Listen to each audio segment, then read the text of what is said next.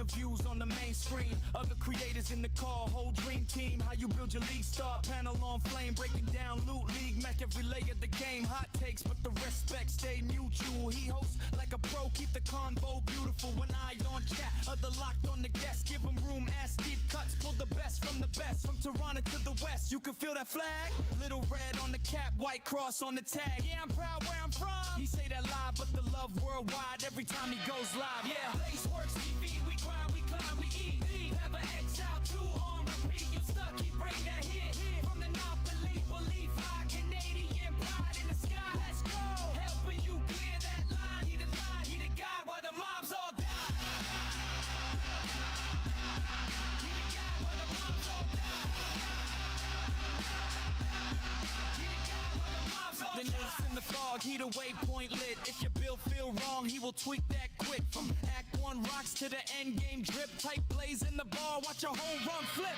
Blaze Works TV, we grind, we climb, we eat. Have an Exile 2 on repeat. You stuck, keep bringing that hit. From the north to Napoli, high Canadian pride in the sky. Let's go. Helping you clear that line. He the guy while the mobs all die.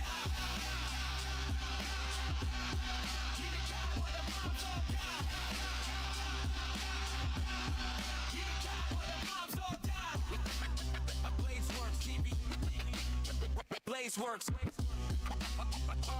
Works TV. Building. Yeah. Blaze Works TV in the building.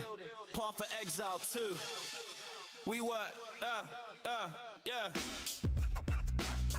Big gun. Big stuff too. Walk in the rig, Blaze Works up. Log in, load the screen, glow on his face. Act 1, he already 3 steps in the race track, going crazy. Yo, Blaze, what's the play? Pull a bill from the brain like try it this way. Fast maps, he mapping out routes like a tour guide, breaking down nodes, every passive, every more. Multiply spreadsheet mind, but the flow stay wild. Turn a new to a vet in the night in the heart, that style. Stuck at the bar, he rewind frame by frame with it. You missing this flash, this roll, now you game ready. He the compass in the chaos, still cracking jokes. Rap maps, white key, but the aura stay gold. Blaze Works TV, we grind, we climb, we eat. Path of Exile 2 on repeat. You stuck, keep bringing that heat. From the north, that Napoli high. Canadian pride in the sky. Let's go. Helping you clear that line. He the guy while the mobs all die. He the guy while the mobs all die. He the guy while the mobs all die. Big Ray, big talk, interviews on the main screen. Other creators in the call, whole dream team. How you build your league, star panel on flame. Breaking down loot, league, mech every layer of the game. Hot takes, but the respect stay mutual. He hosts like a pro, keep the convo beautiful. When I on chat, other locked on the guest. Give him room, ass deep cuts. Pull the best. From Toronto to the west. You can feel that flag? Little red on the cap, white cross on the tag. Yeah, I'm proud where I'm from. He say that live, but the love worldwide every time he goes live. Yeah. Blaze Works TV, we grind, we climb, we eat. Have an Exile 2. Holy shit, that was a pass raid. What's up, boys? Good morning. Good morning, Rabbit. Good morning, gentlemen. Hopefully I wasn't too late on this. What's going on, boys? How's it going? No, you're good, dude. You're good. Sorry, I was just in the bathroom getting ready. Good morning, guys. Good morning. Thank you for the raid, Rabbit. Looking forward to chatting with you. He came in hot. Yeah, he was ready to go, eh? He was... Yeah, no. We weren't doing that. We were, just doing the hair, doing the makeup, I have a serious makeup routine that I do every morning. So, had to do that. Give me one sec.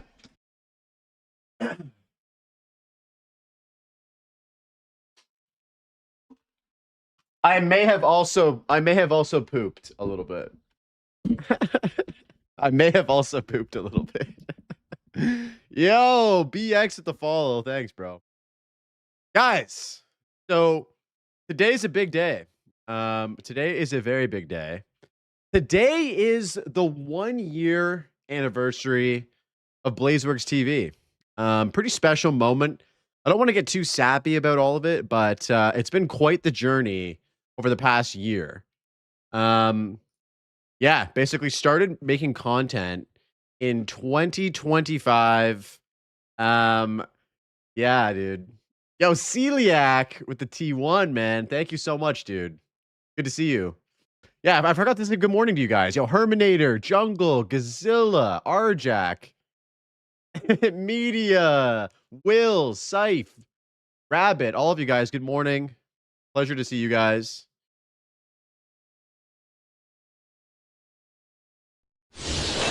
Herring, good morning. So here we are, 1 year ago today. What up, Pino? Yo, Will with the T1 gifted subs to Slug and Benz. Dude, thank you so much for the T1 double gifted.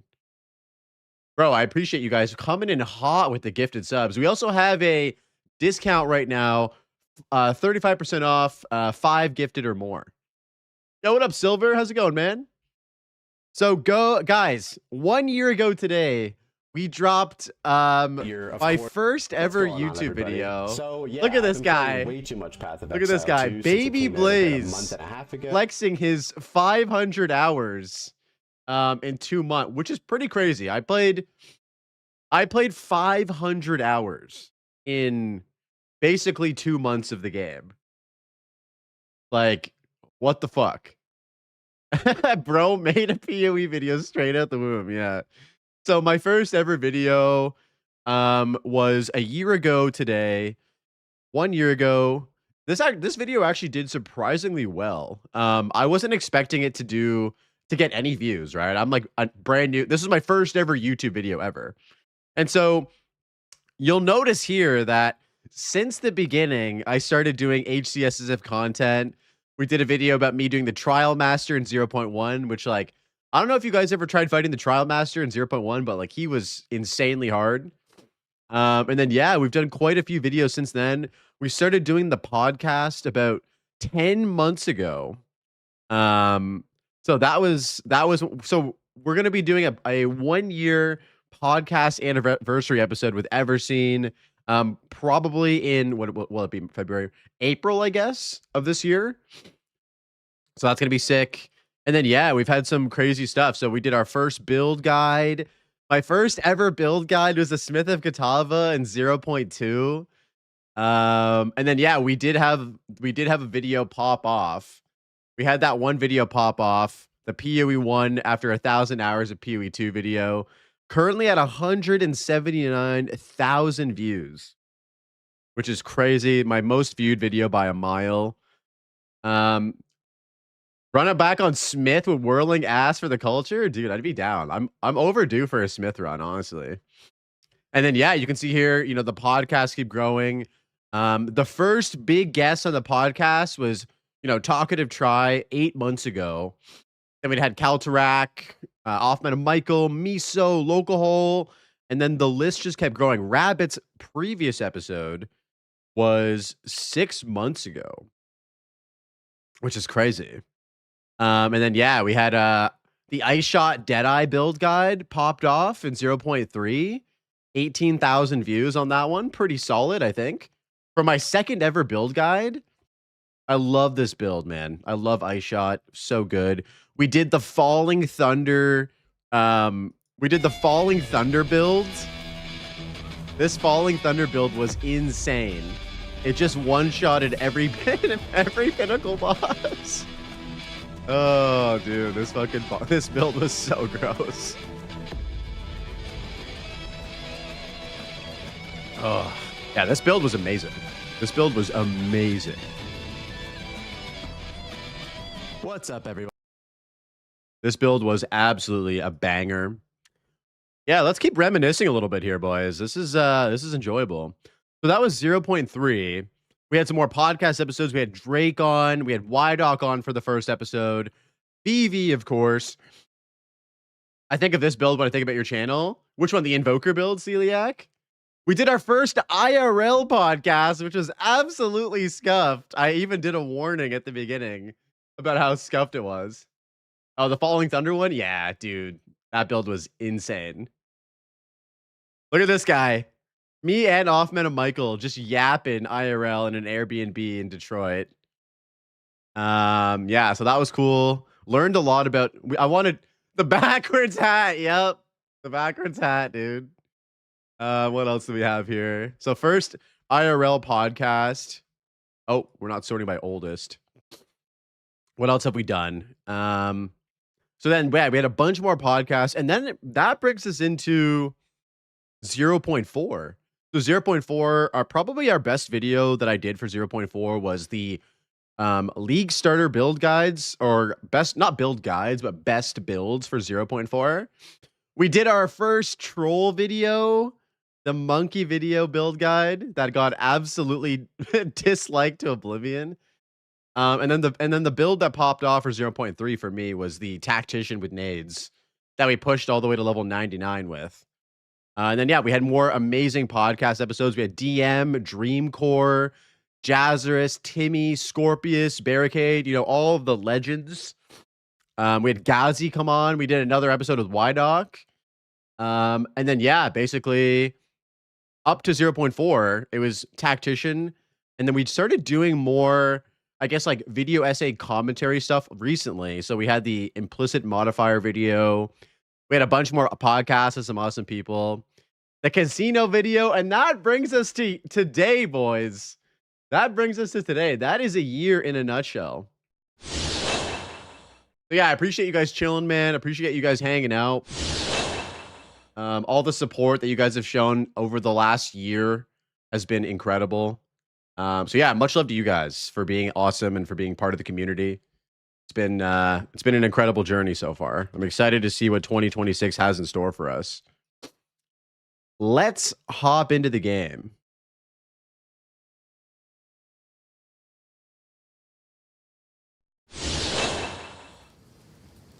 So yeah, we're here, level 95 on the Witchhunter, the pseudo melee Witchhunter. And I gotta say, guys, I know I just kind of showcased a bunch of the builds that I've made over the past, 6 months or whatever. This build might be my favorite. It's crazy. He's thick as fuck. I'm relatively new here, but it's been fun. Looking forward to the future of Blaze streams. Gazilla, dude, I appreciate that, man. It's been a pleasure having you. That's the only nice thing. I'll take it, dude. If I get one nice thing per stream, that's all I can ask for, bro. Yeah. All right, so let's run some maps. We have 45 minutes until we hop on the pod with Rabbit, so we'll just vibe out and map out until that happens. Wait. Why are there no mods? Why are there no mods on that site? What the hell? This guy hands me a fucking empty blue empty blue maze, dude. That's crazy. Bro.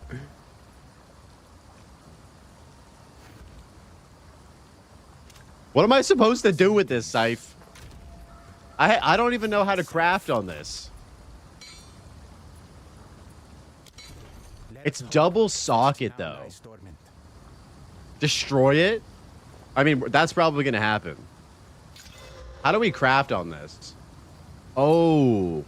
Exceptional base. Okay. We need to hit +5 on this right away. Okay, that's not it. Should we chaos spam this? How do we hit +5 on this? Well, we're going to have to annul and try again. We have 10 annuls. Crit. Oh. Dude, this is such a waste of annuls, I feel like, unless we hit +5. Bring to a Regal and then chaos spam. We could do that. Okay, hold on.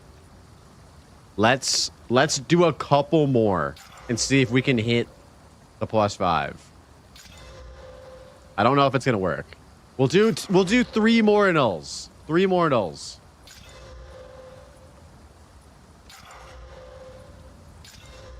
Oh, we are getting absolutely bodied. Okay, one more. 33 strength. Max roll T1. Okay. Let's Dude, we have a fracturing orb too if this actually works. Holy shit, we hit T1. We hit Merciless. What the fuck? Dude, we hit Merciless fucking T1 IPD. Jesus Christ. All right. Okay. Now brick it. Save for a new build. But dude, we're not gonna use a one-handed mace like ever. Because mace skills kind of suck right now. You know what I mean? Like, there's not really a play here. The deal is made.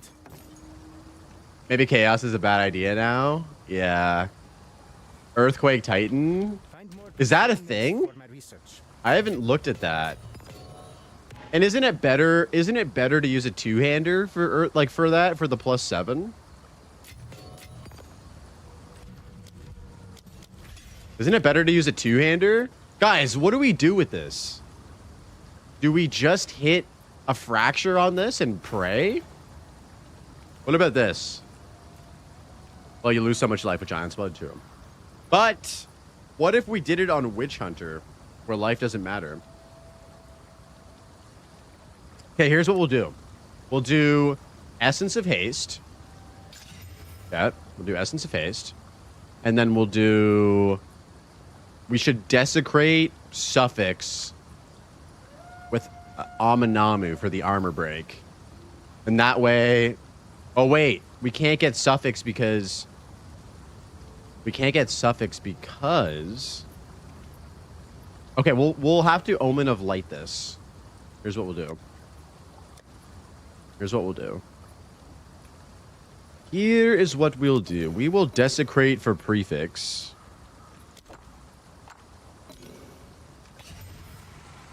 And then we're gonna... Guys, we're gonna fracture this and pray to the Lord, baby Jesus, Jonathan Rogers, that we hit the T1 Merciless roll. Okay, here we go. Ready? 3, 2, 1. Oh! Oh my god. It actually hit. It actually hit! Alright, alright. Okay. Wasn't expecting that. I wasn't expecting that. Okay, now we can actually Chaos spam this. Now we can actually fucking... Now we can Chaos spam this for +5. Spam till +5, yeah.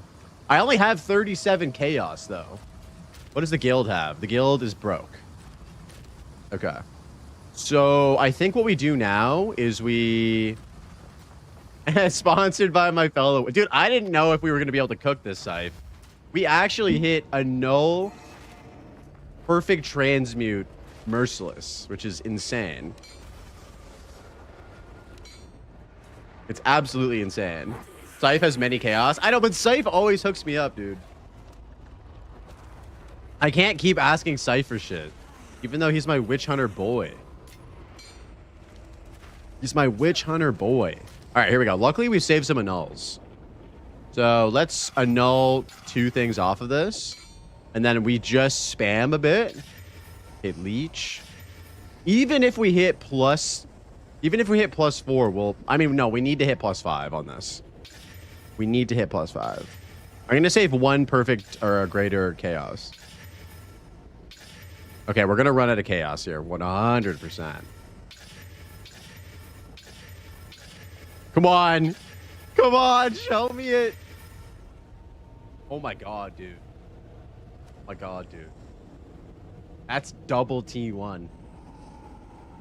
That is double T1. What the fuck? Yo, this is insane. Oh my god, dude. Okay, so it hits like a truck. Can we just add +3 to this somehow? Removes a random modifier and augments a rare. Okay, so what we need to do here is desecrate. This is actually so fucking disgusting already. Okay, so what I'm thinking is to guarantee that this is usable, we go perfect essence of battle on a filled out suffix, and then we desecrate another suffix and pray it doesn't remove the battle. You know what I mean? You know what I mean, guys? Does that seem reasonable?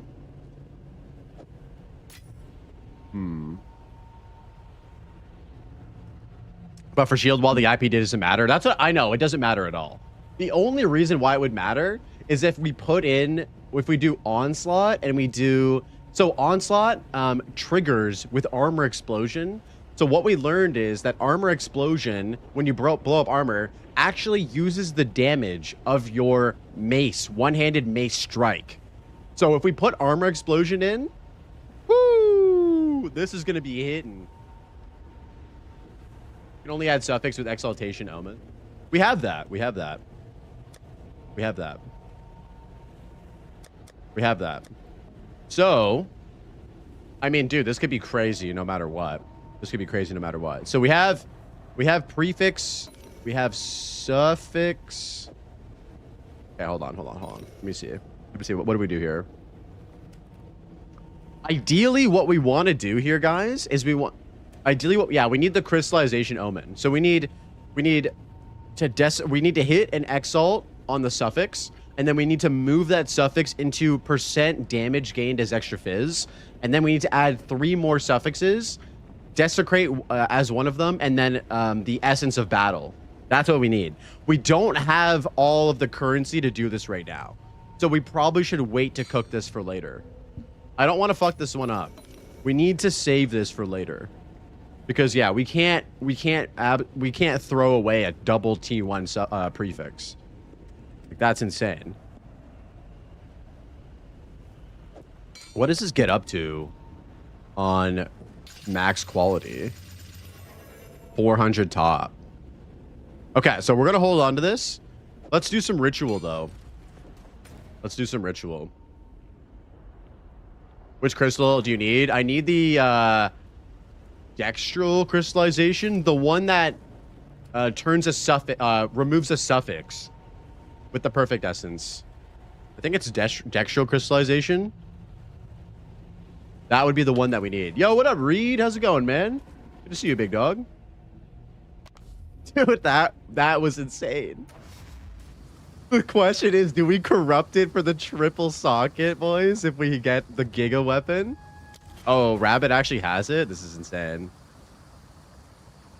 Yo, Rabbit, do you also have the omen to exalt a suffix? Yo, twice with the T1, dude. Thank you so much, man. I'm also excited for the HCSF journey, dude. Okay. Nice. Thank you, Rabbit. Mirror crafting and hardcore. Yes. Babe. All right, so here's what we'll do. We'll use this to add a suffix. 22 strength. And then we'll use this to add extra fizz.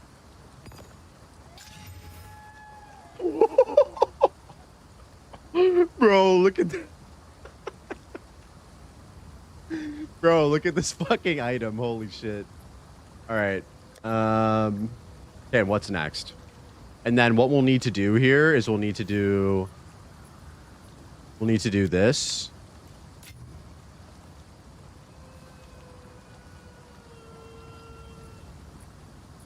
We'll need to do triple suffix, and then we do the +3 essence. Yeah. Yeah, we need to do triple suffix and then do the +3 essence in the desecration. Abyss and rotate essences. But the essence can get rid of the abyssal desecration before it even gets revealed. That's the problem. I mean, we can try it. So, yeah, the Dead Rabbit interview is in 30 minutes, guys. Okay, hold on. Let me see what the actual armor-breaking desecration is. I think it's in an Amanamanamanu, but we're going to double-check. We're going to double-check here real quick.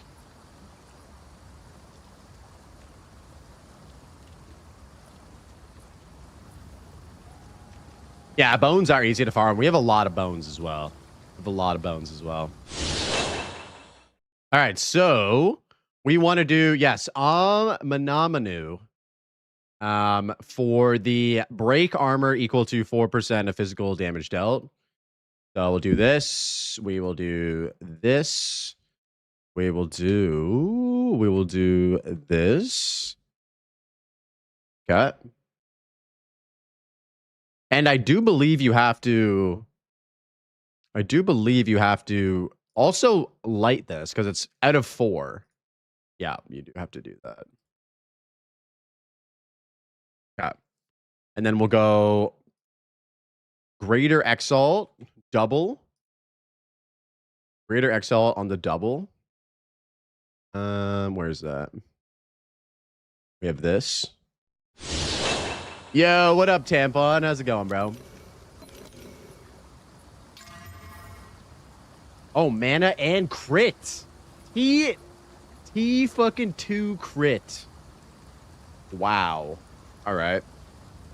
So we basically just need to make sure that we don't hit the crit.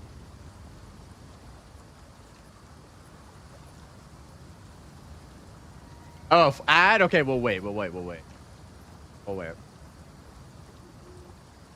Guys, someone gift this man a sub. What are you guys doing? We got Dead Rabbit out here unsubbed to the channel right now. Okay, so let's do.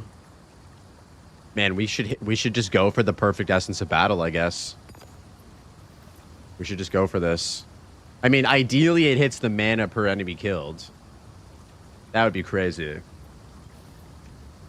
If you're going to use essences, couldn't you just have used a normal Exalt? No, because one of the mods is going to stay. We don't need haste. We don't actually need Onslaught. I mean, we could use Onslaught, I guess. I mean, Rabbit could sub himself with a limited time discount. That's true. It helps a bit. Yeah, the Onslaught. Okay.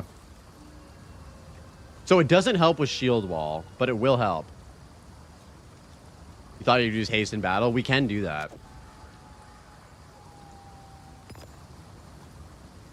Yeah, we could do that. It does make you go faster. Now, Onslaught is pretty good. Battle first. Okay. All right. I mean, we're probably going to get rid of the crit chance. But that's okay. All right, let's send it. Boys. Let's send it. Okay, Essence of Haste. Oh! Oh my god. We actually hit.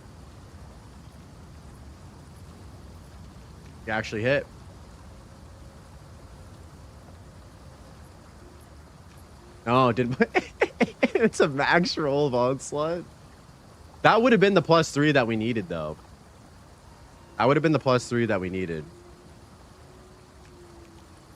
Okay. Insane mace. Yeah, this mace is fucked. This mace is disgusting. You can perfect battle off the crit. Yeah. It's a 2 out of 3 with some luck. Yeah. We can. Okay, let's just do it. Let's just fucking do it. Oh, we got rid of the desecration. The question is, guys, do we just leave it without a desecration? Because this is already insane. Onslaught +3, T2 crit with perfect prefixes. It just doesn't break armor, yeah. But do you really need it? We can make it work without the armor break. This is disgusting. This is a disgusting mace. If only it was +5. +5 would be ideal. But yeah, that's crazy. Val Infuser till Corruption. Ooh, that's a good call. We have infusers. 21, 23. No, 24. That's it, bro. Come on. That's some bullshit, dude. That is some bullshit. Guys, hear me out. Hear me out. Hear me out. No. We can't double this yet. We can't double this yet, dude. This is too crazy. This is too crazy, bro. We can't double corrupt this yet. Guys, look at this thing. Look at this. Yeah, I know. It'll only give enchant. It'll only give an enchant. But we still have the... It's still on the exceptional base. It's still on the exceptional base. Jesus. This is insane. That is insane. All right, let's put this away for now. Although, I wonder... No, it's not going to be an upgrade. It doesn't do anything for shield wall. The only reason why we would want insane physical damage is for armor explosion. So if I put armor explosion on resonating shields, which we'll do right now, it'll actually give us a bunch of damage from breaking armor.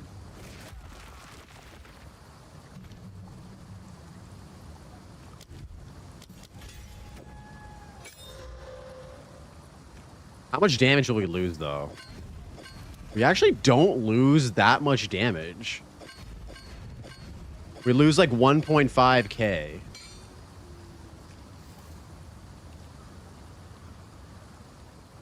Should we try this out? I just watched a clip of Karn. He went from 1 to 100 and for each this is a Freesia in 38 hours. Jesus, bro. That guy's an animal, bro. That's insane. Let's take this for a test drive. Let's take this for a test drive.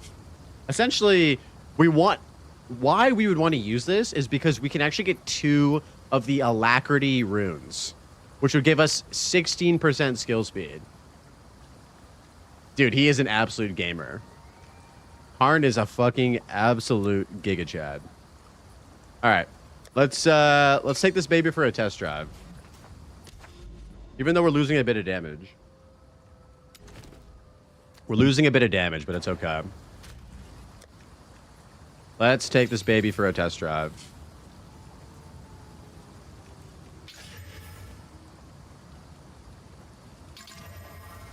Double damage.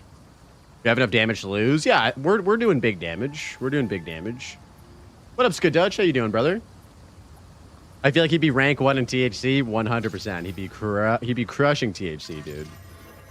Chaos, crit. Okay, I think we can do this. I can't believe the mace I got while doing Sekima carries is now a Giga Mace. Dude, it is a fucking Giga Mace, isn't it? Jesus Christ.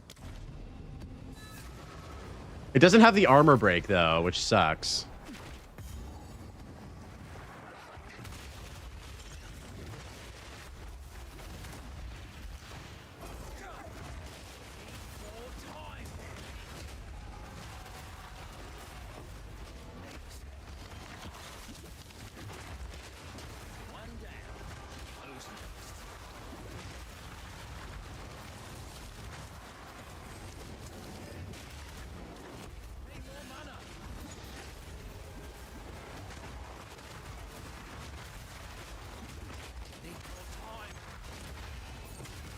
As much as I wanna love this mace, it doesn't have the armor break, dudes. We kind of need that for the build to keep the scavenged up. Oh, but when it pop, oh, Onslaught does pop, boys. It just popped. It just popped. It popped nicely.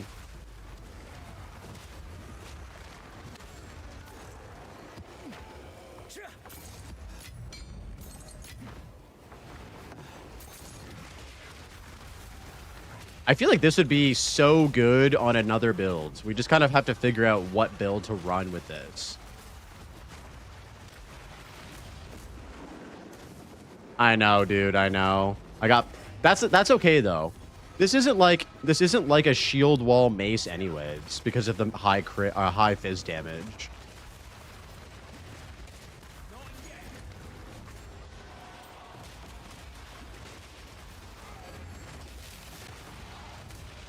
we don't want, Scythe, we don't want this type of mace for the build anyway.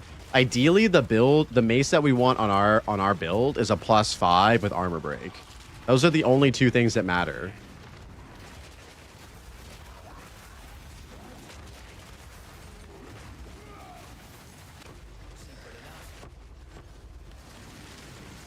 We just have yet to find a +5, unfortunately. I was trying all day yesterday.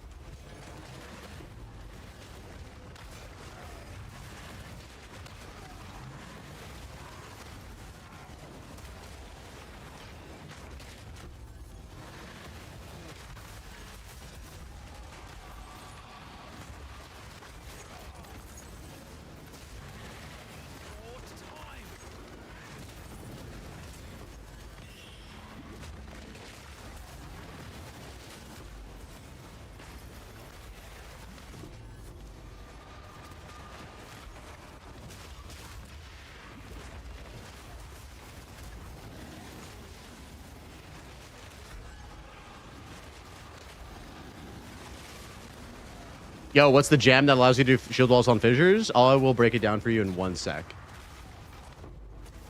Let me go back to town real quick. I'm gonna swap off this mace. I don't want to die with this mace on. That'd be so tragic. It's sick, but it's not for us right now. It's sick, but it's not for us right now.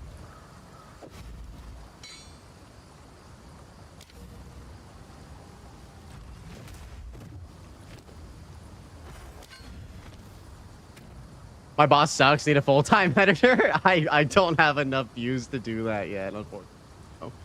So the combo that you want to get, Mr. Conspicuous, is on Citadel, which allows you to create walls out of fissures, and then Calm's Madness, which allows the skill to create fissures. That is the combo that you want. Can my build use this?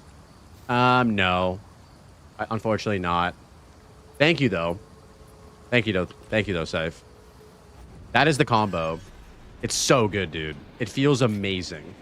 It's probably my favorite feeling build that I played this league.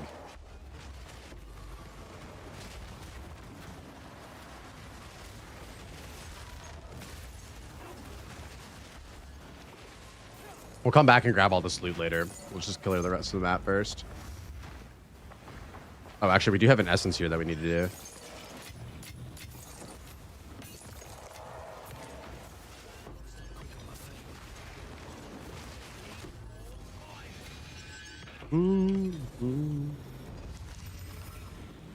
Whoa. Look at this. Gotta stay quick on my feet.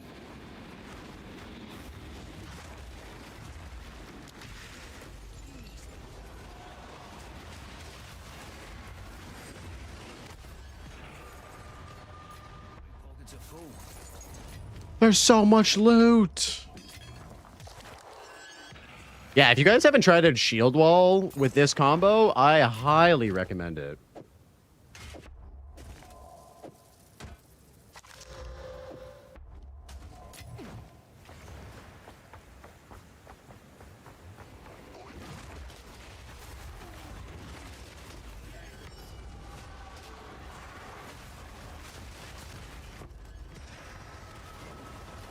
You know what they say about found money? Oh, shit. What's that? My pockets are full.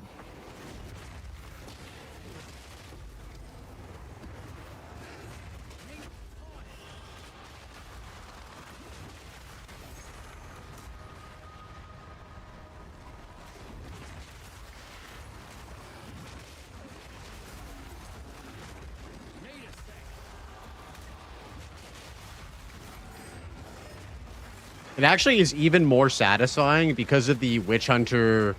So you guys are noticing all of these like little explosions. That's all happening because of Zealous Inquisition. So it gives you a chance to explode enemies, dealing 100% of their maximum life as fizz damage, doubled against demons and undead, which are quite frequently encountered monsters.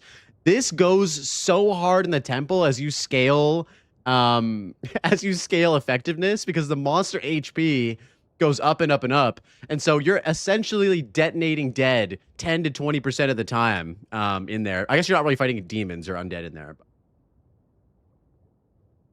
It's absolutely nutty for the build. And it looks super cool too.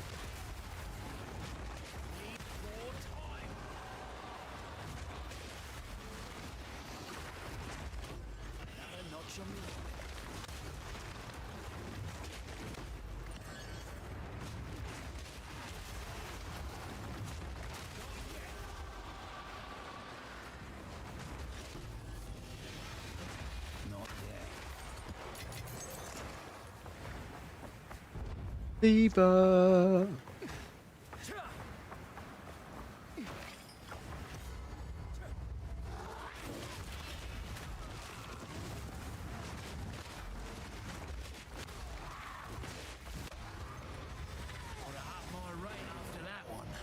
Man, you get so many tablets from running the Abyss Overrun maps. It's crazy. I love this build so much. Too much.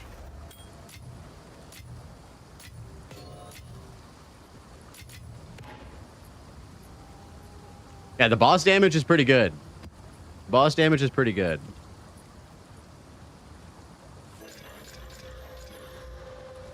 We're only on T0 bosses right now. We could probably bump it up a little bit. Let's try T2 and see what happens. What's the skill rotation? So on bosses, we break armor with resonating shield, hit them with a sunder, which will apply a debuff on fully breaking armored or fully broken armored enemies, which will make them have sundered armor, which makes them take an initial like 20% additional 20% more damage from broken armor. Infernal Cry, and then you just drop the shield wall on them. Yo, what up, DH? How you doing, homie? What's good, bro? Good to see you as always, my friend. For my research. If you must. So it is.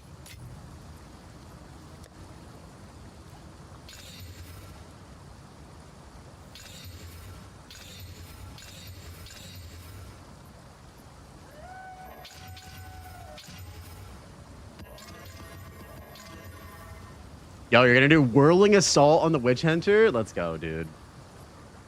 Let's go. That would be actually really sick. That would be really sick. I have yet to try Whirling Assault yet. I was thinking about doing it on an Invoker. If it sucks, then back to Crossbow. Or you could pivot to Shield Wall, too. That's the beautiful thing about Witchhunter. It's very versatile, right?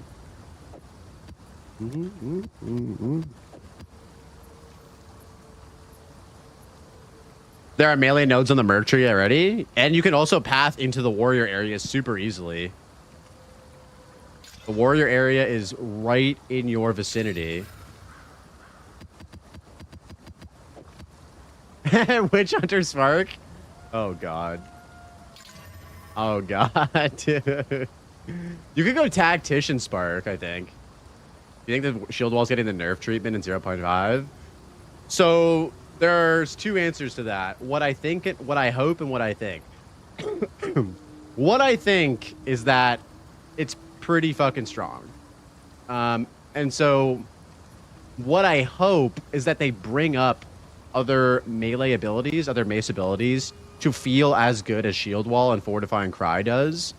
I would really hope for that solution, because Shield Wall is just such a fun play style for melee. I mean, it's not really melee, especially with the way that we're building it on this character, but I would much rather it not get nerfed and things just get brought up than it get brought down and have nothing else changed. Because right now, with regards to like mace skills specifically, it just feels like there's not a lot going on that I really love. And I could just be missing something. It could just be like, you know, I'm not aware of some really good mace builds at the moment, but like I did maces in 0.2 with the Smith, and like this is just so much better.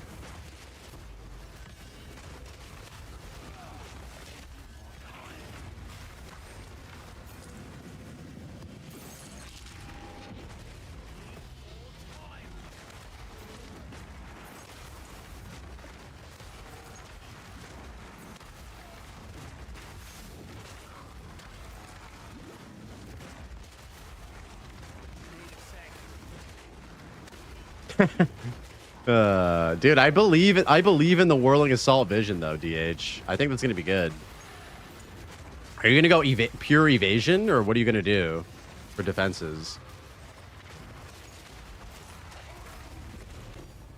Oh, something tanked there. I think it's one of the catalysts.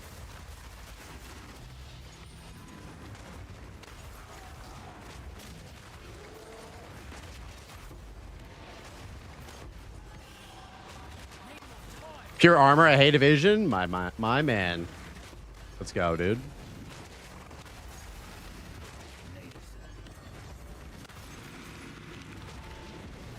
Oh god.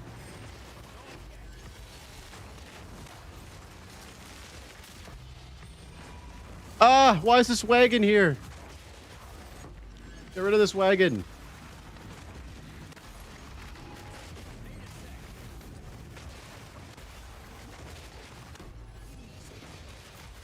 And me with 47k evasion? Jesus. How much deflection chance do you have with 47k?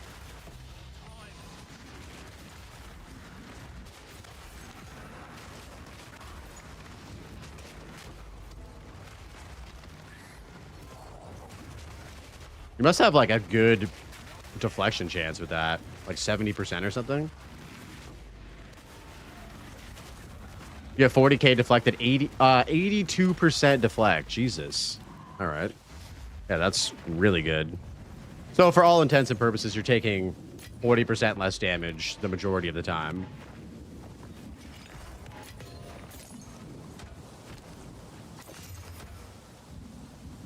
So this is T1 flat armor. We can use this.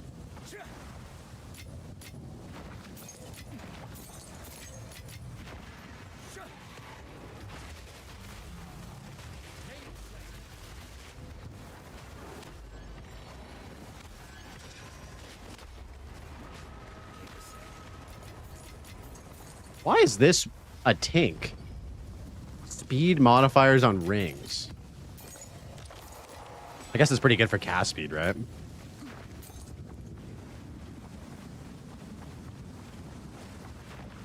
They're really expensive on normal league? Yeah. It seems like they're worth divines, I would imagine.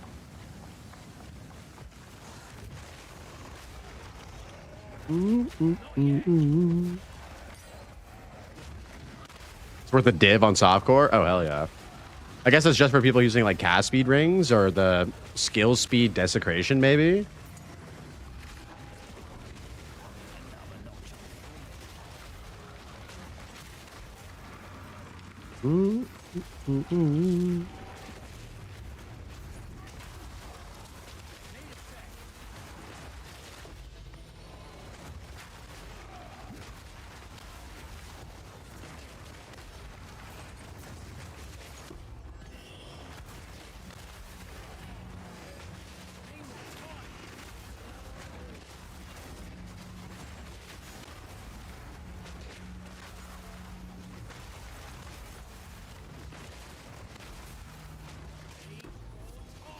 Okay, this is going to be our first tier 2 boss. We'll see how it goes after we do these breaches. Oh man, there's been so many breaches on this map.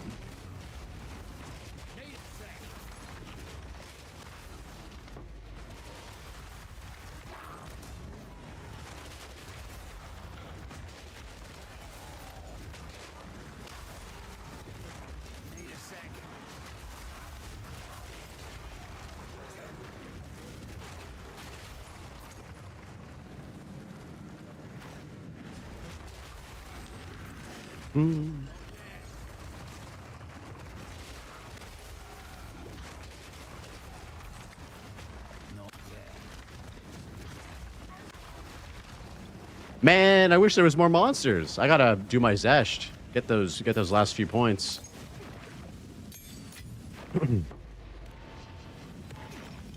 Whoa, it just started raining out of nowhere.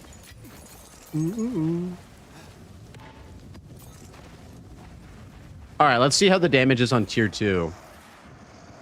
I have PTSD from running higher level bosses because I honestly don't think they're worth it, guys.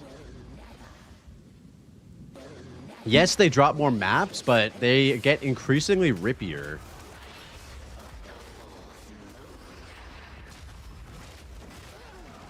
Okay, yeah, we two-shot them still. Yeah. Yeah, it's, the damage is fine. The damage is totally fine. Oh my god, there's still 3 more breaches. 4 more breaches. Yeah, we'll wrap up this map and then we'll do the pod right after, boys.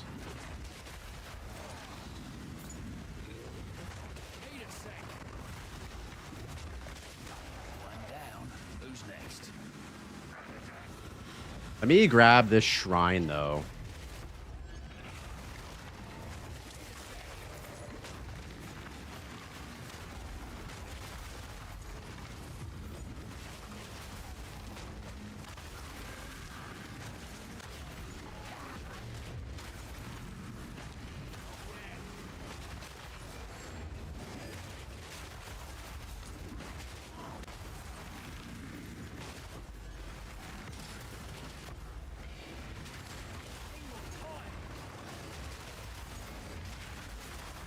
God, this is so satisfying, though. Oh my god, dude. Especially with the Witchhunter explosion shit happening at the same time. It's like, ooh, it just feels so good.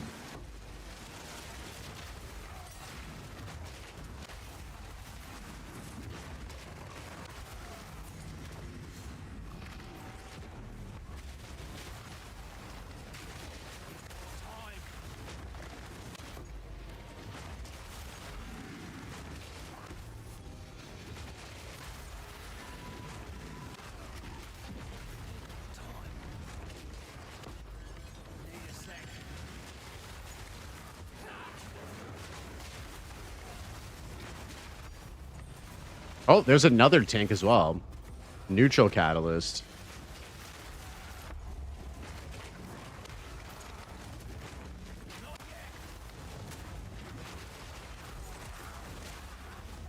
Oh no, and there's another breach up there too.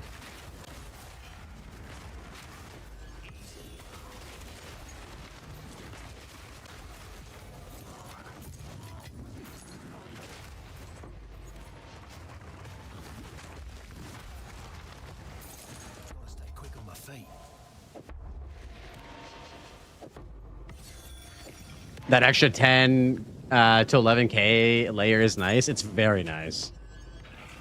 Oh my god, dude. That song is a fucking banger. Yes, dude. I love this album. House in the Mask is such an amazing album. Added to the queue, 100%. Although we are going to do the podcast right after this map, so we may have to come back to this after. We'll go to the temple. We'll go do the last couple things up there, and then we'll rip it. It's such a good collab, brother. Amazing request. I listen to this album all the time. It's one of those albums that I wish I had on vinyl, but I don't, sadly. I need to actually buy that.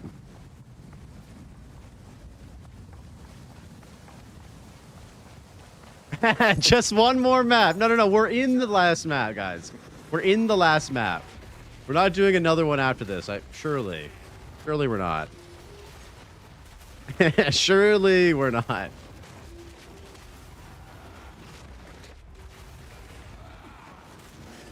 Okay, we're breaking my computer. Hell yeah. Yeah, we're back. We're back. Yeah, sorry, boys. Holy chat messages. Yeah, we're back. That's my bad. Well, actually, not my bad. The fucking internet. Oh my god, dude. What the fuck?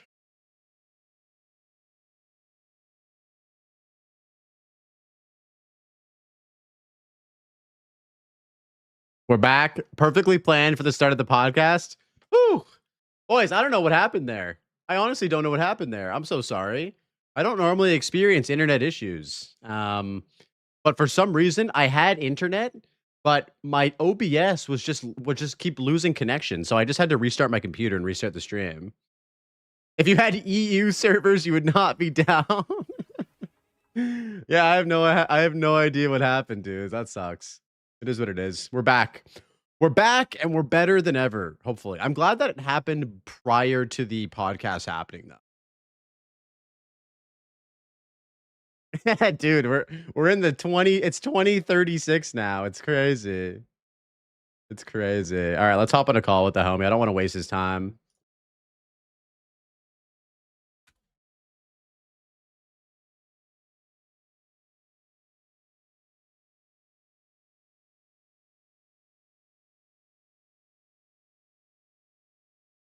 Hello. Is this the EU server hotline? It seems to be. Yes, I'm experiencing some internet issues at the moment. What do I do? I don't know.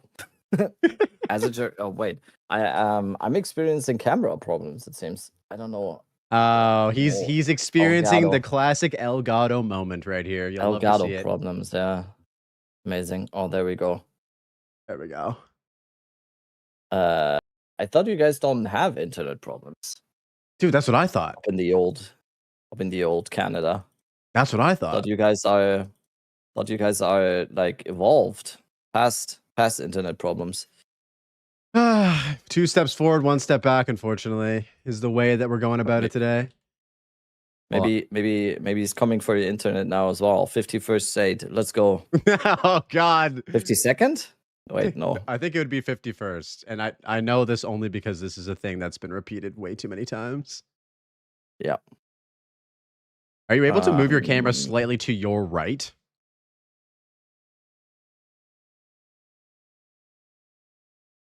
Okay, let's go. Yes, beautiful. All right. Okay. I mean, Jonathan is not visible anyway with this setup, so it doesn't really matter. No Jonathan then. Okay, that looks good. Here, I will do virtual camera as well on Discord, so you can see it happening live. Oh my God, I see how the sausage is being made. There we go. I think you should be able to see it live now. Okay, let me check my framing a little bit. Yeah, this should be good, right? Yeah, that looks great. Are you happy with that? Yes, sir. All right.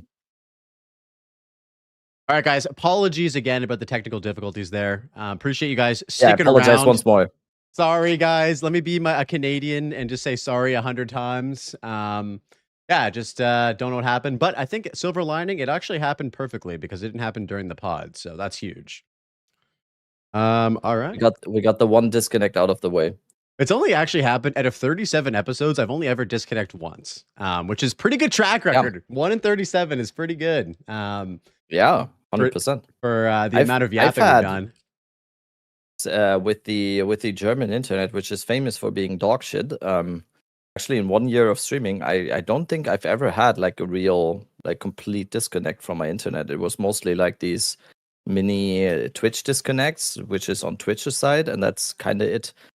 And I'm not even on fiber yet, and I'm kind of scared to go to fiber because I don't want to change a running system, basically. So, I mean, I have fiber, and don't let my issues that just happened to turn you from that. It's usually amazing. So I would definitely say it's the first time that has happened to me. That's what I always say. This never happened to me before. Usually it works. Dude, fiber's sick. I love fiber. I don't need pills until it goes down, and then I hate it. Yeah. All right, let me do the quick YouTube countdown, and we will get started. Also, actually, before we do that, let's do a quick sound check. Just give us a couple lines of dialogue here.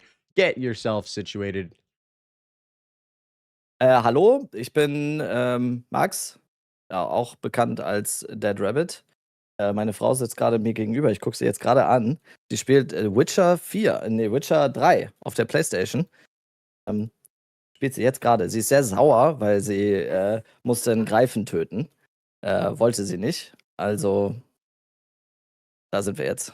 I heard Witcher 3 on PlayStation, and I got immediately aroused. My Is that wife is weird? playing Witcher 3 on PlayStation right now. She's sitting Yo, that's right sick. next to me. Dude, I could never get Yeah, my lady to she's play very it. mad. She's mad though, because she had to kill a griffin, and she wanted to kill the humans instead, because apparently the griffin is only mad because the humans killed the griffin's wife, and she said like, "Hello, why do I need to kill the griffin now? I want to kill the people that killed the griffin."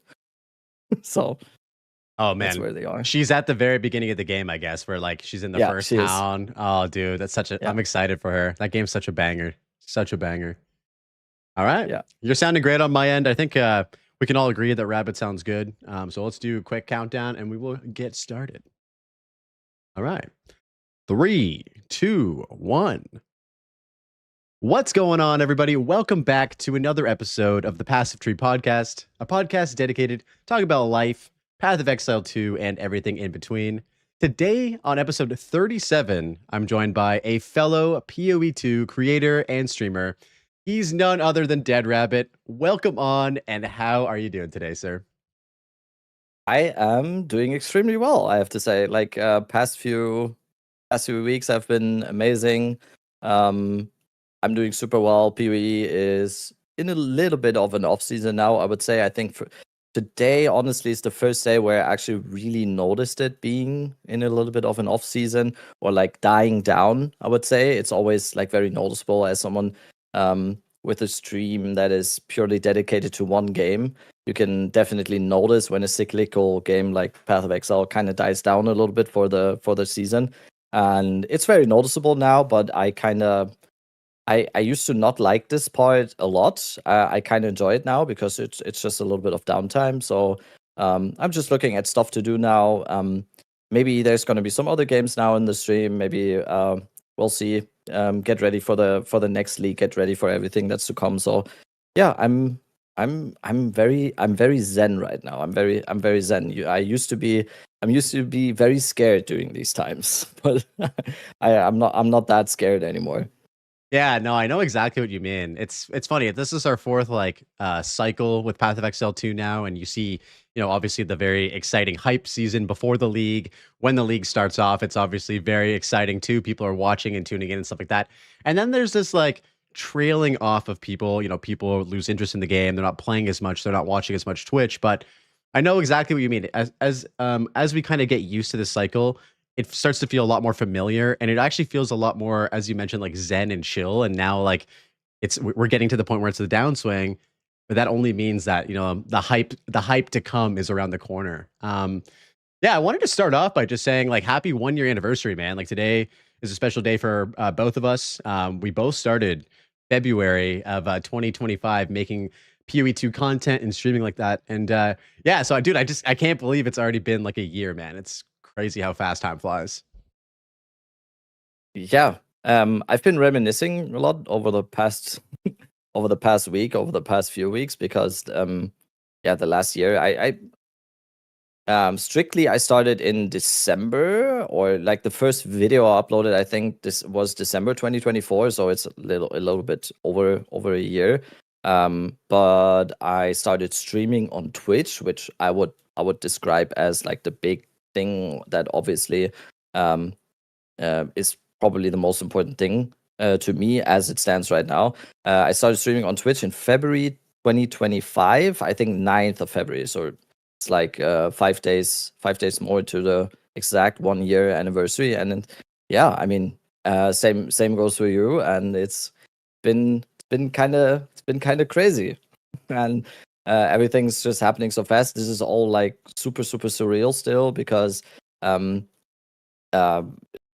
don't know if it's called imposter syndrome or something. I definitely have like a shit ton of that all the time, because I'm always like, wait, this is what I do now. Because if you would have told the 16, 17-year-old me that always just watched streamers, watched especially ARPG streams and everything, that it will eventually turn out to be my job when I'm 34, but not that I try to do it for like 15 plus years and then it happens at 34, but it basically just happens on a whim in like a year. It's kind of crazy. I'm just grateful because even though it's not like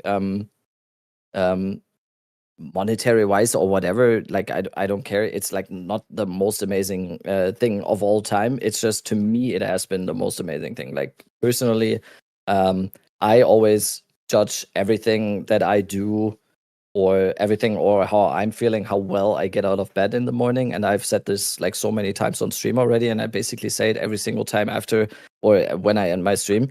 I don't think I remember a time in my life where I was this glad to get up in the morning for anything. So I think that's just anything, like that's all I need basically. And having that feelings and having those things validated by what has happened in the last 2 weeks as well with the ExileCon thing and with all the support in my stream and everything just clicking a little bit, it's just like it's all you could ever ask for. It's amazing. I love this right now with all the ups and downs, everything. I have so many amazing people in my stream every day that are just tuning in, say hi sometimes. Yeah, today I'm gonna have you on my second screen for work and whatever. It's just surreal to me. It's beyond grateful. I don't know. This is amazing. Yeah, I love that. That's such a perfect answer, dude. I think that you kind of hit the nail on the head when you talk about like how you feel when you get out of bed in the morning. Like, we've all gone through like, dark times in life where you don't want to get out of bed at all. But for me, I kind of, not kind of, but I can completely relate in like being able to just like get excited about like the adventure of like content creation, streaming, all that has to offer. Also like being excited to just play a game that you truly love and are passionate about, and the community that surrounds that game as well. I think it's an all-encompassing sort of really cool thing that's happening. And yeah, dude, it just feels so good to be on this ride with you all, with the community, and with yourself, Rabbit.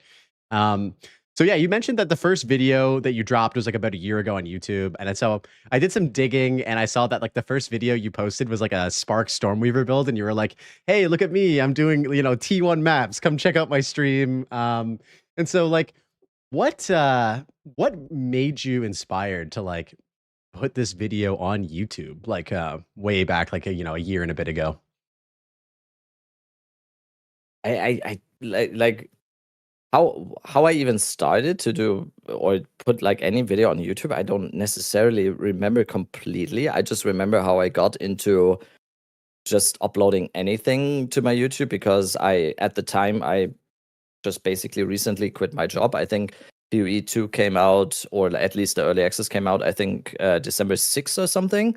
And I think I quit my job in October, and I was just very depressed for 2 months or something. And then a friend actually got me into PoE 2 because I completely lost track of it because I played a shit ton of PoE 1. Some people always forget that a little bit in my stream because I'm very, very PoE 2 focused now, and I'm not even playing Freesia at the moment, for example. And I don't think I'm going to go back into PoE 1 at all anymore. Also for the reasons that I stated before, that I kind of like this downtime now a little bit, and having this like 2-month cycle having like a league launch every 2 months, I think would be very tiring for me over the long haul. So from 2014, I think, to 2019, I played a lot of PoE 1 as well. I still have like triple the hours I have in PoE 1 that I have in PoE 2, even though I basically didn't do anything else but PoE 2 for the last year. And a friend of mine basically reminded me, oh, wait, PoE 2 is going into early access on December 6th. And with that friend, I did just a campaign run. I think I started out as a monk, actually. I think he started as a sorceress, and I started out as a monk. And then I re-rolled and everything. And once I got into the end game, and once I started to look up YouTube content myself, for PoE 2, I wasn't really satisfied with what I had, and since I had the time, I was like, oh, maybe I'm just gonna upload my own stuff. And then I just started to upload just me doing T1 maps or whatever, like really low effort stuff, not even saying like this is a guide or whatever, or I'm just doing T1 maps. And then I streamed a little bit just playing without like commentating on anything. And then I think the first video I did that really got at least a little bit of views, or it like popped off a little bit, was I think just like anointing your amulet. I think there was like I wanted to. I saw that someone had an anoint on their amulet for some reason, or I think I bought an amulet on trade and it had an anoint on it, and I was like, wait. Where is that coming from? And then I Googled and I looked at the PoE2 wiki and I looked at the PoE2 database and I was trying, like, I couldn't find anything to anoint, and especially not on YouTube. And it's like a 1-minute process of explaining the video. And then I found one video on YouTube of someone explaining how to anoint, and it was a 25-minute video. And I was like, what? and then I did a video of how to anoint your amulet, and I explained it in like 50 seconds, and the video was done. And people in the comments of that video, I think it got like 20,000 views in one day or whatever, which was crazy to me as someone who had like 50 subscribers. Yeah. And people in the comment were just like, yo, finally someone that just explains something without rambling for 25 minutes, even though I am known now for rambling a lot, as you can see right now, since you asked me one question and I've been rambling for the last 5 minutes.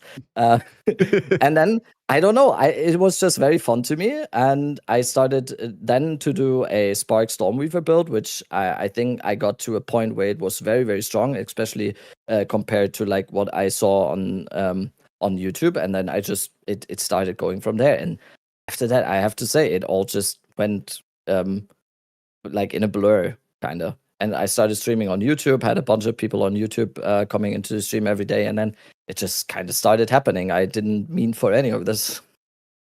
It's very interesting that, you know, I don't want to use the word addiction because I don't think that's the right word, but there's something that gets triggered in your brain when you see a video do well on YouTube. I'm sure you can relate to this when you're like, you know, dude, you see that YouTube, yeah, doing YouTube or like content in general. I can only speak for me, but I've heard other people, especially smaller YouTubers or smaller content creators, echo this sentiment a lot.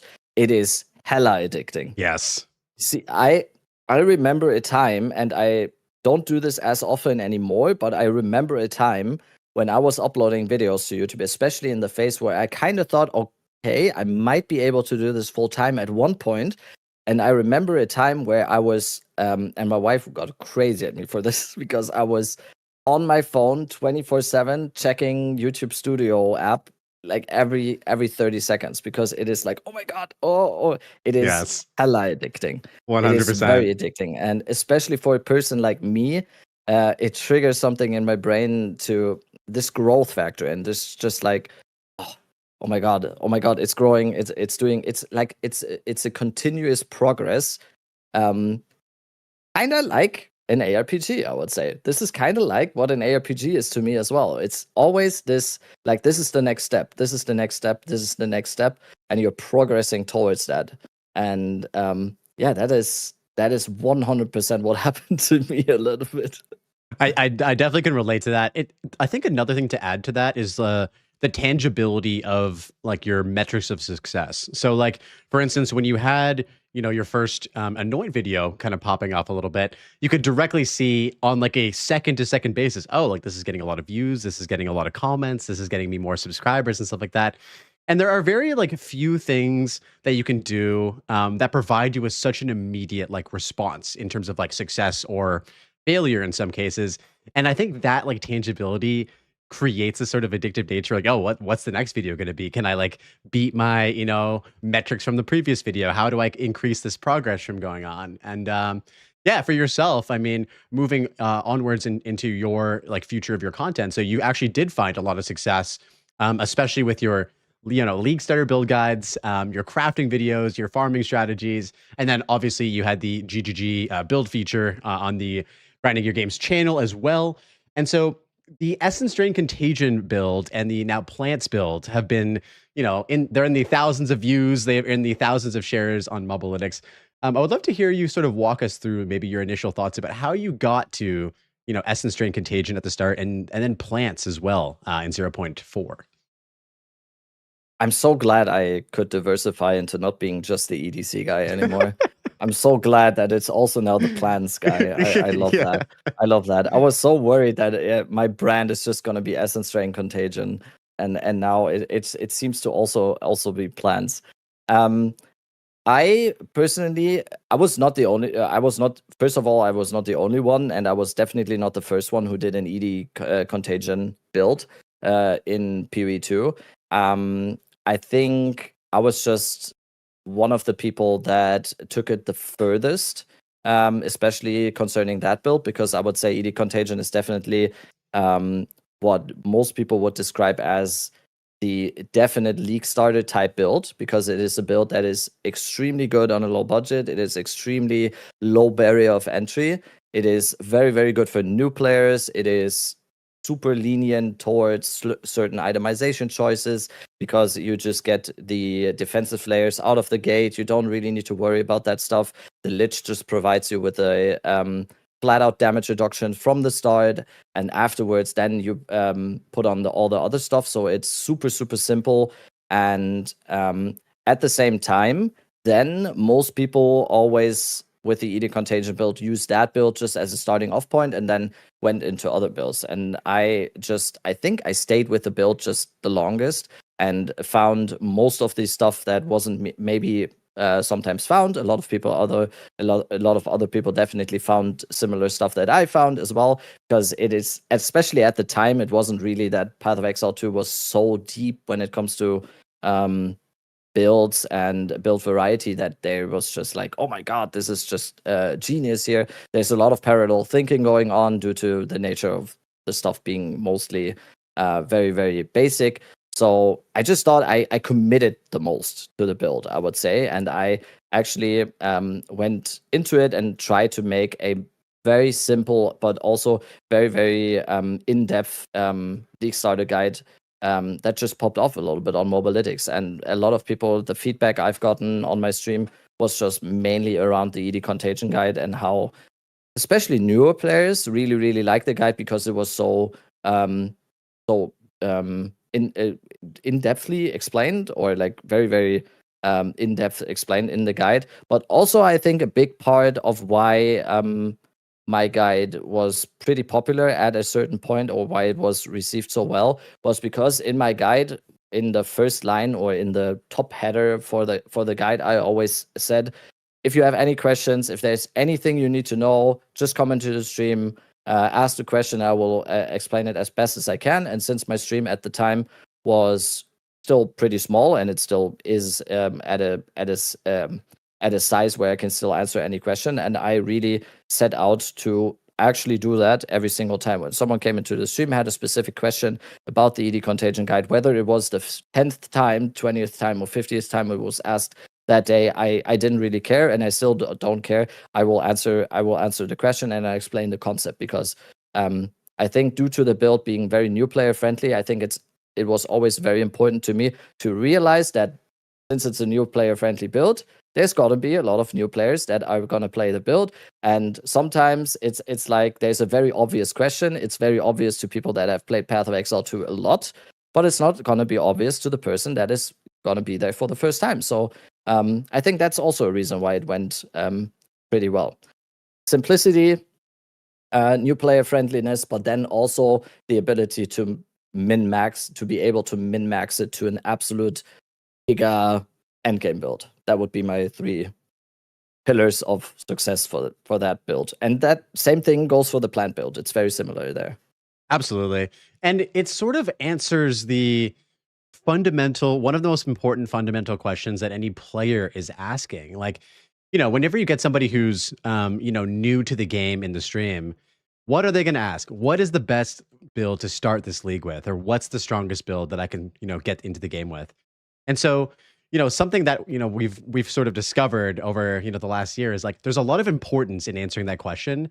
And so I think that also contributes very heavily to the success of like, your Essence Drain Contagion guide or your Plants guide. It's like, it is an amazing build. Like, let's be real here. Like, Essence Drain Contagion is incredible. Plants, I've tried it this league as well. So strong, and it feels so good.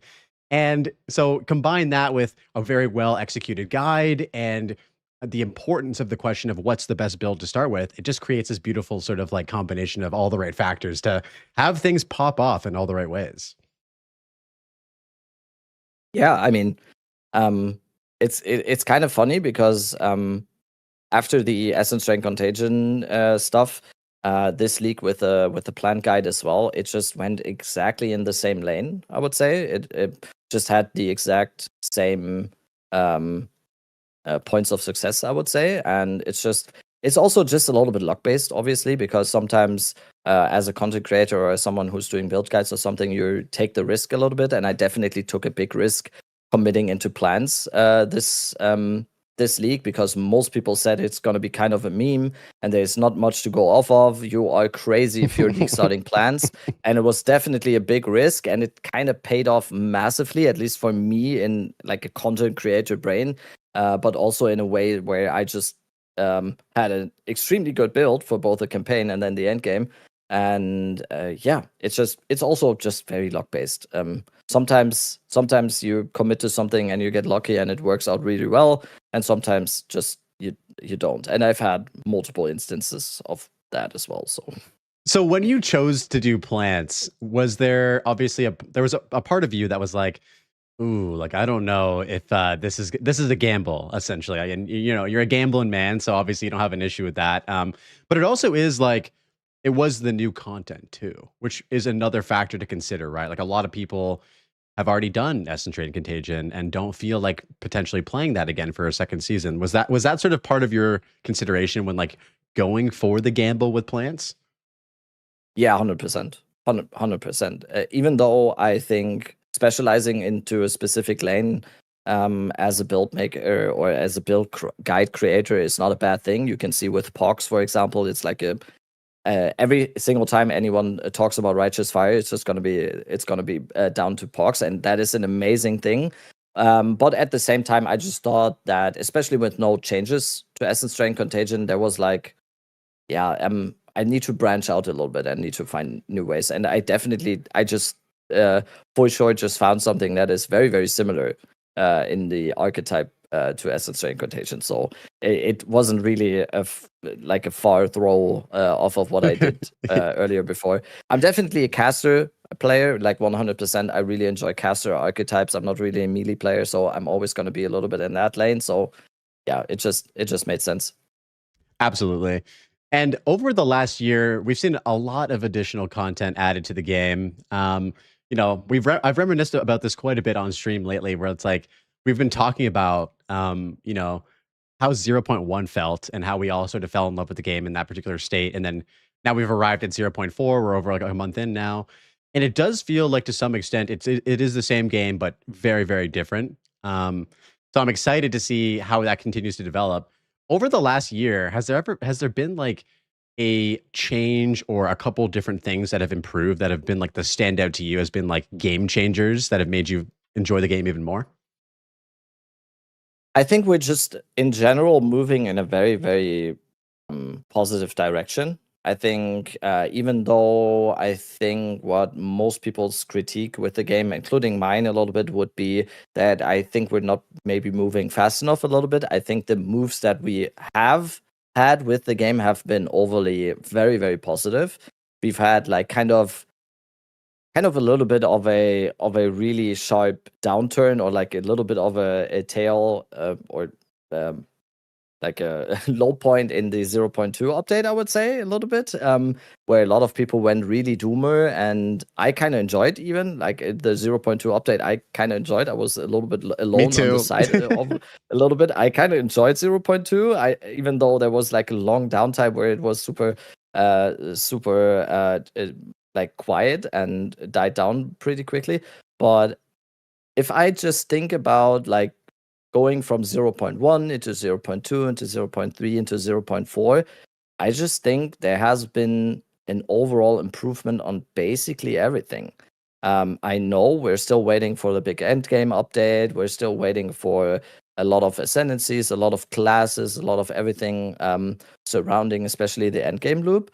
But I think especially seeing the last two leagues, the 0.3 and the 0.4 league, I would honestly say in 0.3, I said, this is my favorite league. In 0.4 now, I once again said, this is my favorite league. And I couldn't even decide which one is better now, because in my opinion, 0.3 was an absolute home run and 0.4 was in my subjective opinion, also a home run with some caveats when it comes to like how was the tempo stuff handled. But I don't think that should take away from like the player enjoyment, especially in this league. Because if you don't enjoy tempo, if you don't, if the diffs dropping in tempo like crazy gets old to you, like they did for me, you can just do other stuff. It didn't really do anything that like hindered my game enjoyment. So I is there a specific thing though? Honestly, probably introductions like the druid, and seeing the introduction of the druid as something where you can truly see how ambitious GGG is when it comes to the classes and the ascendancies. Because I didn't expect the druid to be this game changing with the talismans and with the shapeshifting being able to do on every single ascendancy and everything. And that just to me shows like very high ambition when it comes to class design and when it comes to ascendancy design on the game, which makes me very excited for coming stuff like Templar, like Shadow. I think we might be seeing stuff in the future in terms of classes and ascendancy where it's like, oh my god. And then they also dropped the Varashta last minute, and I think we're very spoiled already, and I think this bodes well for the future. Absolutely. Yeah, no, it's hard for me to put a finger on like some of my favorite changes that we've seen in the last year. One thing that stands out to me as being something that has been monumental is the weapon swap time removal. I think that singular change in That's a 0.3 good one. has enabled so many fun builds. Because before that, obviously, like using the weapon set points was interesting, but often felt really clunky. And so now it just feels like the way to approach build making from from a completely different standpoint now, where you're like thinking about, oh, like could this synergize? Could my quarterstaff synergize with the talisman? Could my crossbow synergize with the mace? Like, what skills am I thinking about? It kind of opened up this bigger picture in terms of build making, and I just love the feel of that. I just love that, and even using the same weapon set or weapons in both sets, right? Like, it's just such a nice change now. The second one is actually a really small one for me that happened this league, and it's just the Arbiter. And I know this is actually a hot take that some people don't like, but I really like the unlocking of rare tablets via Arbiter. For myself, I was never incentivized to do it, especially as a hardcore player. It was just too risky for not like the right reward. Now the reward is massive. Alching your tablets, it's funny. It's such a small change to the end game. But it's made such a big difference for me, like in terms of progression, right? Where like you get your character to a strong enough level, you take down Big Daddy Arby, and now you're juicing tablets. You're juicing tablets for your boys, you're juicing tablets for yourself. And like that just felt like a nice incentive to engage with a very difficult but very enjoyable boss fight. And so yeah, I think those two for me are like the standout things. There's probably more there, but those are the two that come to my mind immediately. Yeah, at the same time, I think people have been having that discussion a lot. At the same time, I still think, especially with the tablet juicing now, with Arbiter, I think that we need a new system for getting to the Arbiter. Because I've still, like, as a streamer, as someone who's talking like all day to different people, it's still kind of crazy to me how some people say I've been doing like 300 maps or whatever. I don't know if those people are lying. I don't know, but I've had a lot of instances where people say like I've been doing 200 maps, I still haven't found the Citadel, and then someone says, "Oh, I found the Citadel in like the first hour of getting into T1 maps because I found it immediately." I think and I get it. I get it. Even though I kind of doubt sometimes that the discrepancy is that high. I still think we might need a system that is less RNG gated to actually get to the Arbiter.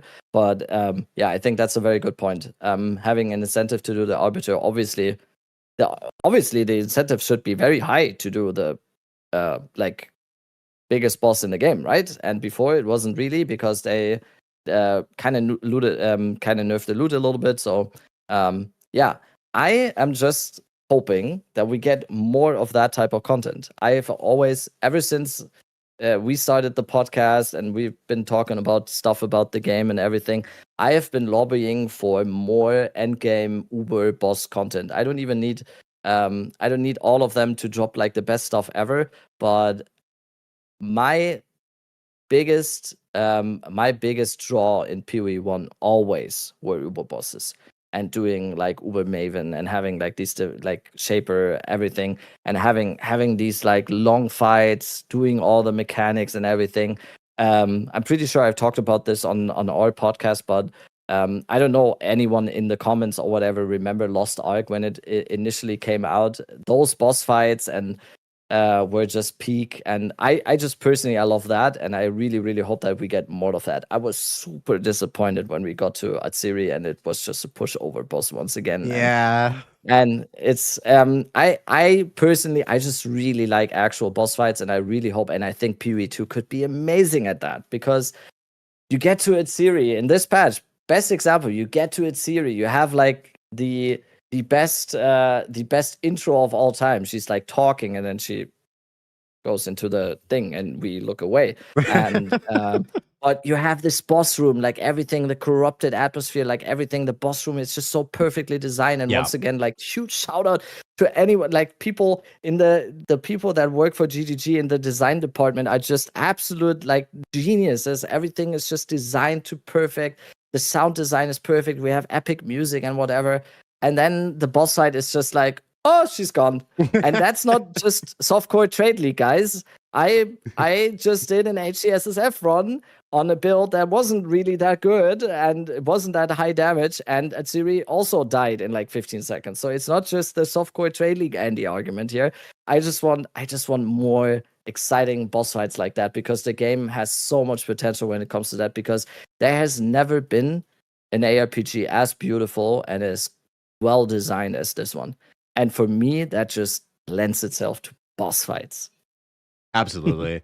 Yeah, I think that the Arbiter of Ash fight specifically is probably my favorite boss fight, and while also being, it's weird, it's like my favorite, but also my least favorite. And what I mean by that is like, I really enjoy the feeling of fighting him, because there is this absolute state of locked inness that you have to be in. That kind of reminds me of how the entire game felt in 0.1, where you had to kind of be like dialed, right, in order to not get fucked up. The one thing I hate about it is kind of what we talked about earlier, the RNG gated attempt at it. And this is something that I hope they fix in 0.5 as well, because personally for me, and I don't know how your experiences have been, but in 0.1, I did not see a single Citadel. I like did so many maps, and like they were just like this mythical thing in the game. I was like, surely I'll see one eventually, and just never did. Now that they've changed it, I see Citadels like very frequently. Like I go down maybe up to 50 maps, like maximum, and they're just everywhere. It's like a Citadel neighborhood. I've gone into like the high roller neighborhood, and now there's just Citadels everywhere. But I've heard from people that like they get to like level 95 and they don't see a single Citadel, and so that's a huge issue, especially with like how good it is to juice your own tablets. And so yeah, really looking forward to seeing how they address that. I don't think it would be an issue to give like a guaranteed stab at Citadels and Arbiter for like your first like a Atlas experience. Yeah, I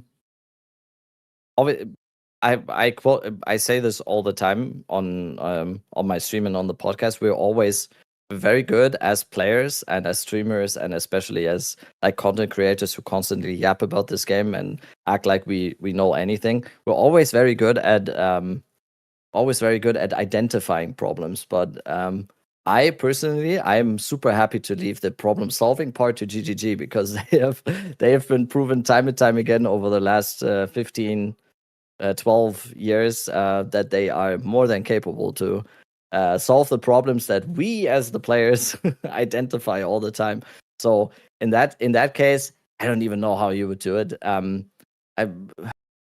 Honestly, I didn't really have the experience as well of not finding any Citadels, but I don't really think I am the one to judge as well, because I play this game 10 hours a day, and that would be a real problem if I wasn't able to find Citadels. But yeah, like I said, I've heard it time and time again that people say, oh, I can't seem to find, I think my Atlas is bugged or whatever. So yeah, maybe there's probably a better system out there a little bit, maybe having, like you said, having one freebie basically, because you still need to kill him. It's not like you're going to go into T1 maps and just because you have that free first arbiter attempt or whatever, that you're just going to be able to kill him anyway. So yeah. Also, in the same vein, I think personally for me, I think the boss fights in general could also just be a little bit harder. I think that's not a bad thing, because that is the best, that is the highest echelon of bosses that we have right now, and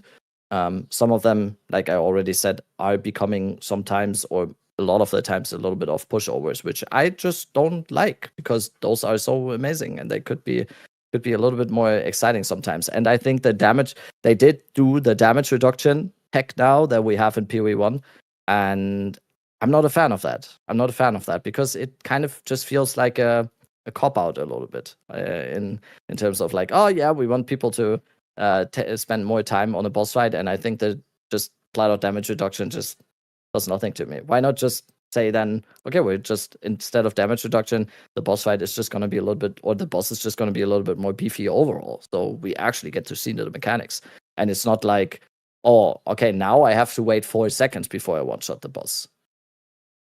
I know. It felt very much like a Band-Aid fix, because now I can't kill the boss in 10 seconds. I have to wait at 4 seconds, and now I can kill the boss in 14 seconds instead. It kind of just feels like the greater problem with the bosses is just, yeah, I guess like the difficulty. And it's not even the health that necessarily matters. I know what you mean. We're very good at talking about issues and problems, especially with all the hours that we spend playing in the game. I do think that it's important to provide solutions when possible, just because it's fun to come up with like different things that could potentially work. Like, you know, for instance, having some sort of like predetermined arbiter fight with the Citadel spawning within like a certain radius of your initial atlas, like I think would just add like, you know, a nice like quality of life for people to obtain that, you know, that power, that juicing tablet power, and also just give people the chance to fight him, because like he is just like such a badass fight. So there's definitely solutions there. Absolutely. They probably will work into 0.5. I don't think that's copium. They're very aware of this. No, I think so too. I think the 0.5 and all the endgame stuff that they've pushed into 0.5, I think it's going to be very, very massive in terms of what might actually change and everything. So especially since they pushed a lot of stuff into 0.5. I think they already did a lot of stuff probably for 0.4, but decided, yeah, we're just going to do it very big in the next one. So yeah, I'm expecting a lot. I have my expectations for 0.5 very high, and I don't think that is undeserved in that regard. So me too, especially with the push to the push from 0.4. You know, obviously was supposed to be, you know, a lot of end game reworks and stuff like that. I think that has just resulted in our expectations being high, and which is fine. We'll get into those expectations, because I'm definitely curious to hear your thoughts about all of that. Before we move on to any more of that stuff, I just wanted to hear just some like highlights from this last year from you, as we're sort of reminiscing about our last year as like content creators and being part of the Path of Exile community. Has there been any moments for you that has stood out, has been like, damn, like this is an absolute highlight over the last year? Honestly, the obvious ones would most likely be, like, the most obvious ones would be the GGG feature on the build. That was probably, or that was definitely something where I just woke up in the morning, looked at my phone, and went like, "Oh damn, crazy! Someone featured my build. Oh damn, it's GGG." So that was a big push. That was definitely something that was really, really exciting to me. Getting that recognition from people, like, in the end you respect a lot, and this is the reason why I'm doing what I'm doing now, is because they are making this amazing game and everything, and getting some sort of recognition is always like something that feels really good. And the second highlight goes into the same vein there. Yeah, being invited to ExileCon, it's like almost 7 days ago now that I got the email, is probably one of the most exciting days I've had in like overall my last 10 years. Like, to be honest, it's just amazing. I would, like, overall, I would probably also just say though that as someone who has been not a streamer for a long time, and as someone who had the opportunity to build up something very, very fresh and new, and kind of being able to build up something without like, I'm not sure if preconceived notions is the right word, or with like previous baggage, I would say. Because a lot of content creators that come into PoE2 have like a big community of PoE1 players, and the community or the viewers have like a certain expectation of them, how they would like to them to like the game, or what they have to say about the game or whatever. And as someone who just started with PoE2 and having a lot of viewers and people in my stream and like a community without those preconceived things and without those previously attained baggage or whatever you want to call it, it was just super nice to build up such a like positive community, because I feel like my stream, or like in general my community within my Discord and everything, we've just like it's so positive all the time, and it's not like this just straight up just positive all the time, and not just like, oh yeah, everything is great. It's not meant like that, but everything is just viewed through such a lens without any cynicism, kinda. And that has just been very refreshing to me, because in the past in my life I've always been like a very cynical person, and I always tended to be a little bit more negative when it comes to a lot of stuff, like in general in life. I was very jaded for a long time, and this has been like such a, also for me, like personally, such a positive vibe, and everything just reflects about how I feel about myself in the game at the moment. I know this is like, I know people are probably now saying like, oh, come on, shut up, this is a video game. It has been just like such a positive thing, and I feel like I've been getting so much positivity back from so many people in my chat every day, and that has been the highlight for me. Like everyone that is in my chat all day, every single time I come online, there's like a few of the same people every day, and it's just like it's so nice. It's so nice. I would say that has been my highlight. Like I love starting up my stream every day and having the people in there. Absolutely. It's hard for me to imagine this, you being super negative and jaded and cynical, because as long as I've known you, so like over the last year or so, you've been that sort of like, yeah, just like super personable, very just enjoyable to interact with, and as you mentioned, like positive person. And I think that like that you know, I guess like mantra that you have, or the way that you kind of interact with your community, has like attracted that same like energy to your community, your stream, and stuff like that. And without getting too cheesy, I just feel like the way that we sort of go about these things like attracts that same sort of vibe. You know what I mean? And so like, I think how great your like stream is and like community is just a reflection of like how like good you've been doing. And yeah, I just can't imagine you being like a cynical dude who's negative, because yeah, that's just not the, not the vibe that we all get from you. And I think that that's like a direct contribution to the awesome community you've been fostering, for sure. Oh, I can still imagine. It was just a lot has changed. I mean, it's always definitely a little bit a thing of where you are when you're doing something that you obviously enjoy, and when it's something that I always like when I'm streaming or when I'm doing content, I'm always I want to be relatable, I want to be honest, and I just want to be positive as well. Because I do remember when I was like down on myself a lot, and I was just like hanging around, or I didn't know what to do with myself. I was watching a lot of streams, for example, and I personally always gravitated towards streams that enhanced or like echo chambered this whole negative feeling that I already had. And then it was super easy to be like in a stream where it's like, oh, this sucks, and this sucks, and this sucks, fuck this, and you viewer, you're all so stupid, and oh my god, the streamer is stupid, and ha, like that.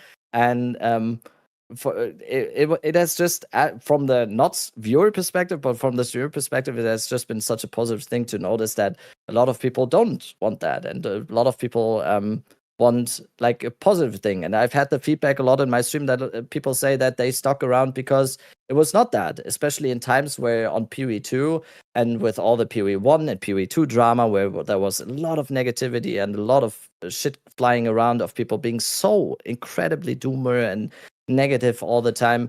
a lot of people, I think, at least that was the feedback I got in my stream, that they said I stuck around in your stream because this was like you didn't really engage in that, because I always like, yeah, okay, who thinks that? Oh, okay. I mean, have your opinion, that's fine. We're just gonna blast, we're gonna have fun, we listen to good music, and then we just go. And I think that is, if so, like I would enjoy that much more today than the whole negative feedback loop and everything. It's just it's toxic. It's toxic, and internet culture can be very toxic in that regard, and it just like extrapolates and amplifies those effects a lot. And I don't know. I don't think I'm like a better person like anyone else. I do think it has just happened to me on a whim. I didn't really seek it out, but it feels good to break out of that cycle a little bit. I know this is like super. I know we're talking about a video game, but it's just like as soon as something is like a big part of your life, and for a lot of people, watching streams and playing a video game is a big part of their life after work or after like family stuff or whatever. And if something that is a big part of your life just has like this toxic negativity and like cynical feeling to it, I think it's not a good thing. I think that is it's not good. I think that's the beauty of kind of Twitch and like the greater, like, I guess, communities that you can find within video games and stuff like that, is that like you can always find a place for you wherever your vibe is at. So like, you know, there's nothing wrong with enjoying being part of a community that's completely different from something else. It's just like you find where you fit in and what you like and the music that you enjoy listening to and the people you enjoy chatting with, and that's where you spend your time. And I think that like it's interesting because I've come from the same as you, where I was a very much a Twitch viewer before being obviously a Twitch streamer as well. And yeah, you just find yourself gravitating to certain streams for a bunch of combinations of things, like the vibe, the music, the streamer themselves, how much they interact with chat and stuff like that. And so I think when I started doing this, I sort of thought about like, what do I really enjoy about the streams that I hang out in, and how do I bring that enjoyment to other people? And that wasn't through drama farming or negativity and shit like that. That's just not really me as a person either. So, you know, like that's kind of always been like my guiding star to it, was like trying to create a space for people that I've enjoyed in other spaces as well. Yeah, it's one of the most positive things for me, thinking about what I'm doing right now, even though in the end it's just playing video games on stream and yapping a lot. If I really think about it, one of the most positive things for me is just thinking about that someone tunes into the stream, or it's like a daily thing that they tune into, or even if it's not a daily thing, but every once in a while they tune in, they have the stream running on the side, and it's just like there's something to laugh about, or there's something like it chills them down a little bit, or they that is probably, if you ask about the highlight, that's probably my highlight. That is still crazy to me. As someone who hasn't even been streaming for a year, that is still crazy to me that someone decides to spend their time, their well-earned free time, or while it's working from home or whatever, to spend in my stream and just have it on the side, and that being a positive thing for them. That is still crazy to me that is a thing. Because I can't imagine, because I don't feel like I'm doing anything special, so, and it's just crazy, but at the same time it's so cool and so positive. I think about that a lot, actually. Absolutely. No, I completely know what you mean. And yeah, so shout out to the community just as a whole. Like, appreciate you guys like supporting not only us, but the rest of the, you know, people that you enjoy spending time with us. Like, it means a lot, especially over the last year. It's been a crazy ride, and you know, we're looking forward to more excellent times. Speaking of excellent times, ExileCon, November. Holy shit, dude. So break it down for me. You got invited, you got the email, you know, the absolute like highest honor that you could receive this year. Tell me, what was going through your mind as soon as you got that email a couple weeks or a week ago, I guess now? First thing I thought was someone is trolling me. That was my first thought. I was like, I saw the email. It was like xx@grindinggear.com, and I was like, wait, this cannot be the right email. This is wrong. This is completely wrong. There is no way someone is trolling me. I Googled the email. I went to grindinggear.com and found it is actually the website of Grinding Gear Games, but it like the career website and everything. I was like, no, this can't be wrong. Someone like hacked into GGG and decided to troll this German guy at 2:30 in the morning. Well, because he's waking up at night 4 times a day and checks his phone sometimes and looks at that. That was my first thought. My second thought was, what? Why is this happening? And then it kind of just dawned on me because then I just messaged our podcast group, because Kaltorek and Miso and we have a podcast group, like a Discord channel, and they also said they got the same email. And I don't know, it took like a few hours definitely to realize what was happening. And and then from then onwards, it was just straight up excitement. I don't know. I always said like I would like to go to ExileCon once it happens, and I was always trying to figure out, financially how could we do it, because obviously from Europe it's like a 30-hour, it's 2 flights and it's like 30 hours, it's like 4,000 euros or something for a flight, and that is that would have not been possible for me to do, especially not with 2 people if we're going. That would have not been possible. So it's crazy, and it's just a huge honor. Like I said in the beginning, I'm suffering a little bit from imposter syndrome, because it's like, why me? Why me? What have I done to deserve this? And no, I'm just incredibly excited. I am so excited to meet some of the people, because we live in a space where it's just like we all know each other. Like I've known you for a good time now, and I would consider us like very good friends at this point. But we've never actually seen each other, and we've never actually shared a beer with each other or anything. And it's just like I'm so incredibly excited to meet some of the people, like for real, and just say like, hello, this is you, and like meet other people. It's amazing. And at the same time, I'm just excited for ExileCon. Like, what is happening on ExileCon? What are they planning? Yeah. What are they planning? What are we going to do? Am I gonna can we maybe get like a little bit of a segment where I get to play a little bit of what they have in store for us? Because that is what happened in previous ExileCons.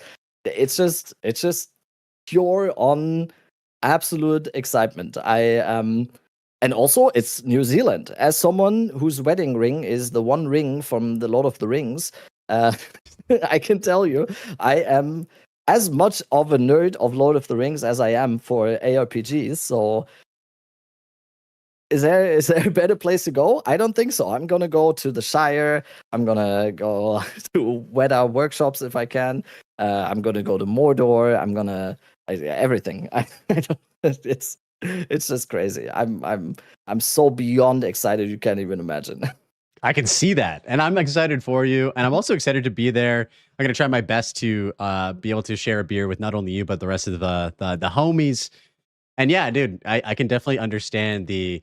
That would be such a nasty troll if that was actually someone trolling you at 2:30 in the morning. Like that is some insidious shit. I'm glad that wasn't the case. And I'm super excited for you. Congratulations on that. So let's put on our tinfoil hats for a moment. So, clearly, they don't. I just have an Atsiri helm.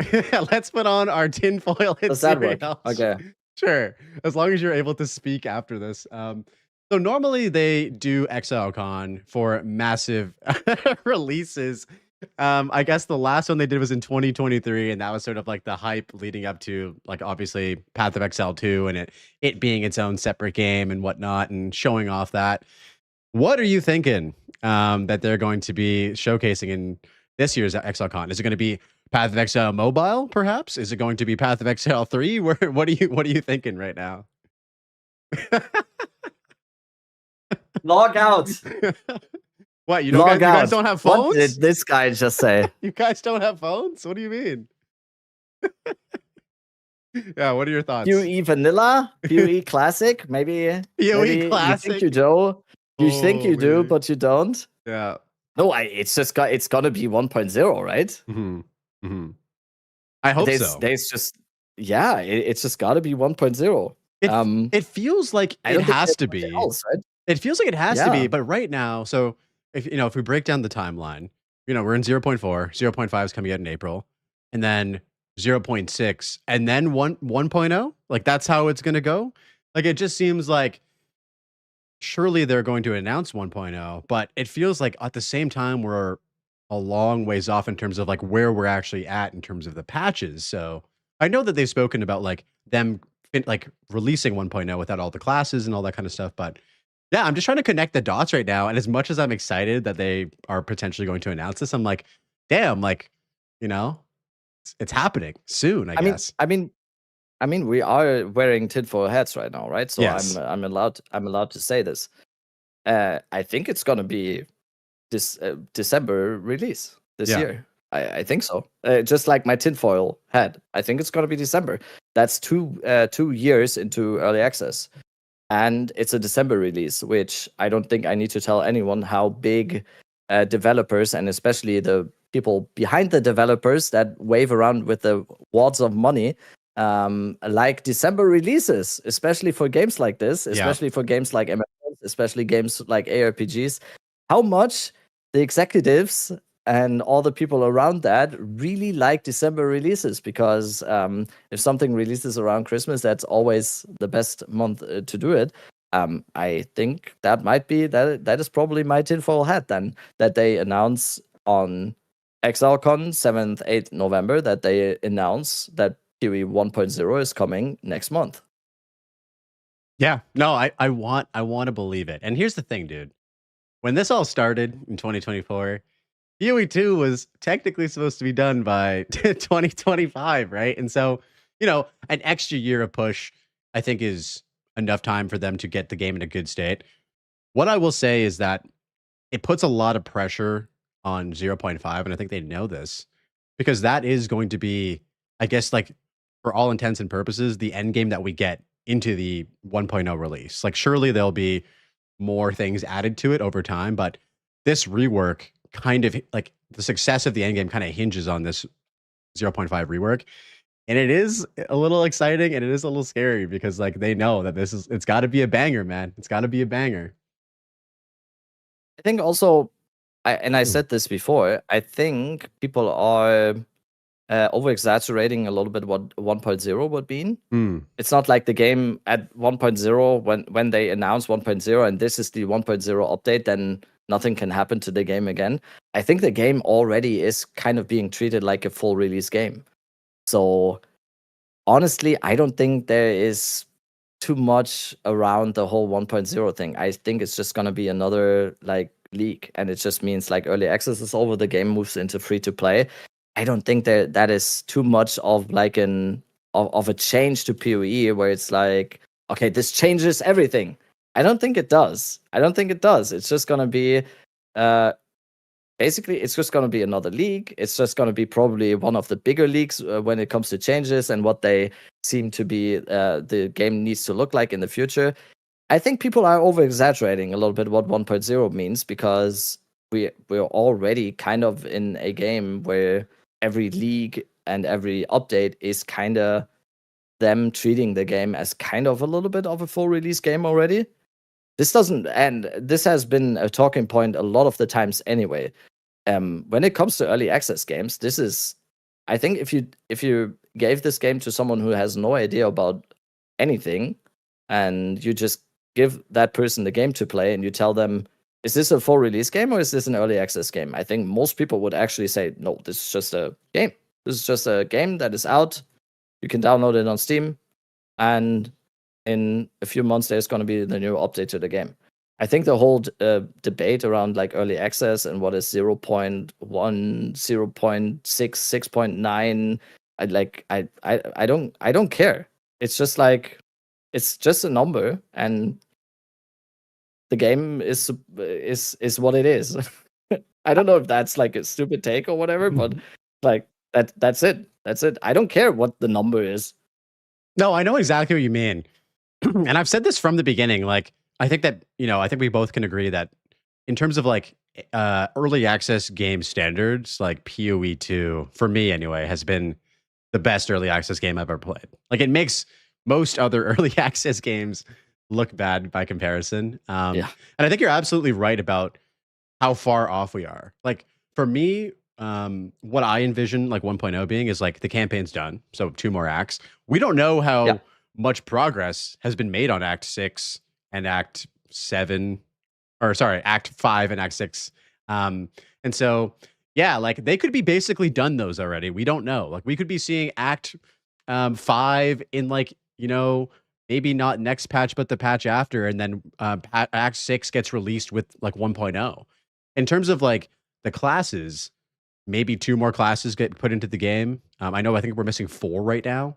And then 2 come out like 1.1, 1.2 or something like that. Like if you put it like that and like that's the full game or like the full release, it doesn't seem that far off. Like in terms of like how much more of the puzzle we're actually missing from the full game.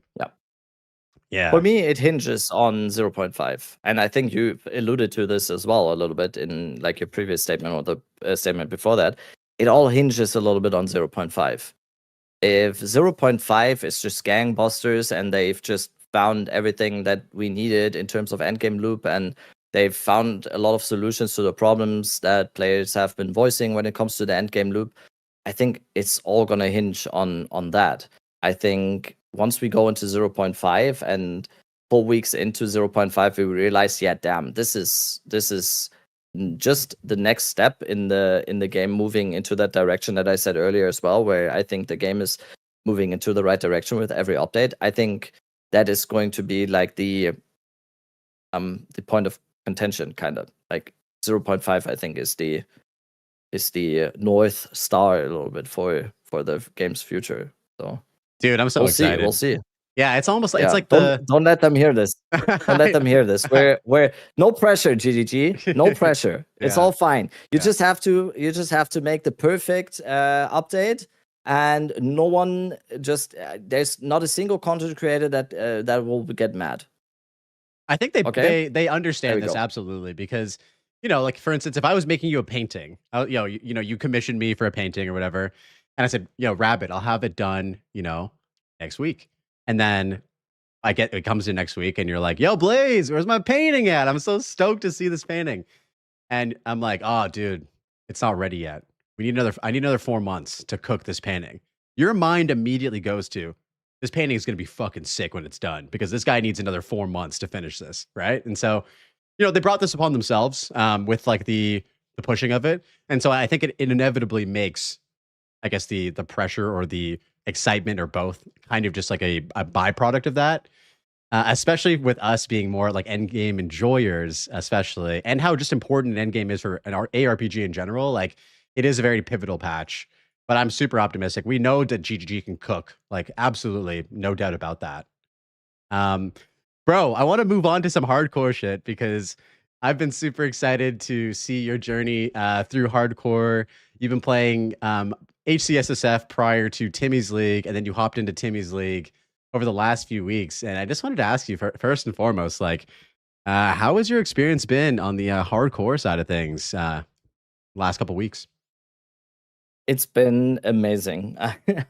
I'm not sure if I talked about with who I talked about this before, but I've always been one of those people that said when it came to like anything hardcore related, I was always of the opinion like, oh, this is when your character dies, it's just time that you've wasted. Like you spend 40 hours on this character and then it dies, and then you've wasted that time. And that is basically what the straw that broke the camel's back, when I realized that wasn't the case. And it is just, you basically just elongate your I earlier in the podcast I talked about what makes me so addicted to stuff, and that is the feeling of progression. And ARPGs have always just provided that the most for me in any game. And just like MMOs, for example, it's the same thing, where you also just progress your character and then go into like more difficult raids, and then you progress more, and then you progress more. And going into hardcore, and especially hardcore SSF, has just been such a blessing, because this whole progressing part is just elongated so much, because every single item is a progress, every single like step towards a certain goal is like another part of the progress, and you're never really done as well. And that has just I can just tell anyone that gets like bored of softcore trade league pretty fast into a league, that is the answer. Try out hardcore, try out SSF, because it just makes it feel so much different. And also the whole part about playing the campaign completely different, that you actually go into every part of the campaign and every boss fight with the thought in your brain, okay, I need to be ready for this boss, and not just like you're rushing through. And there has been so many things that I've discovered in my campaign play that I've never noticed before in the softcore trade experience, because every single league start, obviously you just want to go as fast as possible, and you just skip everything and go as fast as possible into the end game. And yeah, apparently there's a bolt in Act 4 that kills you when you go on there. So I never knew. Now I know. And now everyone makes fun of me and calls me the captain and whatever. So there you go. If we walk away from one thing from Rabbit playing hardcore, it's at least we have a beautiful death clip from your first death. Oh, dude, I woke up that morning and I saw that and I was like, ain't no way this happened. But it did. And now it lives on for eternity. But yeah, people are still coming into my stream. Sorry, people are still coming into my stream every single day and just drop one sentence. Oh, a withered wand. Yeah, it's a classic. I need to add that as a sound redeem for my stream. Actually, that's so good. But yeah, dude, no, it's. I'm so happy that you've discovered this, especially because you're so passionate and enjoy just playing the game as much as possible. It just allows you to do that more. And now you have the opportunity to not only enjoy yourself for however many weeks playing softcore trade, but as soon as that dies down, you can just reset, rip it on hardcore, SSF, or both, and that's another like month of gaming if you want to. And then Timmy's League comes around, and you can start there. It's just like that's been sort of my main attraction to hardcore. It's not like the risk or the progression. I mean, those are all fun things that are part of it, but I just like playing the game, and it allows me to just play the game more, which is it's a blessing and a curse, because I wouldn't recommend it to people who don't have a lot of time. I mean, sure, try it out if you don't have a lot of time and you still want to be, super engaged and have a slower progression, more meaningful progression. It's great for that. But it does require a lot of time from you. It asks a lot from you. And so you just have to be wary of that for new players to try SSF or HC. But man, if you got like a week and that you want to just play the game, like it is the best. So yeah, you've been exposed to the HC community, which myself and many others are a part of, and you've kind of discovered this whole like close knit group. What have been your thoughts, especially after playing THC, about like the HC side of things and the people playing HC?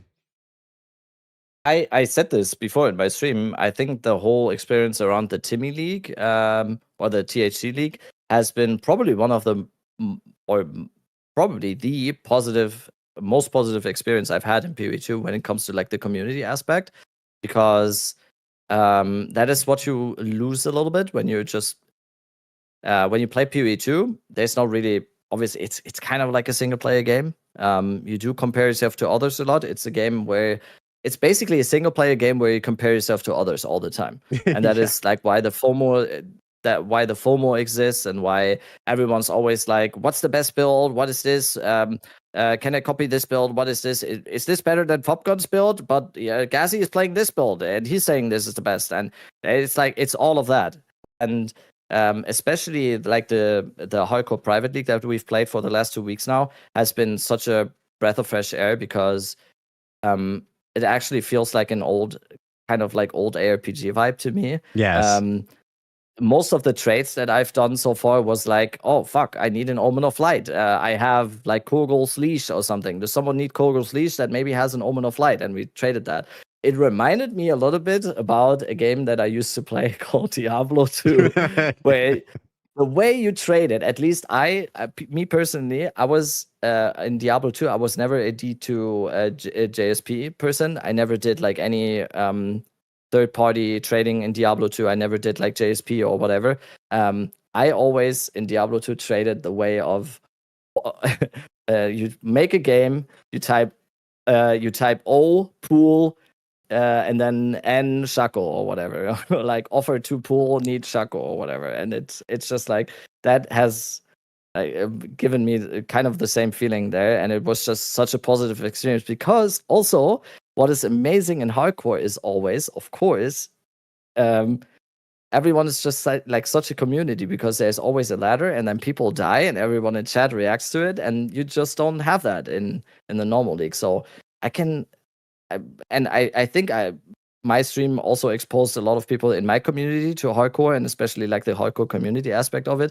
And I can only say again, like every single person that wants to try this out at some point again, Timmy League is still going. People are still active in it, and next time as well, it's going to be amazing. If I would be a much larger streamer, where I didn't really have to worry about making YouTube content and mobalytics content to also make some money in the end, if I'm being real, I would be very close right now to just be a hardcore streamer, to just play PoE2 hardcore and just have that as my stream. But as it stands right now, I wouldn't even say unfortunately, obviously not unfortunately, but I still rely a lot on making league starter builds for the big softcore trade league every single time, because it's just I live off of mobalytics, and I live off of my YouTube videos and everything like that. If that wasn't the case, and my stream was as big that I could just stream what I wanted every single day, and still was able to live off, I would probably play hardcore all day. He's been converted, boys. That's crazy. Yes. He loves it. Yeah, no, dude. I've been. Didn't take much. No, dude. It's the hardest part is getting over, kind of the stuff that you said at the beginning, where you're in your mind, you have this preconceived notion of like, this is a waste of time. Like, there's a lot of these things that, I've hear through my own community and through my own stream, like, oh, I'd play hardcore, but, my computer's dog shit, X, Y, and Z. And those are all totally valid reasons to not play hardcore. Like, at the end of the day, as I said, it is more of a time investment. But if you can get past that and just try it out, like, I think more often than not, you'll be like, oh, there's something special about the way to play this. You know what I mean? And so it's super cool to hear that you kind of got past that, found love for the community for it.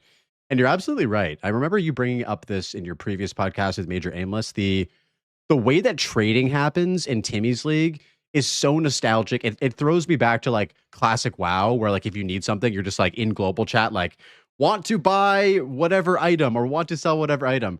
And then you don't really like care about like if the trade you're making. I mean, surely like some people do, but for me anyway, it's like, I don't really care if I'm giving away a perfect jeweler's orb for something that I need that's not even close to the value of it. Exactly. It's just, I'm helping them out with something that I have, and they're helping me out with something that they have. And that's the trading that I love. And so it, for me, especially because I play SSF like 99% of the time, being able to do that has been such an enjoyable experience for me. Reconnecting with trade in a way that's not like, what's your div per hour and how much are you like pulling from every temple, and more of like what value can I help out with other people in the community to help them not die and have their name pop up. You know what I mean? So it's just been like a very awesome vibe. And yeah, THC is just a special part of every league that I look forward to and have since like 0.2 for sure. And it's just also it teaches you so many things about the game as well, because everything you do has purpose a little bit. Because for example, in the THC League now, I haven't really been like focusing on Temple a lot, because I'm not really gunning for Exalt Orbs. I'm not really gunning for Divines or whatever. Mostly what I've needed to self-craft my gear and everything was Ritual Omens and like Abyss. And then once I was done with that and I had some stuff, and then I looked at my gear and I was like, oh shit, both of my rings are not catalyzed and my amulet needs an anoint. So then I started doing Delirium to get like some emotions for the anoint. And then I started doing Breach to get catalysts for the rings. And then I saw that I needed essences in order to base craft at the start, or to even do expedition craft at the start. And you just experience the game, especially this is probably more of an SSF thing than a hardcore thing. You just experience the game in more of a way where it actually teaches you all of the games. I had a person in my chat, shout out to Cypher, in my chat, who has been hooking me up a little bit, because he's been saying like he's playing HDSSF every single league, and like day 2 in, he was self-crafting like the most crazy shit and whatever, not really even like he wasn't even doing magic. And this just showed me, damn, it's just like and this is stuff I will also take over into Trade League now, because it just has like shown me so many more things that I really haven't engaged in, because as a super sweat like I am when it comes to to softcore Trade League, it's just like you skip all of that, you skip to get to the highest point possible to get into T50 maps, and then just blast and get like the raw divines, because then the raw divines is like I'm buying a new item and whatever. And this has like shown me so much, which I'm super happy about, that I actually wanted to do it now. So yeah, perfect time. Yeah, absolutely. I think that it absolutely makes you a better player. The way that you engage with all of the systems showcases actually how like thought out it is right now in like 0.4, the state of the game. Yeah. In terms of like the entire ecosystem of content and how each thing has its own specific purpose. And I get this question all the time, Blaze, like, how do I learn how to craft? And I'll say, well, there's videos that you can play or watch. But like, if you really want to learn how to craft, go play SSF. Like SSF will teach you every step of the way, as you mentioned, from like recombinating your bases to essencing to, you know, desecration and omens from ritual. Like all of these things have their own place in the craft. And like, there's no better training than doing it all yourself and being forced to have to do that in SSF. It's just I don't know. I'm so in love with that, and it truly feels like for me the way the game is meant to be played. Although I'm sure, like, you know, for many people, it's a lot of work. Like it's a lot of time. You have to do a lot of grinding to get all the shit to make one item, and you know, not many people have all that time to spend. So I understand the allure, and I also understand why people don't do it as well. Yeah, because it's so much easier when you're playing Trade League. You just do whatever you do. Yeah. And whatever you get, you just turn into the trading currency, and then you have the trading. This is basically what Civilization was built on. Yeah. We do shit. We do shit. Blaze is a good baker. He bakes some bread, but he eats 2 bread. He has 5 more bread. He sells the bread to buy clothes from the guy who makes clothes. Yeah. Amazing, right? This is what I think this is what Civilization was built on. So it's so easy in Trade League to not remember all of this stuff, because it's like whatever you do, you just put it into the currency exchange, you get the basic currency, and then whatever you get. But it has, like I said, I'm harping on it too much, but it's just like it teaches you all of the stuff, and you have so much shit that you don't use and just rots in your inventory because you're just not engaging in it, because you feel like it is too much work. And I even think for people that don't have the time, I think it is still a great thing, because the value of the teaching still remains, basically, whether you have 12 hours to spend or an hour, because the person that has 1 hour is also going to be like, oh damn, I have this body armor, and how do I have a body armor with T1 energy shield and T1 spirit now, a blue body, or that's not possible. T1 spirit and like a T1 res, a blue one. Okay, if I can't just buy a body armor that is better like this, what do I need to do now? And then it's like, oh yeah, essence. Okay, and then I need to slam an essence. Okay, then I want a desecration on there. What do I desecrate prefix? Okay, then I need it. It's so perfect. It is amazing. I mean, I knew all of this. I feel like I knew all of this, but I didn't really engage in it because I'm like such a sweat that it's just like I town is lava. That was always my mantra when it came to games like this. I spent as the least amount of time that I could on not playing the game, in order to play the game and just blast and just get everything in. But the value of it is just very, very high now for me.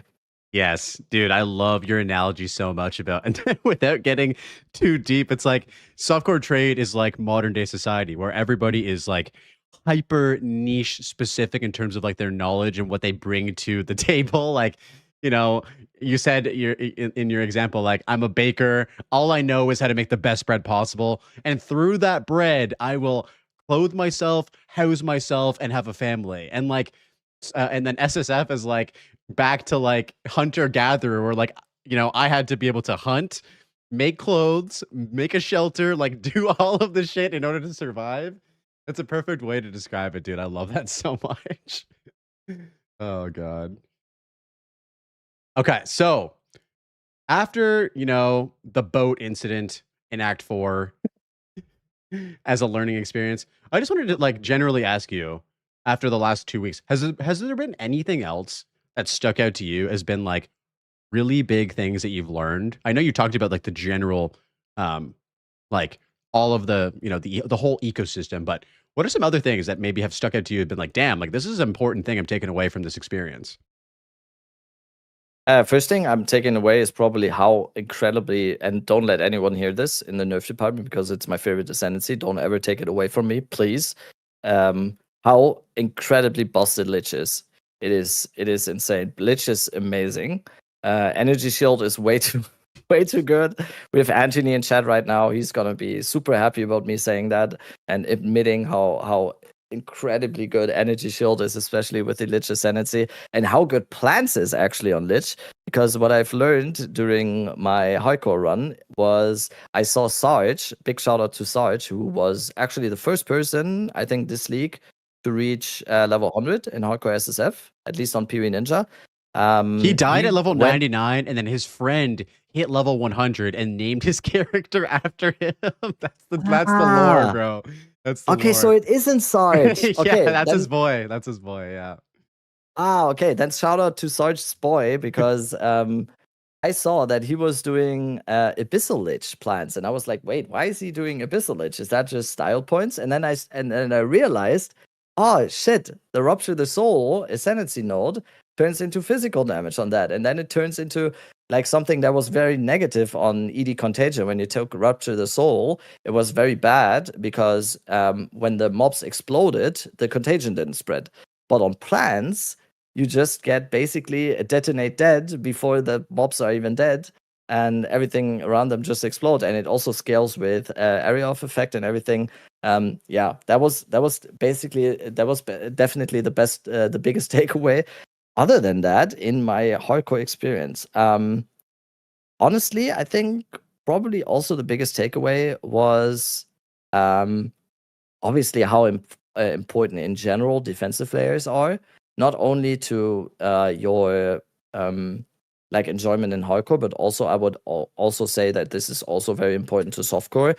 I was always, and I think without sounding too arrogant here, but I think a big reason why I was doing quite well, I think, in hardcore now was because I always played softcore the same way as well. I absolutely despise glass cannon characters.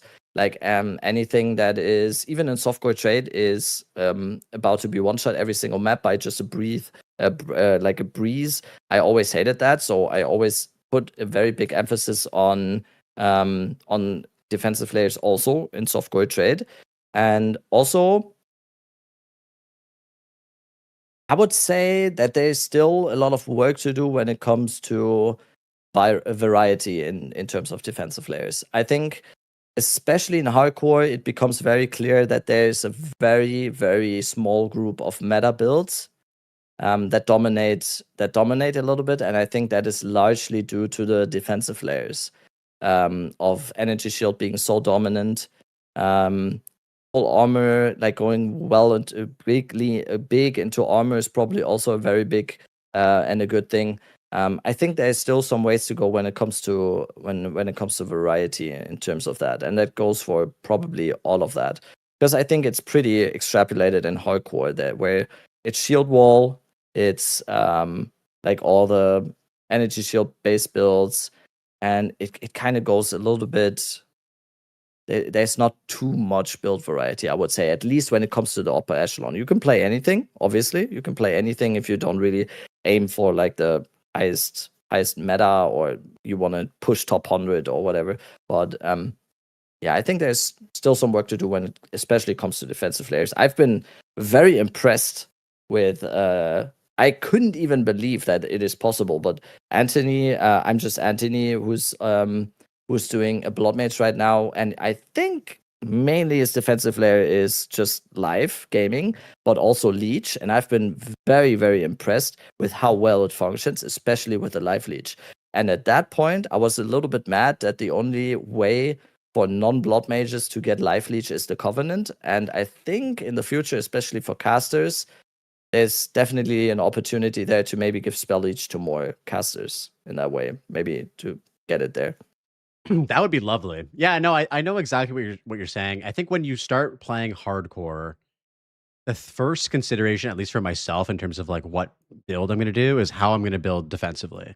So, like for example, when I was doing the tactician build, pushing to 99, you kind of were like, I was kind of like, how quickly do I move into energy shield and evasion and deflect? Like, do I do it at T1 maps? Do I do it at T15 maps? And that kind of feels like, if that's an option for where you start on the tree, that's sort of where you end up, because it's just so much better than like life and armor and stuff like that. I'm actually working on a video right now to kind of elaborate on this topic that should be coming out in the next few days, just about the life problem in general. And there's a few interesting like things that are kind of are known but not really talked about. Like, life on the tree has been a thing that we've been talking about since 0.1. It's been a very deliberate design decision by GGG to not do this up to a certain point. I was rewatching some of my previous conversations about this, and I was talking with DM about it specifically, and he said that he doesn't think that life is ever going to be added to the tree, which I thought was disheartening, but also interesting and curious. So I started looking at the tree, and right now it is a 15-1 in terms of how many points you can put into life, like maximum life versus energy shield. 15-1. Okay. Like that, the disparity there is just so crazy. And so I don't know, like, this is a topic that's kind of been beaten to a dead horse at all, like over the last like year, essentially. But it just feels like, with their decision to not do it, it's resulted in this meta that we find ourselves in, not only in terms of like scaling, but also, you're very familiar with chaos inoculation. It's just insanely good. Like, being immune to chaos, poison, and bleed and shit like that, on top of having more health, like, whoo. So yeah, like, do you think that we're going to see a change? Or do you think that it's just going to be ES all day, baby? I mean, as an ES enjoyer, yes, let's go. I'm good. I'm I like energy shield. I don't think I can do this a little bit longer. It's just and like you said, this has been like a topic of conversation on our podcast for like 20 times already. So I'm just gonna cut this very short. I just think when you compare the two, because if you think about life and energy shield, it is the same. Energy shield doesn't really offer you any like inherent damage reduction or whatever in life too. Why can you scale one so much and not the other one? If life doesn't offer you anything when you go live, why would you go live? And I don't know. What the solution is, I don't know. Is it like the more life you have, the more armor you have inherently or whatever? I don't know. But the comparison is just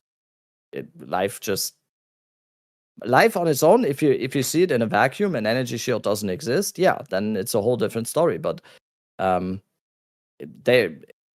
why people also say blue life. It is blue life, but it is a way of scaling life so much more. And there's just like I don't know. It just doesn't really make sense if you think about it. But I don't think energy shield needs to be nerfed into the ground. I think we need to find other ways that can rival energy shield as a defensive layer. Absolutely. Yeah, no, I kind of talk about this in the video that I'm dropping. It's created sort of like interesting solutions to this problem. I think, like, as you mentioned, like Blood Mage is a great example of this, where like the ascendancy itself gets overflow. And you can also achieve this with like the unique body armor as well. But just having that, like, actually makes life less shitty on the Blood Mage. And another one that I've been experimenting with in this patch has been like Sorcery Ward, which is like, oh my god, like Sorcery Ward is insanely good for life builds. And it's funny because you don't build into life at all. You just build into making your Sorcery Ward way better, and that solves your issue, right? And so I just think that like GGG can and very much hopefully will get creative with this. Like, imagine if there was a notable on the tree that gave you essentially what Sorcery Ward does for Ward, but for life. So maybe there's a notable on the tree, bottom left side where the warrior's at, that like converts a percentage of your armor into extra life at the cost of armor. You know what I mean? That could be cool. That could be interesting. That might be able to help warriors, tank those big physical hits. There's a bunch of stuff like this that they can cook up, and I'm sure that down the road 100%. we've been complaining about it so much. Like, I really hope to see it, and I as much as I love DM, I hope he's wrong about this, that we will see the changes. Okay. Going back to the stuff we were talking about in terms of the end game. So the main thing that I've heard you say time and time again is like difficult content. What are some other like QOL or things that you want to see that drop in 0.5? Is there anything that sticks out to you that'd be like, yo, this would make my endgame experience so much better if it came in 0.5? I think when it comes to the endgame loop, it's I enjoy mapping. I should start with that. I personally really enjoy mapping. I know a lot of people, and I'm always very, very surprised when people that are spending hundreds and hundreds and hundreds of hours in PoE2 say in my chat or wherever else, they say like, oh my god, I have to do maps, or especially this league, it was I have to do maps now after Temple or whatever. I'm always very surprised by that opinion, because that's basically the basis of what the PoE2 endgame is right now. It is going to be maps. I personally really enjoy it. So I think maps being the basis for the endgame experience is something that I think will always stay, and it is definitely part of it. I think the Temple in like theoretically already shows you a little bit of what a good endgame league mechanic could be when it comes to widening what the endgame is, except for maps. It's not really intrusive because you get the charges passively by just doing killing just a few extra mobs in your maps. It's not intrusive at all. You don't have to like it doesn't like what is the word I'm looking for? It doesn't really, it's not intrusive to what you're doing in the map, and then you just get the charges and you go into the temple and you have like an infinitely scaling mechanic basically. And that is also why I think Delve, for example, would be something that in the future would be coming, and it could be something that could really widen the end game that it is right now. Honestly, in terms of everything else, I think whatever I say now, I think it's just gonna be just gonna be aging very badly, because GGG always comes up with this crazy solutions to stuff. Like whatever we think is gonna happen, GGG always has like a little bit of an upside when it comes to what they introduce into the game. So I think it's gonna be crazy. I think the endgame loop just needs more variety. It needs more scaling content. I think one of the worst feelings that I personally have in PoE2 right now is hitting that wall of like, okay, every content that I do now is just I'm not doing this to progress, but I'm just doing it to play the game basically, you know. I would like to have more content where it's like, oh wait, I need to actually progress my character towards this point to be able to do that content. And in most cases for this league, it has been when people really juiced up their temples. So they went in and said like, oh, my character needs to be stronger now because my temple is getting really juiced. But in that case, it was kind of solved by, okay, I just need to get a headhunter, and then I can just do my temple. So yeah, it's once again the whole progressing thing. And I know, very important to say in that regard, whenever I call for like more challenging and more difficult content, it's very important to mention that yes, of course, I'm in the position where, oh yeah, of course this guy is getting bored after a week because he's playing 14 hours a day. Yes, I do fully realize I'm speaking from a position of I play this game basically as a job. I go super fast. I sweat my ass off as much as possible. And yes, it is. I'm speaking from my perspective, obviously. But I still think that even for the dad gamers and even for the people that are not playing the game as a job and even playing the game as a few hours every night or even a few hours every week, I still think that having more challenging and more rewarding or like more difficult content is still something for those people and those gamers to also aspire to, and then being like, oh damn, I haven't killed this boss in this league, so this is like the goal I'm working towards. I think this is good for everyone. I don't think having this type of content and having these like uber bosses or like these very difficult scaling content types I don't think it's just good for people like me. I think it would be good for everyone. It kind of depends on the mindset, because like we already said, this is a game of comparison all the time, especially in the streamer space, and people that play have like a few hours to play every week. There are some people that always still then compare themselves to like people, the streamers or the fob guns or whatever, and go like, I can't do it like this, and I want to engage in this content, and I get that, but at the same time, it's like TGG has to like please everyone in that regard. And I don't think having like more challenging content and more content to do in the end is like bad for anyone. I think that's ridiculous to say, even though, yes, the dad gamer with 4 kids and 2 jobs might not kill Uber Arbiter in the first week or whatever, but I don't know how that is a bad thing, because I'm not saying that that even is a bad thing. I don't think that you should be like, I couldn't do it. Like I'm not as far as Fopcon is now. I don't think that's a bad thing. No, I don't even think that's a question. Like, personally, the way I would look at it is that, for folks like you and I who play the game, borderline too much, we can finish all the content if we just like blast for like a week. You can kill Uber Arbiter or whatever. For the person who doesn't play a lot, maybe it takes them a month. And that's fine, to each their own. But if there's more difficult content, then maybe our time gets extended by 2 weeks to achieve the pinnacle of whatever that is in terms of the most difficult content.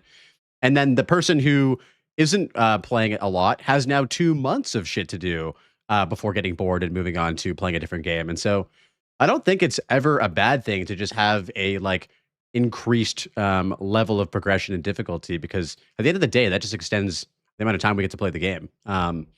Some people may look at that poorly, I guess, in terms of like, I just want to get everything done and move on. Maybe I've never really looked at the game that way, so I have a hard time sort of relating to that particular perspective. But yeah, like, I think I would 100% agree with what you said. Like, I don't think there's a downside to just having like more shit to do in the game in terms of difficulty. Like, it just extends how much we can play the game. And I would like to play the game a lot. So yeah, I'm on board with that for sure. I would kind of take World of Warcraft as an example, even though, no, I would take like if we take World of Warcraft as an example, just for that. When I was playing, like in a raiding guild or whatever, I never really cared I didn't really care that we were in like a mythic raiding guild or whatever, or like a top world mythic raiding guild. That was their stuff, and we did our stuff. And when we killed, and when we did the full heroic raid within like the first month or whatever, that was like our success. And I personally, I never really got that comparison thing of like, oh wait, why are we not rating the same content that Mythic is doing, or that Limit is doing, and that Echo is doing? Why are we not like the world first raiders? So I think that also goes for here. There's it's just I don't know. I think it's a difficult topic, because every time I speak about that topic, and I say this on our podcast as well, a lot of the comments are always like, yeah, of course you say that because you can play the game so much. But I always think like I don't think that would be taking away from anyone, because it's just added stuff. And you can still grind whatever you want to grind, even though me personally, I wouldn't even need, if we had like an uber boss that is like the hardest boss in the game or whatever. I didn't even need to that be like insane loot. I just want it as a challenge, and I just want to have like an epic boss fight where you have one try and it's like, oh my god, and you have to dodge and weave, and it's like phase or whatever. It's just about that. It's not even about loot for me. It's just and to circle back again, I think just PoE 2 lends itself so much to that type of content, because we have such an amazing vibe in the game. I think it just lends itself to having like insane bosses that come like with a big voice line and they laugh at you, or like it's just sad, because every time I just have to think of Zesht. It's like you come in and it's like that dream, and he comes out like, and it's just like, oh, And then he's dead. Yeah.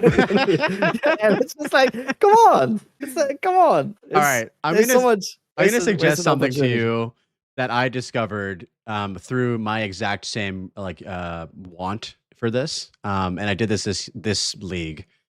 I don't know how you feel about challenge runs, but I think that you would actually enjoy the fuck out of this if you haven't done it before. So before Timmy's league started, I did a run with Mace Strike only. So I could not use any other skill. I could not use any spirit gems. It was just Mace Strike only, hardcore SSF.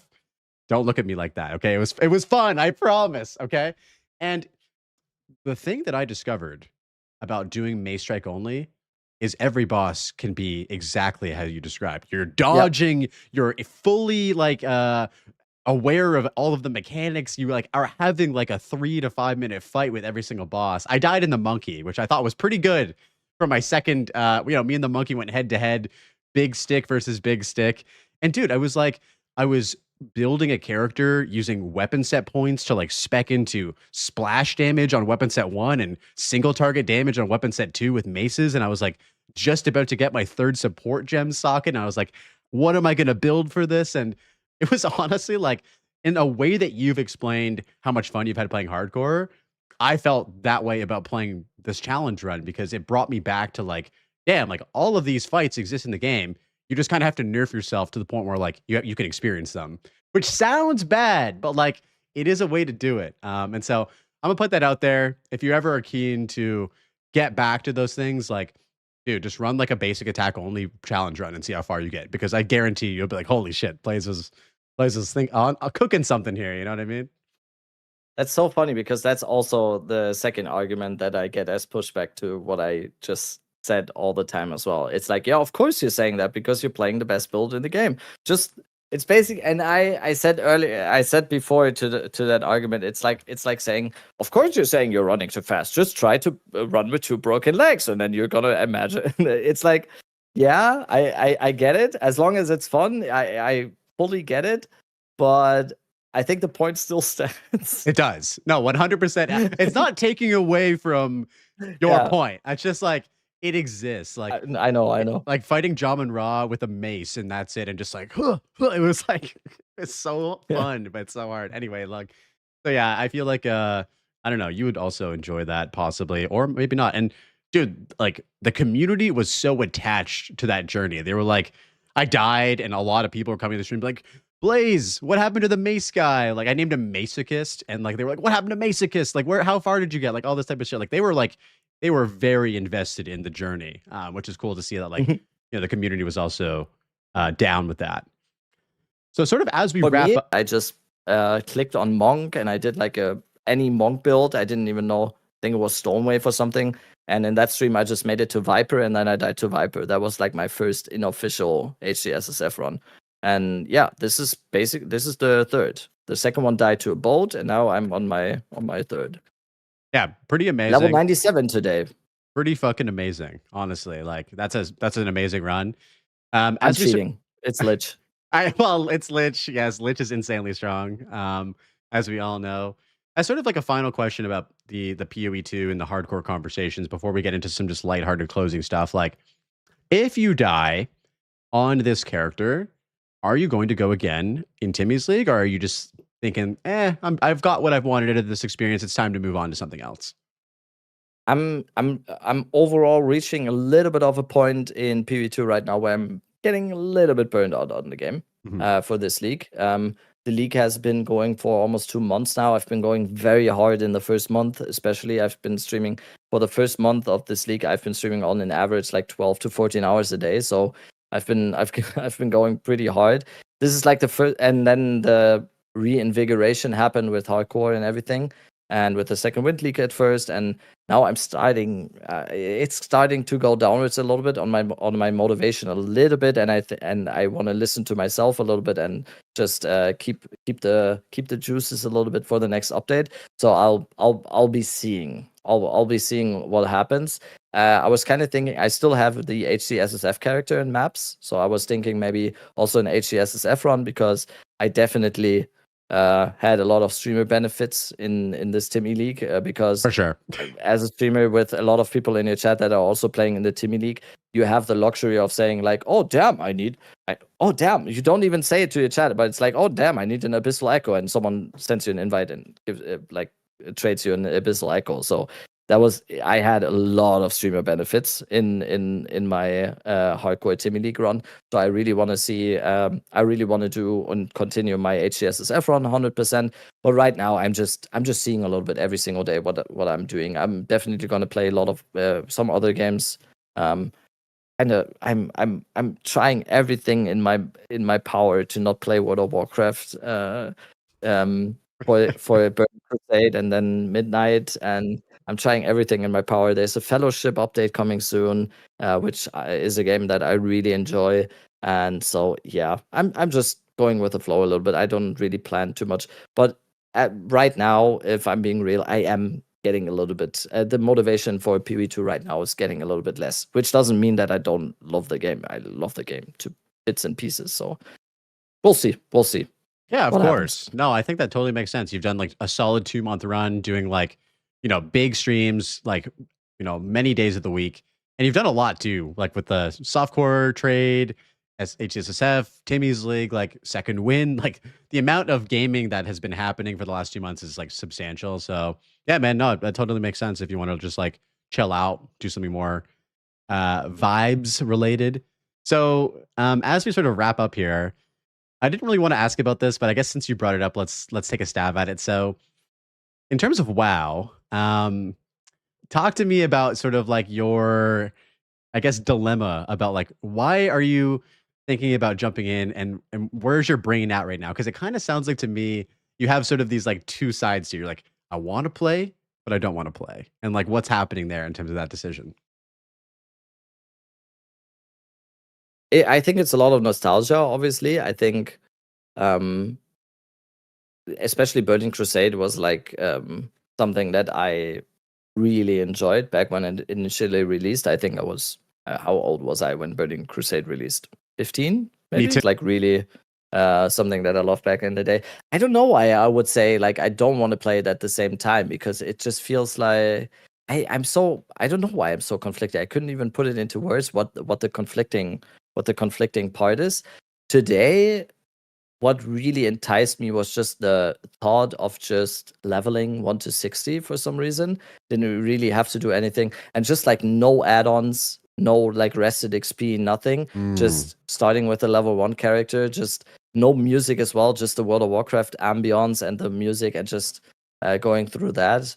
I think it to me today that sounded like so chill and just like so relaxing. So we'll see. Maybe I'll just do that, and like I don't care about TBC or like rushing in TBC to level 70 and then raiding or like going dungeon groups or whatever. I think what I'm mostly longing for is just like leveling and just experiencing the world and everything, because yeah, I think that was always or is still the most amazing part about classic WoW. It's just everything, the ambiance, the music, the leveling zones, also the lore a little bit, the quests. Yeah, So, all the classic dungeons I don't too. know what yeah. I don't know what the conflicting part is. It's just it's always like a little bit always the thing of, oh, I don't want to go into that hole again, but at the same time, why not? It is such a vibe. Like, I don't know if I told you this, but before PoE2 came out, I played so much classic hardcore. And man, I think like out of all of the MMOs that I played a lot of them throughout my like teenage years and whatnot. The leveling journey from 1 to 60 is probably the best in World of Warcraft. Like the journey from from level 1, you're dropping into Elwyn Forest, you're dropping into, whatever whatever area you start. Like, it's just such a good time. And even like watching you kind of check out someone's stream today, and the music was on, and like the wetlands and shit or wherever he was, like I don't know where he was, but yeah, there was a certain thing that like activated in my brain that was just like, I could get into this too. And I think that's probably a lot of nostalgia. 100%. 100%. But yeah, no, I understand the desire to And it also is just such a completely different change of pace from like PoE. Like it's so much more chilled, as you mentioned. So yeah, dude. I mean, I hope you don't die in hardcore, but I also kind of want you to play this because I I want to also live. kind of do. I also want you to. I want to live vicariously through you, just questing and WoW when I tune into this. So yeah, just as like a final couple closing questions. So, on a sentimental note, I view you as somebody who's definitely had a positive impact on me, my stream, my content, stuff like that. So thank you so much for that, for all of the help that you've helped me with. I wanted to ask you if there's anybody else that has helped you have a positive impact on your stream, or been somebody that you've looked up to or had help along the way. Oh, a lot of people actually.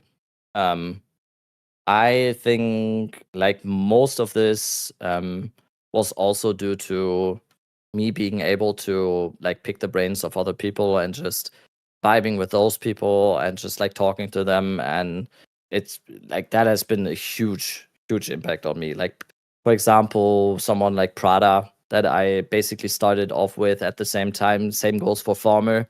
Like me, Prada, and Farmer, I see as like the PoE2 newcomers basically, because we all started around the same time, and we all three started basically only as PoE2 focused communities, and just like getting to know these two, or like having contact with those two was just such a blessing. Prada is like the funniest person I think I've ever witnessed. He's like, I don't know.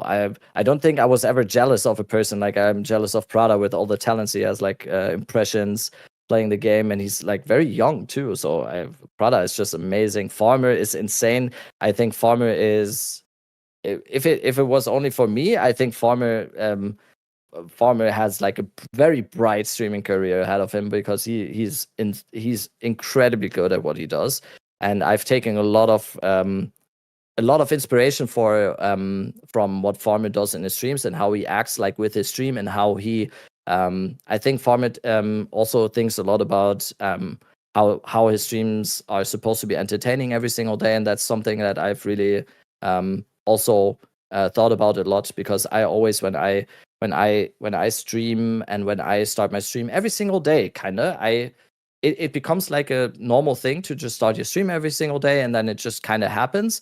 But I always think it's very important for me to always think about it. What am I actually doing here? And what am I actually trying to do? And what is the vibe I want to give off? And how do I be at least a little bit entertaining without being fake at the same time? That is very important to me as well. I don't want to do the whole thing of like, oh my god, an exalted orb on the ground or whatever. I want to be entertaining without being fake, and Farmer is an insanely good streamer. Just when it comes to streaming talent, Farmer is insane. One of the best people I've also met is Local. Obviously, Local is like an amazing person. Fucking amazing person. Has been there for me from the very start when I was like a very, very little gup streamer as well. Has helped me out with so many things when it comes to just like how to traverse the whole streaming thing, how to traverse the whole content creation thing. Has been like a huge help. I love him so much. It is insane. And just like once again, I also said like my community, the people that come into my stream, that found my stream by chance and stuck around, that has been like such a blessing. And the biggest inspiration to me, and the biggest positive in all of my life when it comes not just to my streaming, to everything that I do, is my wife.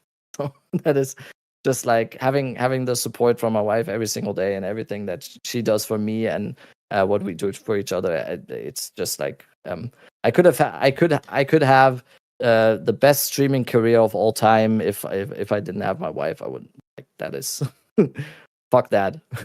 So yeah, it's just like it's not even like so many people to mention. I could mention Rake as well, like, who has been in my stream for a long time, that I've become really good friends with, like people that have been from the start in my community, like Pierce, like Walk, like Kata, like Tulata. Like I could name so many things, like Herminator. Like there's so many people in my chat every single day that just bring the positivity, that come in there, make this. And I say this every single time in my stream. I always say like, thank you for everyone for being here, for making this stream awesome. It's not just me, in my opinion. It's just like I couldn't have asked for better. Also, shout out to Mobalytics, by the way. Mobalytics, amazing company. I worked in esports before. I've seen like the dark side of esports contracts and like the gaming space and whatever. Mobalytics is insanely nice, and they didn't even have to be. They basically offered me a contract for something I would have done for free on the site anyway. I would have released my guides there for free, and Dalcora from Mobalytics came to me and said like, yeah, but we can give you like the partner agreement and you can monetize your clicks on the site. And I was like, oh okay. So yeah, it's just like I've had so much luck over the last year and so many people that helped me so much, and it's Dude, that was such a good answer. There's a lot. It takes a village. And dude, I've definitely realized that on my own as well. And yeah, dude, that was so sick. You just shouting out all the people that have been like inspirational to you. From Prada and like Farmer kind of starting at the same time to Local Hole and like all these wonderful people in the community. It's been a special year, man. And yeah, I just wanted to say thank you so much for like taking the time today to come on, yap about Always. the game, and just reminisce on this crazy 25 and get excited about the future year ahead, man. I appreciate it. I appreciate you. I will always. This was our second one. We can. I think the last one. How much time ago was the first one? 6 months ago, actually, almost. 6. Yeah. Yeah. Time flies, time man. Flies. Yeah. It Time does. flies. Yeah. Yeah. We'd love to have you back on the podcast. For those of you who are living under a rock and are not aware of this man, just shout yourself out, dude. Where can we find you, and what are you going to be working on in the future? Hello, my name is Blazeworks TV from Toronto, Canada. I make incredible YouTube content and And bread. and bread. Very good, a very good baker of bread. Yes. Also, basically, Dead Rabbit on everything. I don't have any platforms other than Twitch or YouTube. That's it. I don't have any other social media.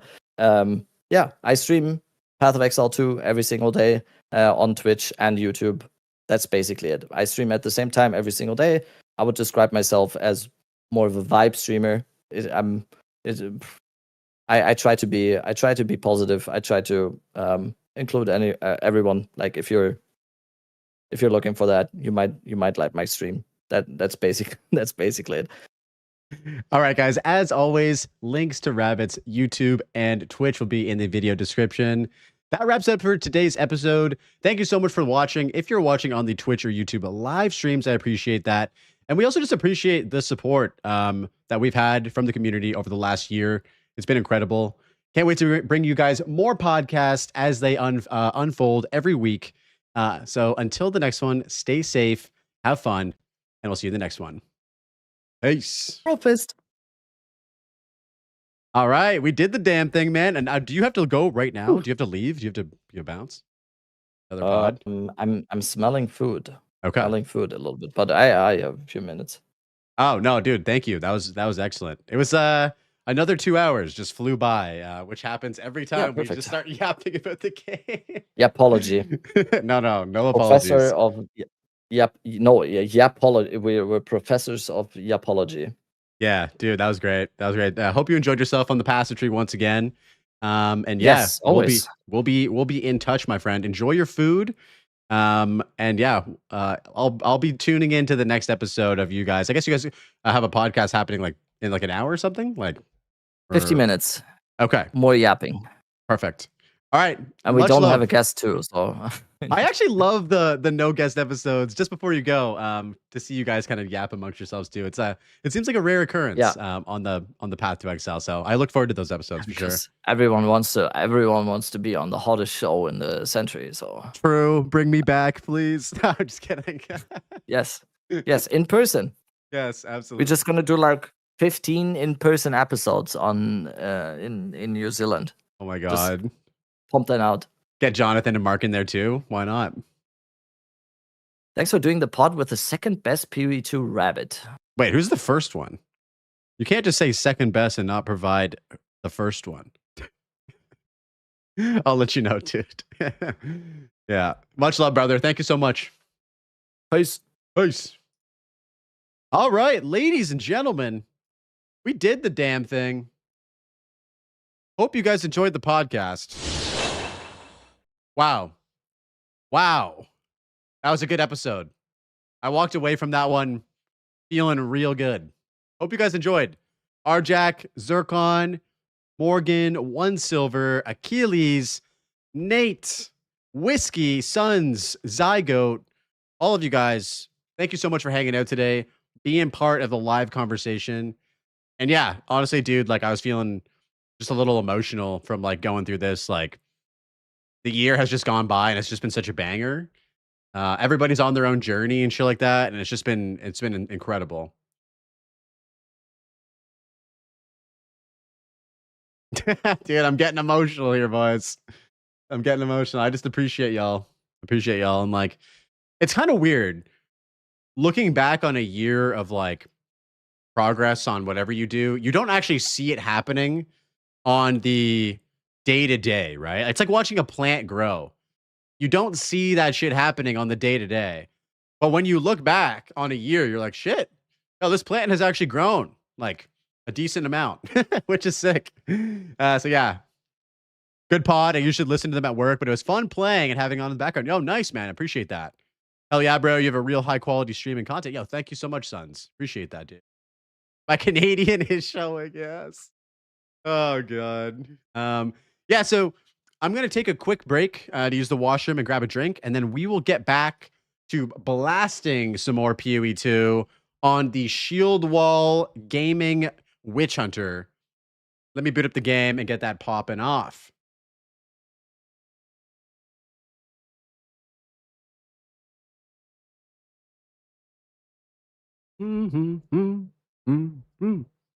Yeah, that was a banger episode.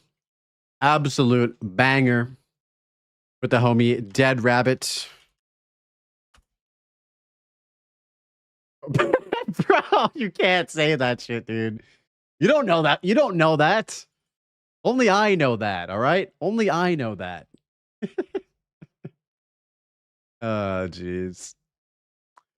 So before we get into gaming here, guys, we'll probably just leave you with a Exiled Again video while I go and do my shit. So let me pull that up here real quick. You have not seen it, okay? Don't talk about the hidden camera in there. All right? All right. Do we have anything that's PoE 2 related? Okay, we have PoE 2 related stuff. Oh! Look at this. Yeah, I need more water. I drank too much water during that. All right, guys, I'll be right back. Much love. Appreciate y'all. Thank you for chilling today. BRB. But I got him at the same time. We. My lady, you must take your leave. I will bury And I can eat my smoothie. I will bury it all. What the f? Where did he go?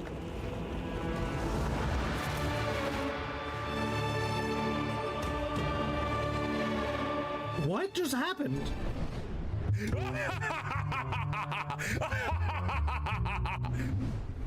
Okay, flashbang coming. Everyone look away.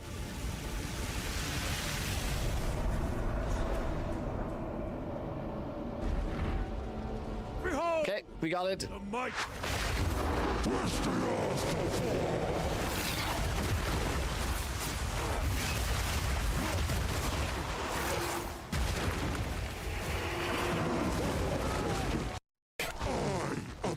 I was just about to log out too because I didn't like it, dude.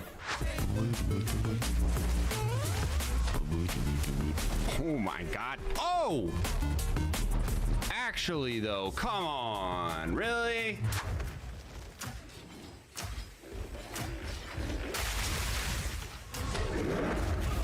I actually died. What's there? No!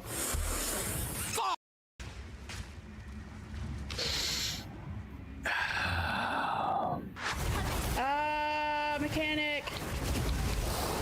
Mechanics? Yep, yeah, they'll do it.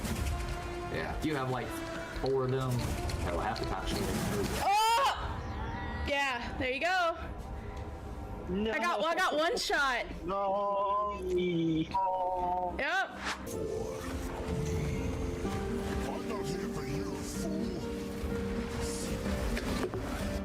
Все, смерть. Everything about this build seems ethical. That's what I'm saying. I nutted. That's my first one. Here comes the money. Here we go. Money comes. Oh!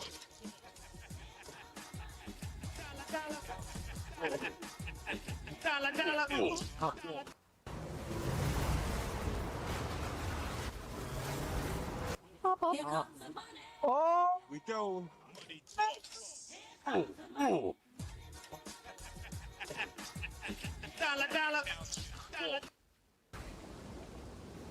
No, are you serious? Stop, stop, stop. Oh my god, can we not? If it crashes now, I'm going to lose my fucking mind.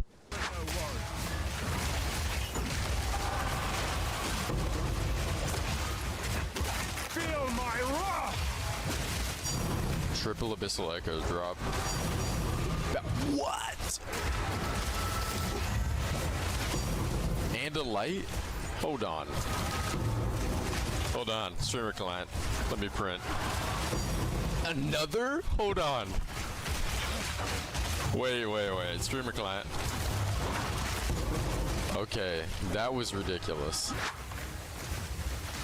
I think it was the ancient collarbone.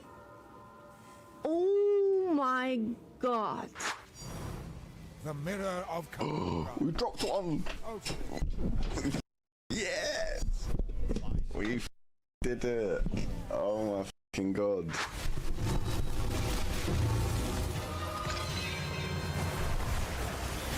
Mirror of Calandra.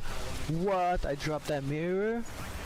What? And I'm streaming. Oh, bah qu'est-ce qui est tombé là? Mais qu'est-ce que c'est?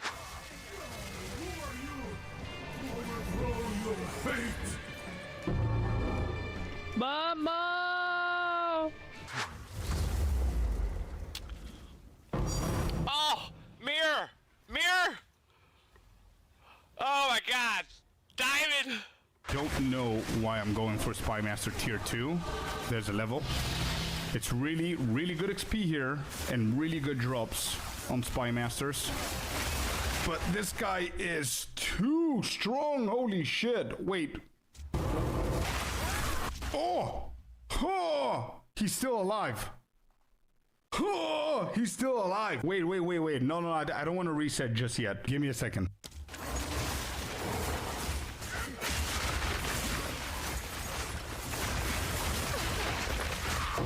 I cannot believe I went for this. Oh my god, I went for it. I was sure that he finished his ulti, and I know that my recharge of the energy shield is insane. We don't back down, baby. Let's go. You went down to 10 life? Wait, what do you mean I went down to 10 life? What should it in 0.25? All right, so we're about... All right, gentlemen. Appreciate you guys chilling. What's happening here? Oh my god. What? Big You're Scorp. Absolutely right. Big Scorp in the house. Holy shit. And then I have an Ultra Ball, so I poke a Ultra Ball, isn't it? But you're a wyvern, just do a flip. Yeah. Why? I have no idea. And he says slide. Boys, Kiwi is OP. It's so I'm good. glad you've seen that. I am glad you've seen that. All right. We are back and ready to go. Let's put on some classic shit today.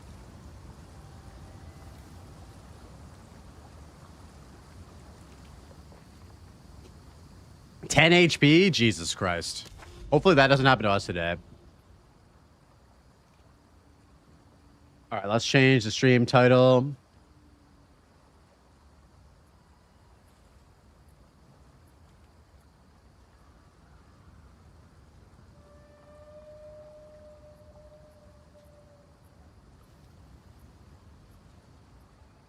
All right, where are we going, boys? Where are we going? We got a citadel here. We got the silent cave here. We got the mire.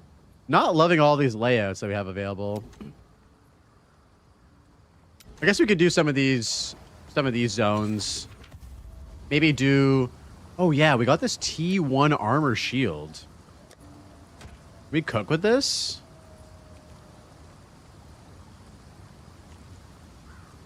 We could cook with this. Hold on. Let's try and hit a double T1. Come back swinging.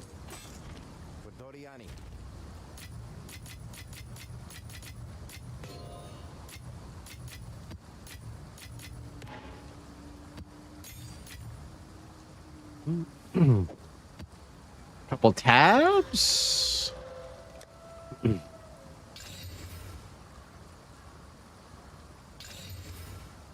What's going on with you guys today? Are we grinding some THC? Have we moved on to other games? Where are we at right now, boys? Are we still having fun with PoE 2? What's the scoop?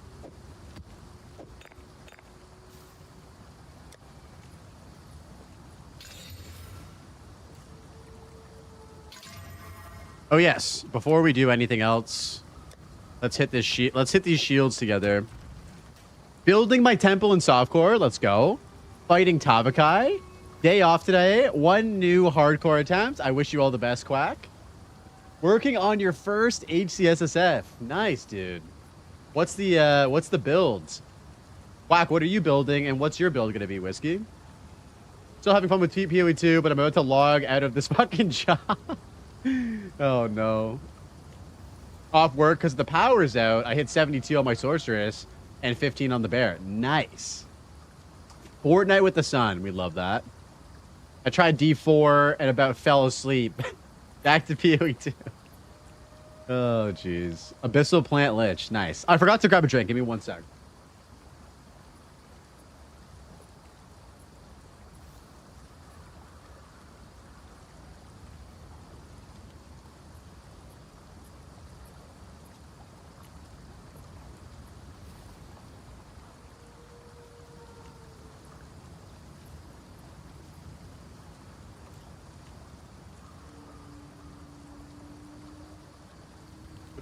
Forgot to stock up on the old sparkling water, boys. Shout out to Grapefruit.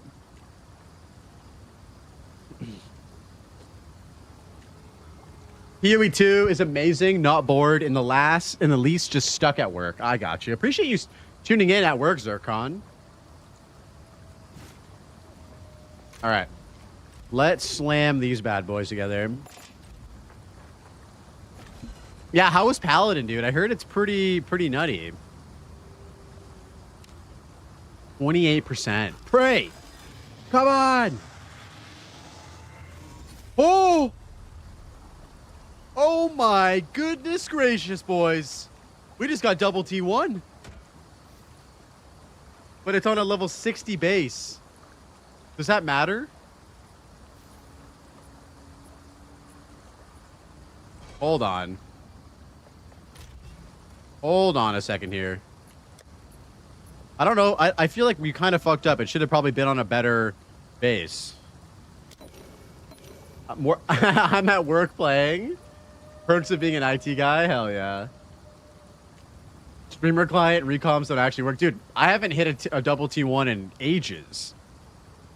I'll love to see it. Oh, and we have an ancient rib somewhere in here. Yes, we do. We have an ancient rib. Okay, let's do this. Let's do this. Let's turn that on. It is item level 81. It is item level 81, so it should be fine. Hold on, let me pull up the DB here just to make sure that we get a good roll.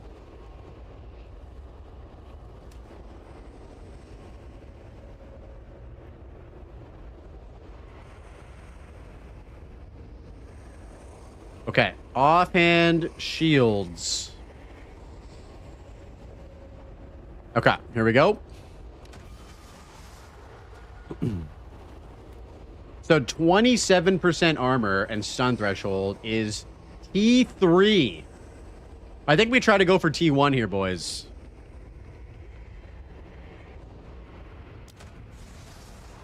%. That is T1. That is T1. Boom. And it can be divine because it's a low roll.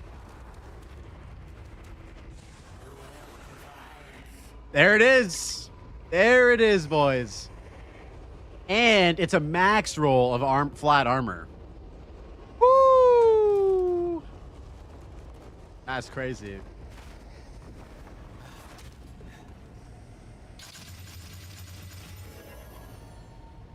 That is juicy. That is very juicy. Okay, so it's 1251. Not infused at the slightest. Now we just have to pray that we hit good suffixes. I needed to learn what to do with the cranium. So craniums can target specific desecration-only prefixes and suffixes on jewels. So, for instance, there's like a prefix that you can get on a sapphire jewel that gives you increased energy shield, like base increased energy shield. It's really, really good. All right, boys, pray we hit something good here. Stun threshold and armor applies LE damage. We need a res. We need a res.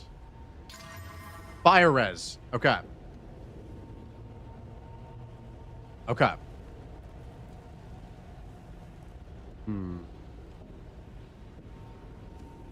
We're gonna lose some res here, but we actually have a higher roll of armor applies elemental damage.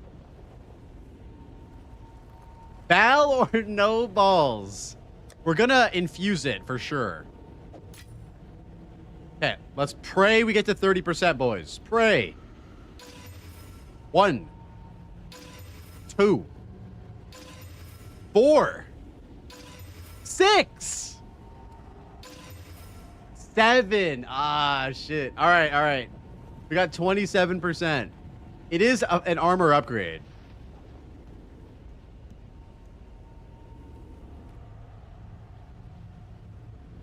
Seven out of 10 ain't bad. It's pretty good. Pretty good. And we don't have anything to double corrupt this. We are going to be losing the block chance enchantment, though, that we have on this. Well, let's see the damage. So we're at 25k.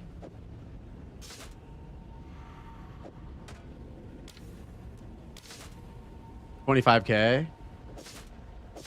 Oh man, it's barely a damage increase.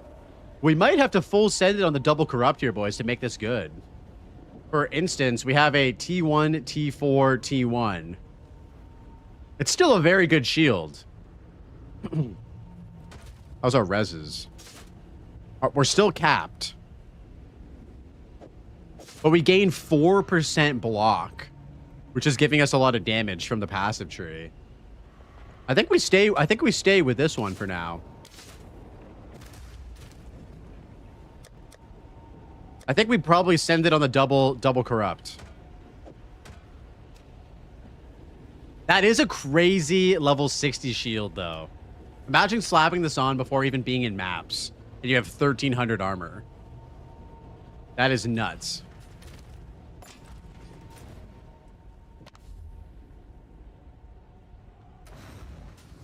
What up, Lasis? How you doing? Also, Phantom, good to see you, man. Welcome in. Double Val. We have to get a double corruption thing. Honestly, if it had been a preferable base, it would have been an upgrade. Yes. If it was on the Tahoen's tower shield, I think it would have been an upgrade. That's all right. It's still really good.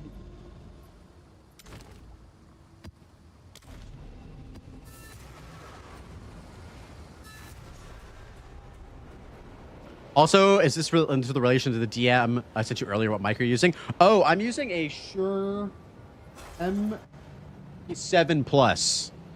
Shure MV7 Plus is what it's called.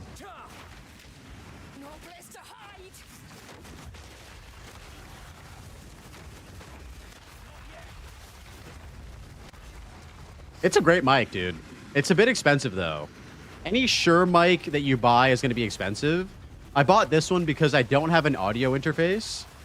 So it has XLR and it has USB-C inputs. So when I upgrade my audio setup down the road, I'll be able to use XLR with this as well, which is nice.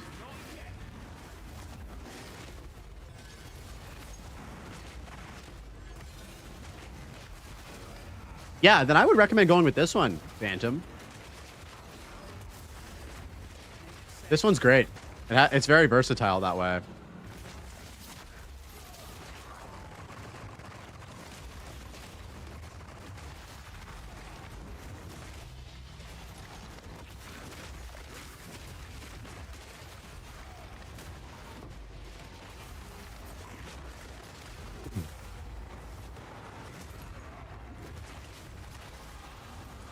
Is that on Citadel's online? Yeah, dude, it's very online.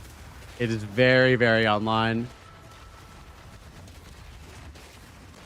Yo, ever seen in the house with the T1, dude? Thank you so much, bro. How you doing, my friend? How was your run last night? Good to see you, dude. Welcome in. We are chilling. We just had an excellent podcast with Mr. Rabbit himself, reminiscing on the last year of content creation. It's been insane. Oh, what the? Yeah, how are you doing, man? Good to see you. Hope you and young Mason are doing well.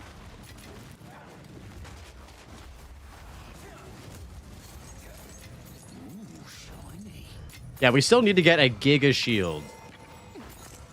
Like 1400 plus would be preferable.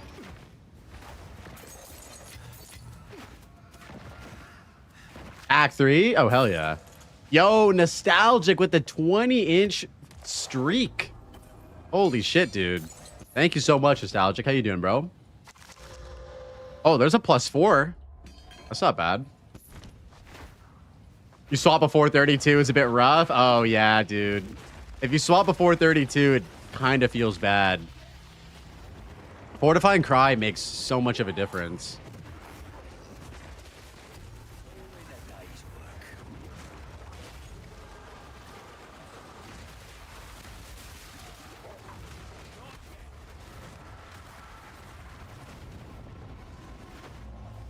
Yeah, we need to get a new brass dome. Our brass dome that we have right now is not great. We unfortunately valved it at the start of last stream, and it's the second one that we fucked up. It's still really good, but we have -6 to maximum res right now at the moment.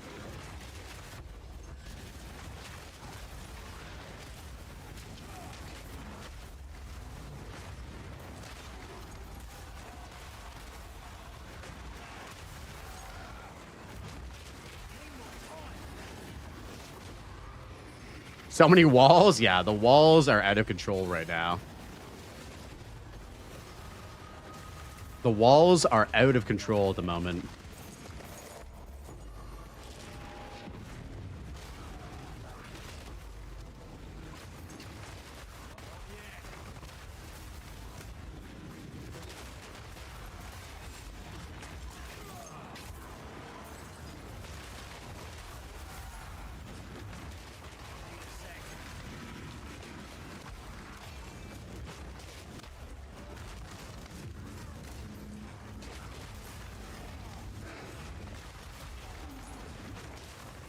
Oh, I don't have the Venom Crypt's reward. Oops.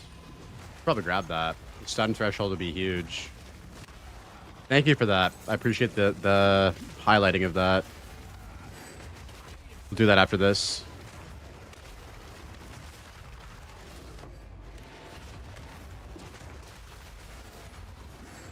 Was that the only thing I'm missing? Did I get everything else? Tell me I got the life reward. That'd be hilarious if I didn't get the life reward.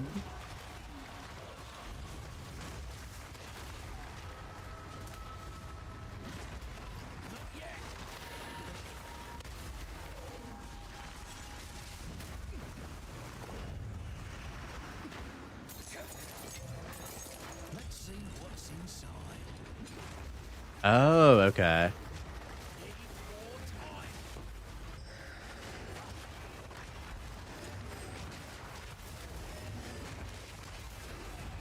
Yeah, also a big part of swapping over is actually having a decent armored shield.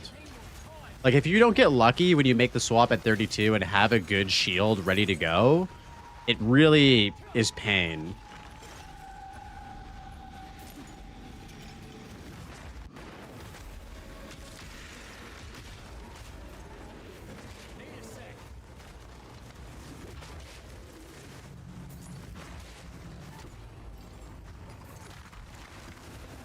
Cue that shit up. What do you got here? What do you got here? What do we have here? Dabla. I don't know the song. Added to the queue. UK rap. Yeah, I fucking love UK rap, dude. These people are actually from New Zealand, bro. Believe it or not. They're called Homebrew. I'll send you their album later. Go fuck with their shit.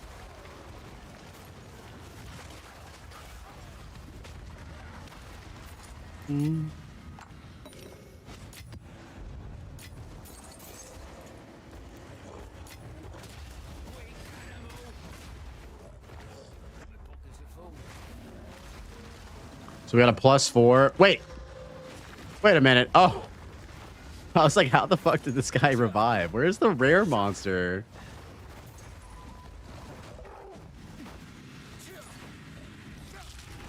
Oh shit, here we go.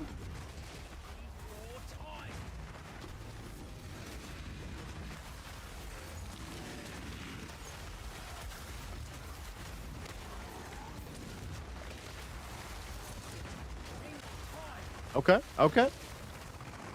I can get behind this.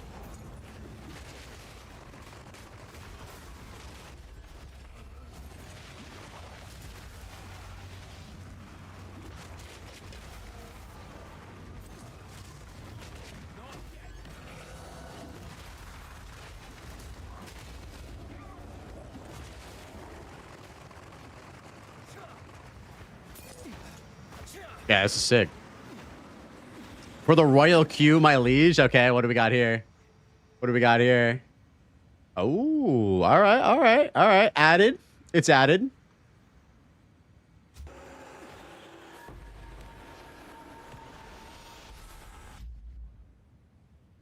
Yo, Rabbit, if you're still here and you haven't heard this track, this is a banger too. Let me share it with you. Check this out. Yo, what up, Moon? How you doing, brother? Oh, actually, there's a couple shields here I want to pick up.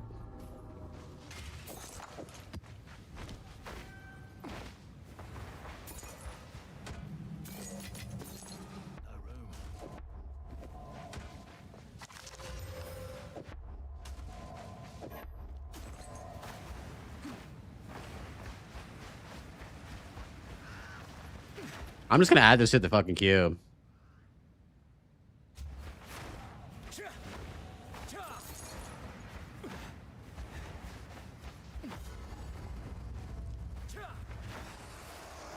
That's a good one. Yeah, that was like my song of the year in like 2024. You know when they do like Spotify does the Spotify rap shit? I think that was my top song of 2024. It's so good, dude.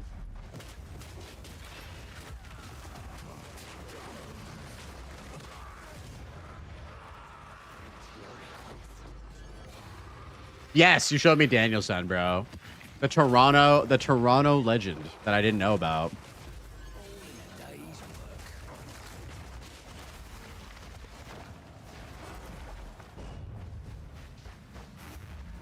As a Torontonian, yeah.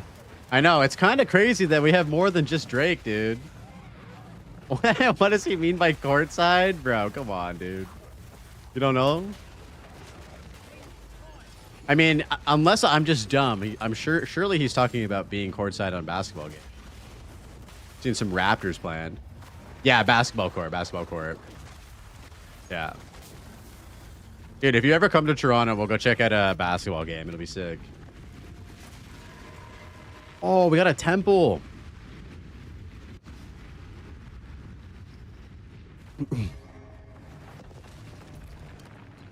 You've been to one NBA game? Oh shit! When did you go to an NBA game, dude? Oh, we got. Yo, we're snaking, boys. Let's go. Lakers versus the Pelicans. It was when the Lakers were absolutely dog shit. I still remember the Vinsanity days. I'm templing, boys. I'm templing. Oh, dude. This is like the longest snake I've ever made. We need to preserve this snake. We need to protect this snake. Yeah, I've been to only a couple NBA games, and they've all been in Toronto. The last one I went to, I got so wasted at with my buddy. It was unreal. Vince Carter, damn, bro, that's some OG Raptor shit. Shade remembers. Okay, what do we have here? Gazilla's been on fire with the recommendations lately. Dude, he put me on. So he's British. The guy that he has season tickets. Here's the thing, guys. If you ever have the desire to go to sports games like Raptors or hockey or whatever, soccer, find somebody who has seasons tickets. That is the key. So my boy has seasons tickets, and he put me on to this thing. I forget what he called them. It's very British, where you buy a tall boy of beer and a tall boy of like a vodka mixed drink, like a Smirnoff Ice, and then you drink half the Smirnoff Ice, and you pour the beer into the Smirnoff Ice, and it's just like this concoction of beer and alcohol. I don't know why I'm drooling right now, but... So we had like 4 of those each, and we were just absolutely disgustedly drunk. Tall boy shot. Fuck, that sounds awful. They're actually really good, dude. Smirnoff Ices are actually delicious. I used to do that with 151. Dude, they were deadly. Absolutely disgustingly deadly. Anyway, the rest of the night was kind of a blur, but we had a good time. Oh, shit. T5 Rambler's jacket. I didn't even ID this.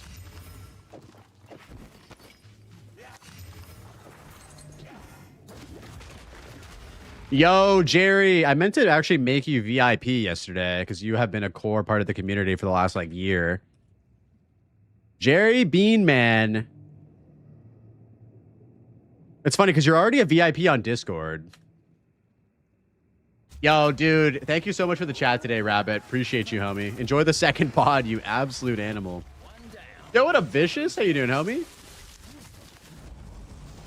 Okay, what do we got here? Give me one sec, Shade. Yo, much appreciated, Jerry. Yeah, you've been an amazing part of my community the last year. It's a no-brainer. I already made you VIP in my Discord, and then I forgot to do it on Twitch. That's my bad. Yeah, what's this, Shade? What's this? Trust by NF and Tech 9. What the? I haven't listened to Tech 9 in ages, dude.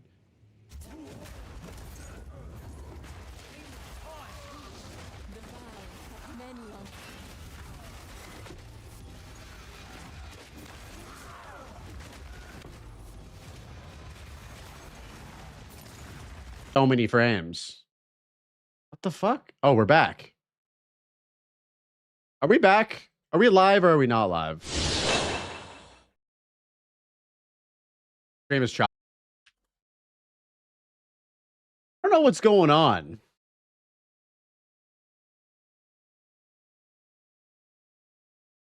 I don't know what's happening right now. I think we're back. Yeah, for some reason, it's loading and then not loading.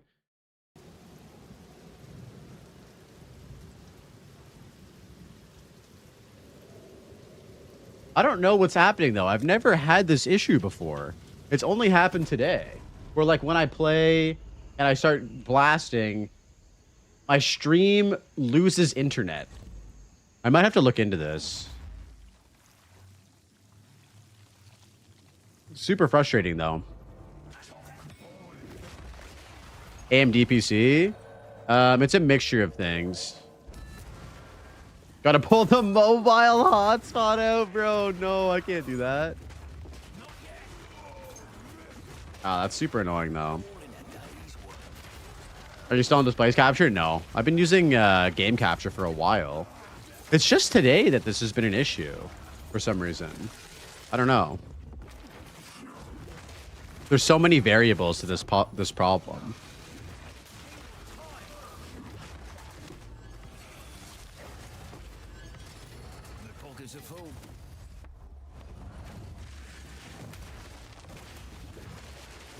Is the stream still choppy or no? Or how is it now? Is it good or is it bad? Stream's fine. Stream's smooth. Could be that your AMD and RAM are conflicting since most of the RAM is optimized for Intel systems. Oh, you think it's like so here's the thing. It's been totally fine. It's been totally fine until today. Today is the first day that I've had issue. I don't know.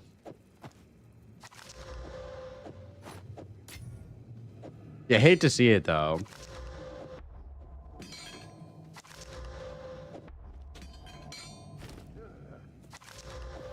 Yeah, it's super annoying, man. I don't know.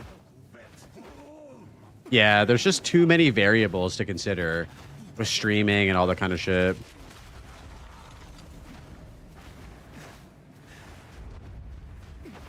If it happens again, we'll probably have to just wrap up and I'll do some troubleshooting on my end.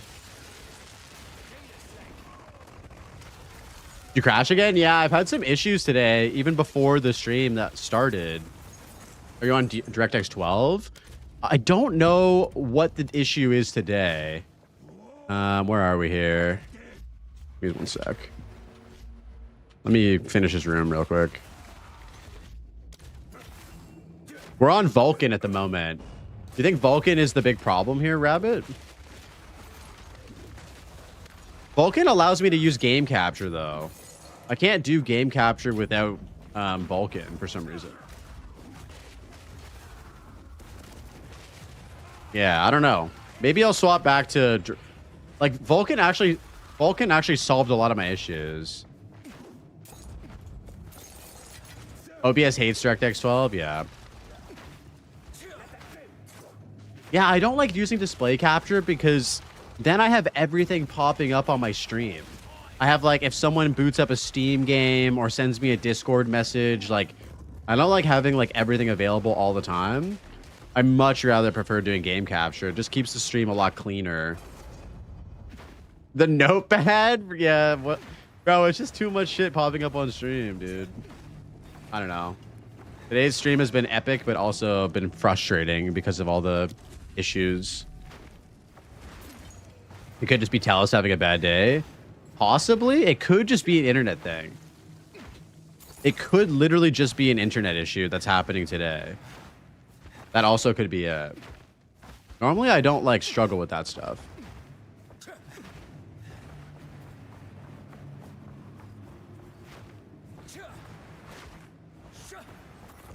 We'll see if it happens again.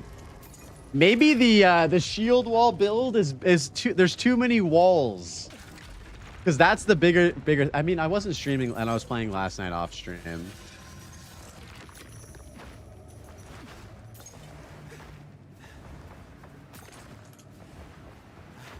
Oh, a part of me just wants to buy like a giga computer, dude. But I know it's not necessary. And then just use this computer as like a streaming computer. But that's just out of my wheelhouse at the moment.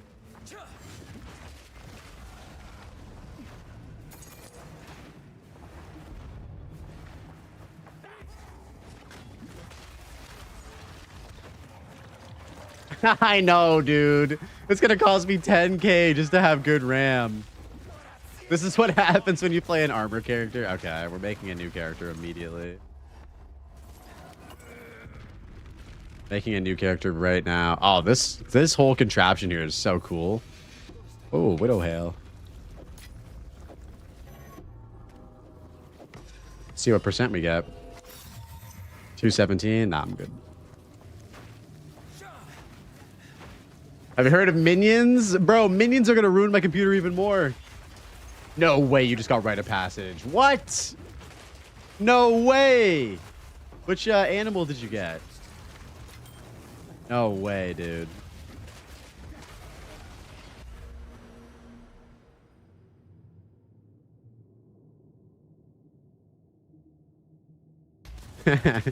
Can we get a third rite of passage today?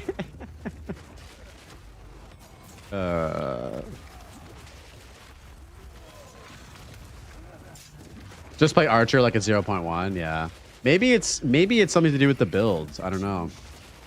There's too many variables. Ooh.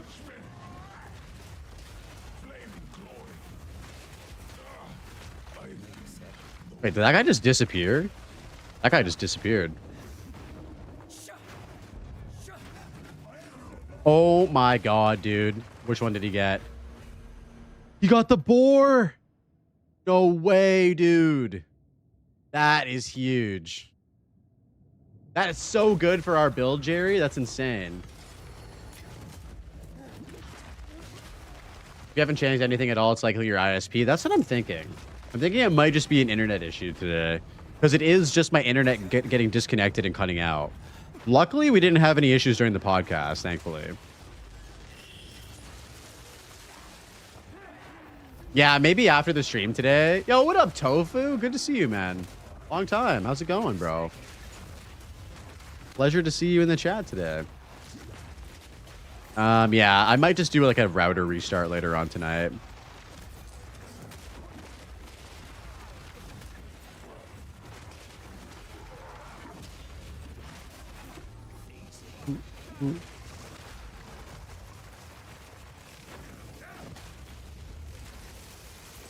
There's always one guy. Well, I don't even need to look at the latency. It's just my internet actually getting disconnected. That's what's causing the stream to go down, for me to get disconnected at the game. Like it's very obvious what's happening. It might just have to be a router restart sort of angle later.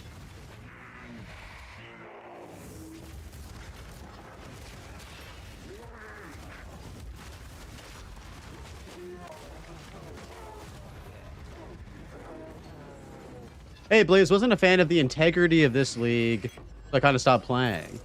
What integrity were you not excited about? I thought you were playing SSF. You were playing SSF, right? Or are you talking about more for, like, for the trade side of things? Oh, because you started playing hardcore trade afterwards, right? After you hit level 100?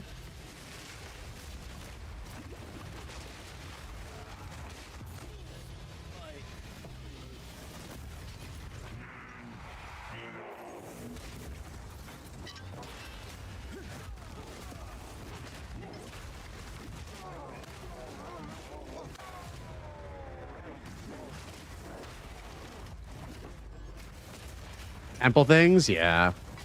Holy shit. Dude, we got to get you in Timmy's league next league, dude. You need to come blast with us in THC. Have you played in Timmy's private league before, Tofu? Did you play last league or no? This item actually, like, good. I already have one of them.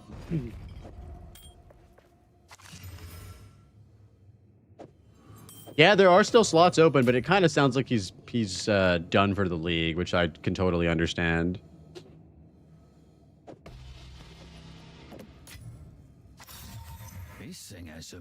This is pretty good. 9 spell damage per 10 spirit. We could probably hold on to that. Yeah, but we got to get you in Timmy's league next league, Tofu, for sure. So there is a way to get double of the same thing on both of your limbs. So best in slot for me would be 2 attack speed rolls and 2 recoup. But we're not going to try and get that yet. Okay, sounds good. Yes, dude. Yeah, it'd be awesome to have you in here. You and all the boys from your community are welcome to join. It's a private hardcore trade league that happens every season or every league. Where'd you see that? Yo, Laces told me this tech, dude. So if you remove the arm that you want, so let's say I have attack speed on right now. I remove attack speed, and then I have 3 flesh surgeons. You can go to each one, and each one rolls and has a permanent roll. And so you can go back to each one, and if 2 of them have attack speed, then you can get double attack speed. By the way, I got the attack speed rune on my weapon. I can confirm it works. Oh, you got the alacrity rune, Jerry? That's huge. Dude, I know. So he was running around with 20% attack speed. No, I think actually Blade told me about this. One of the homies from the community, Blade. Yeah, it's so sick. It's so fucking sick. I had no idea. Yes. You speak. +4. Probably hold on to that. Good luck. Yeah, dude, it actually blew my mind. And then I got it on my other character. Ever seen? First time trying it, dude. I got double attack speed. It wasn't perfect rolls though.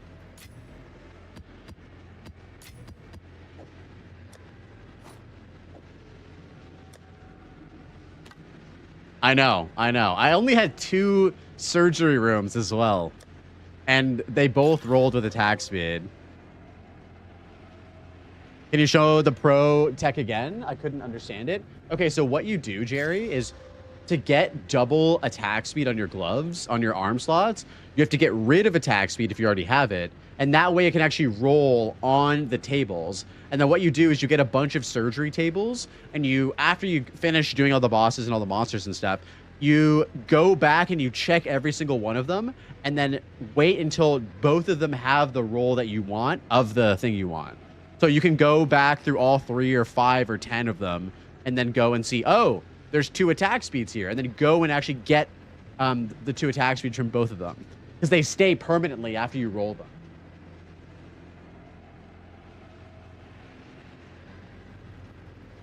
Dude, it's pretty crazy tech. It's pretty crazy tech. Yeah, no problem, Jerry.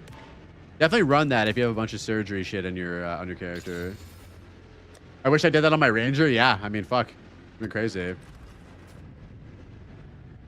All right, boys. Volt 176 in hand. What the hell is a Volt 176? Am I missing something here? Is that booze?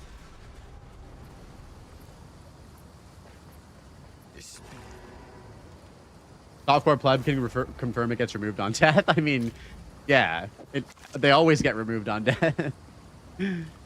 That's all right though. Voltaxic Rift?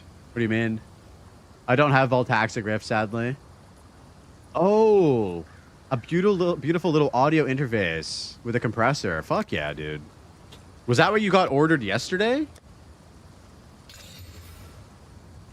Exactly. Just don't die. Exactly. Oh, you thought Bolt was Voltaxic Rift? No. He's an audio head. You ripped to a commander in the temple? Fuck, bro. I'm sorry. That sucks, Reed. You got Arby, though. That's dub. That means you can juice tablets, right? So you're chilling. Keep going. Are you still playing in THC, or are you just on, like, regular league again?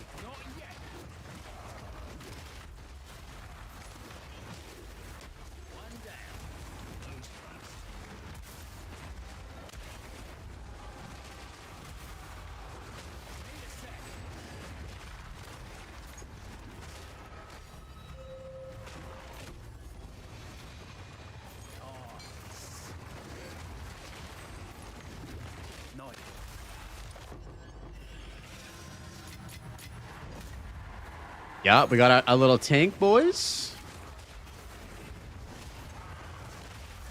5th time. Yeah, that's unlucky. Those commanders can fuck you up, dude. 100%.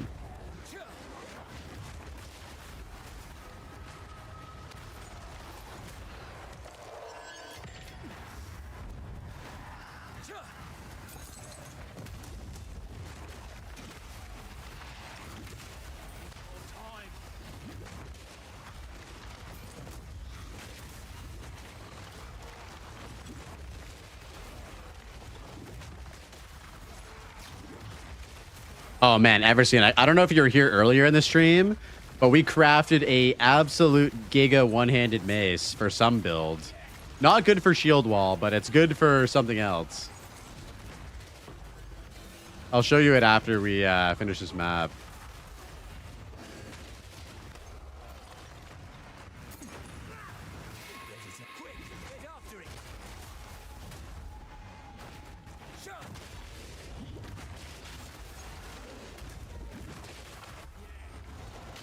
Like a great man once said, don't get hit. That is a great saying from a great man. The man, whatever media himself. Ooh.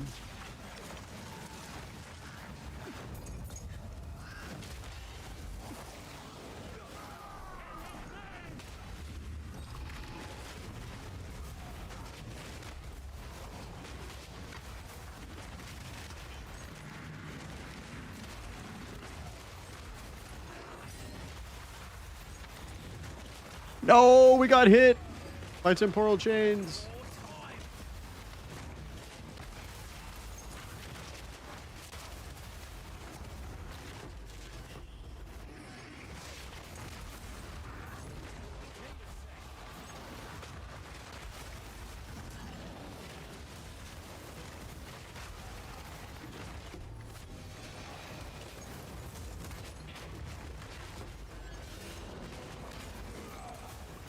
When the HCSSF Spark Mage gets cold, Fizz, and Chaos +4, maybe it's time to re-roll.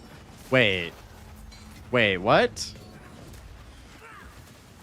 Cold, Fizz, and Chaos on a...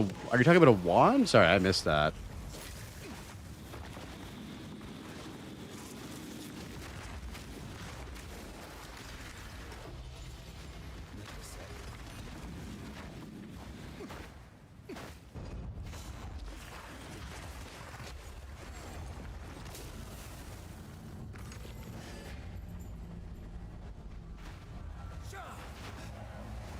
Oh, you're hunting lightning or all spells. Damn. Okay. Hey man, at least you got backup ones if you want to try a different build. You could do plants, you could do chaos dot, you could do some sort of like cold shit. You got options now. As you mentioned, you could definitely re-roll. I have yet to see a +5 though, mace on this character.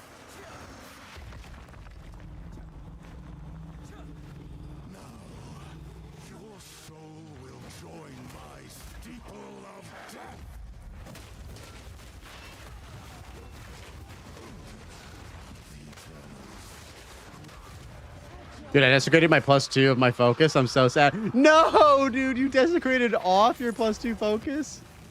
No, dude. Oh, no, Pino. I'm sorry, bro. Oh, fuck. Isn't that like... Oh, not +2 minions is desecrate only. There's a gamble, 1 and 3. Yeah, the house always wins, brother. The house always wins.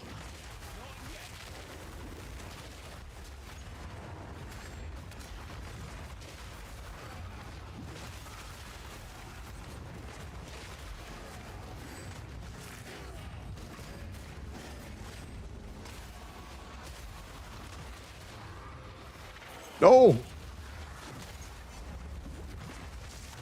Ooh, got an overrun. I can reroll it, I guess. Just needs echoes and lights. Yeah, let me know if you need an echo or a light, dude. I got you. I got you. I have a couple I can spare.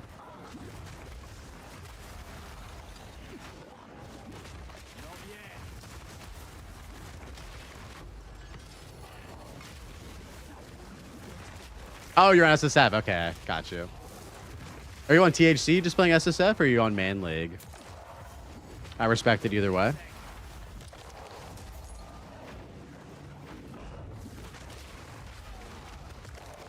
Oh, okay. Yeah, I'm definitely after I finish this character, I'll probably end up going back to Man League. As much as it's been fun to have like streamer privileges playing this league, I do find myself being like, damn, I miss the SSF mindset a little bit.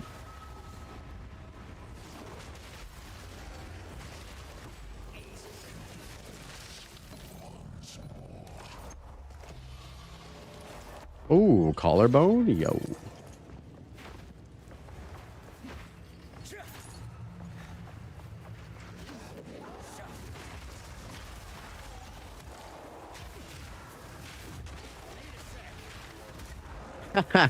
Dude, when Rabbit said softcore trade was like how society evolved, that in the podcast, that shit hit so hard. That was so funny. That was so accurate. Yeah, THC is definitely a little vacation from SSF, 100%. I love that. Exactly, Quack. It's fun for a bit, and then you want to go home, 100%. Like I don't feel like I would have hit this build for a while if it wasn't for all the boys helping me out and getting me hooked up and shit. And it's been so much fun. I love like the communal aspect of THC.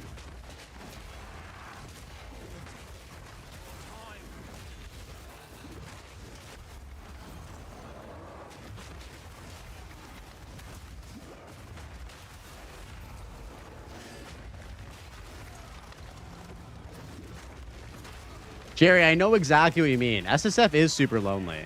That's why, like, I will always do SSF League start and then go to, and then go into Timmy's League after, because it is lonely as fuck playing at HCSSF. Like, yeah, I have you guys to hang out with, and I'm super grateful for that. But like, being able to see Jerry the Bean Man in my hideout, or Everseen, or all of you guys like pulling up, like chilling, helping each other out, it's super fucking sick. Once I hit maps, I'm taking all the handouts. I got you on a crazy shield, dude, if you want one. Level 60. We just crafted it. It's like 1,300 armor, I think.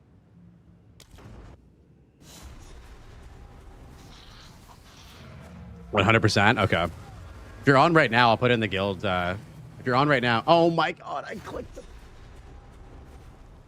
Bruh.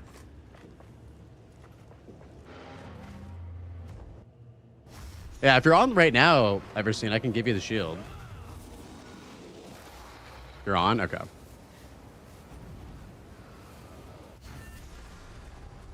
Okay, before I give you the shield, take a look at this.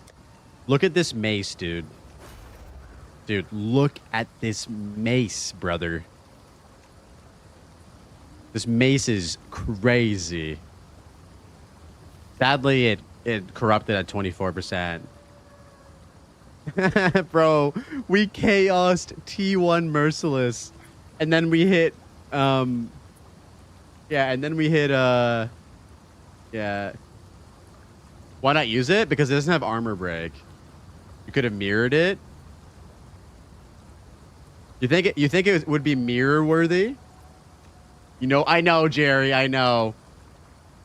And go double one-handers? Bro, that would be crazy. That would be crazy. Yeah, we crafted this right before we did the podcast. It was insane. Oh, yeah, here's the shield I'll give you. Okay. Yep, it's in the stash. 1324 triple T1 with 1 res, and armor applies to elemental damage. It's not bad. Pretty good.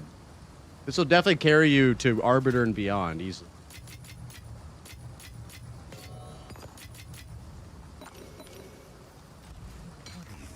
Yeah, of course. I got you. You know this. I have many sons. Let us hope Zest now lies dormant.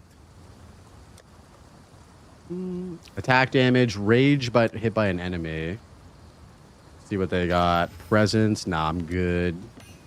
I'm good on that.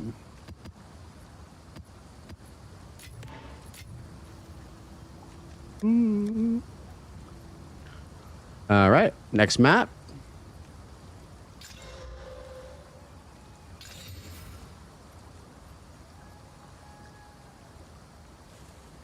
Yeah, bro, it's like, it's Timmy's League. We might as well enjoy Timmy's League for what it offers. And what it offers is helping each other out with items, trading, getting each other geared, trying new builds. Like, that's the way I look at it anyway. If I want to play solo SSF gaming, I'll just do that on solo self-found HC gaming. You know what I mean? I don't know.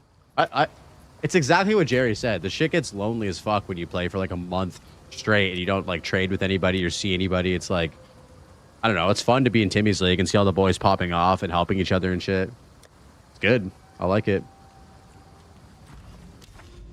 All right, what do we need? We need an Abyss tablet.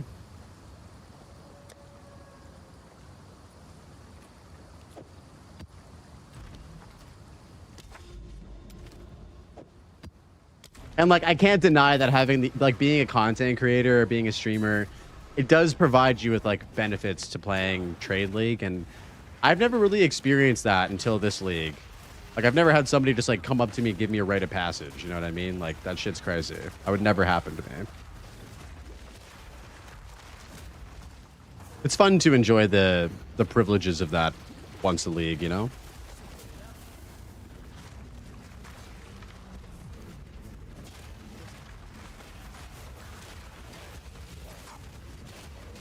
Go from lonely to bonely.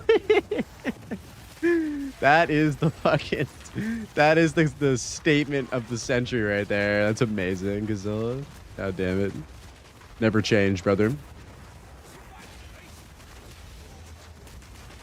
Bonely with the bros.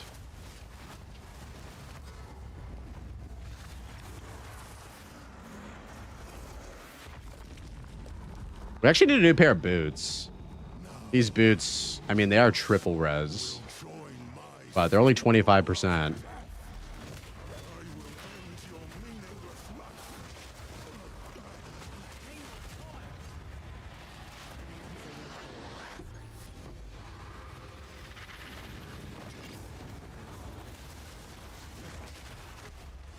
You're having too much fun in main league? Dude, I was having so much fun in main league too. I'll need to change eventually. Nah, no, the girl that you find will appreciate you for who you are, brother. Surely.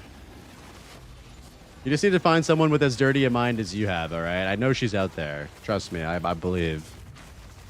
I believe.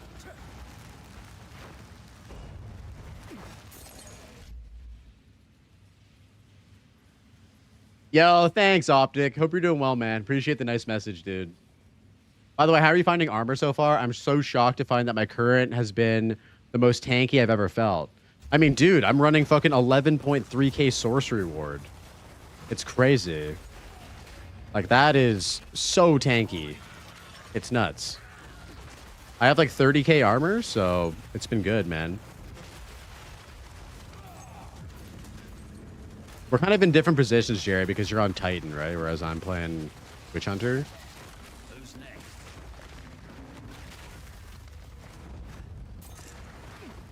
Being filthy rich in HCSSF doesn't happen that often. Yeah, I mean, you play for a long enough period of time and you'll get juice, but the temple just kind of expedites the whole getting rich process, doesn't it?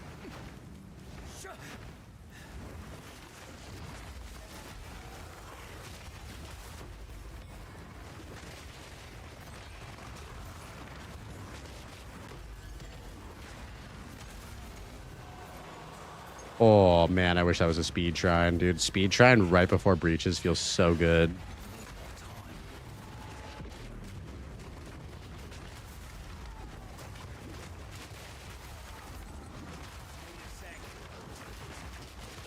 Dude, it's not armor that's bad. It's just life, bro. That's it. Life is just dog shit compared to energy shield. But armor is certainly in a better place than it was in 0.1 and 2. Oh, my God. I mean, I've played life and armor every single patch, and there's no question that right now is the best state that it's been in. Could it be better? Yes. But yeah, I think the life issue is what I'm curious to see what's going to be solved, or how it's going to be solved if it does get solved in 0.5. Yeah, dude. On top of having a shield, fortifying cry with guard, dude. Yeah, it's pretty crazy. Yeah, get 10k ES with armor and you'll like armor, exactly. That is, you know, that is the beauty of sorcery ward.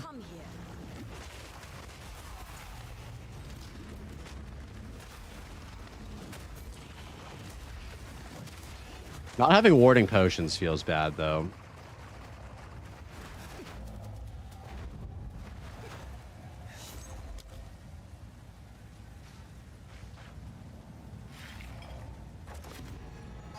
I have 13k because of the shrine, dude. We're shrined up right now.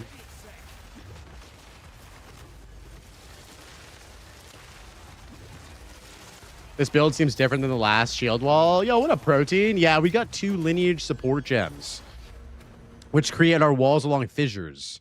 So we got Calm's Madness and On Citadel. And so this is what the end game version of the previous character that I was playing was going to be, but I just wasn't able to get both of them yet. So now that we have both of them, the build is just uber online now. It's nuts.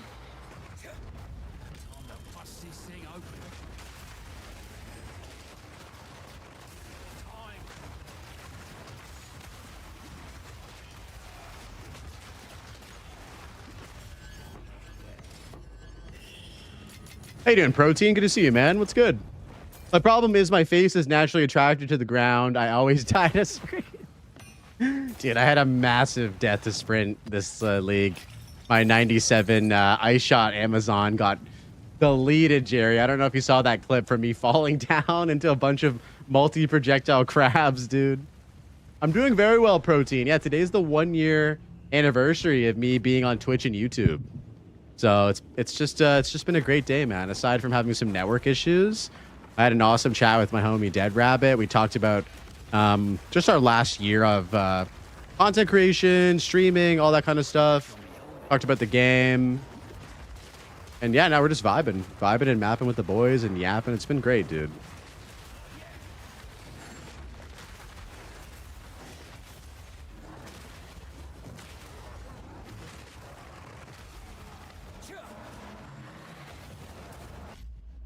Yeah, dude, I've been there. You should be able to evade when tripping over.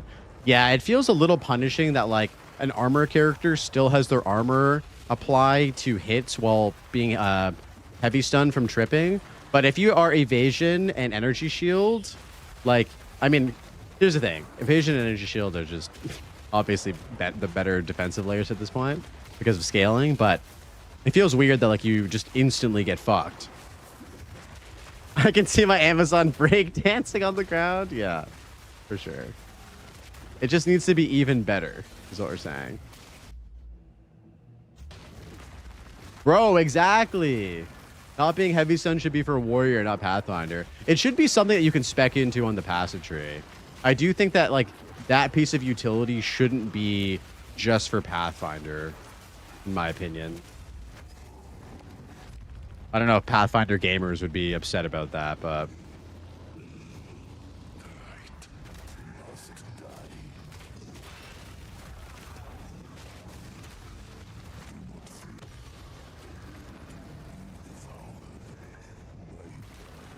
I think every character should have it, or if it builds up like Ray's shield. Yeah, no, I think that that's fair. I don't know. I think that it's such a powerful piece of utility. I wouldn't mind it being on the passive tree. When's the next season for PoE 2? Is it intended to be March? I think we're looking at early April, Protein. So February, March, April. Because it came out, well, it came out in December. So it would be December, January, February, March. So probably end of March, I would say. Because there is a PoE 1 league happening soon. Right? Like next month. I think that giving that to Pathfinder, this patch was GGG testing to see if the game would be breaking, or would it be game breaking or not, to give it to everyone. And I don't think it was a game breaking, just very nice. Yeah, it's just very nice. I don't think it's game breaking at all. I think that it's just it's really, really good. It's really good. PoE 1 is coming out early March. No, so Frisia is a event for PoE 1 Protein, but it's not a new league. It's just a PoE event. Which is happening just for a couple weeks.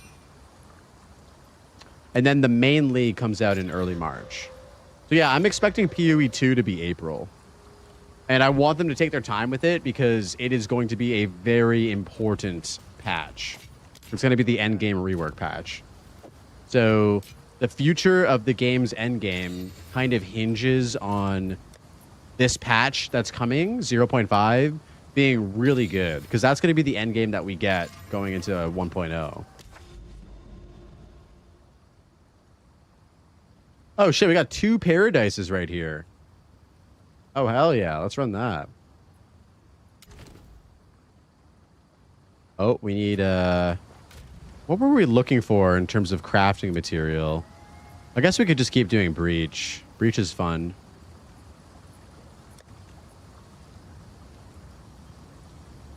Do we have any more breach? Delirium, delirium, delirium. Oh no.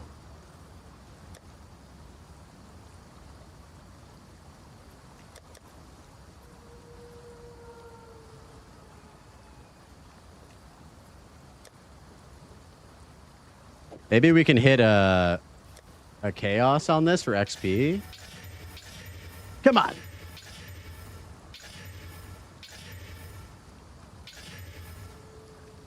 Okay, that one's not happening. That one's cursed. That one's absolutely cursed. What about this one?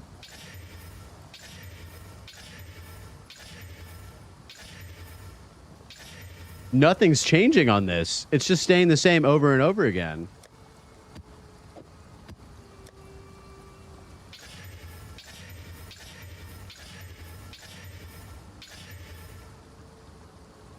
Okay, fuck it. We've wasted all of our chaoses.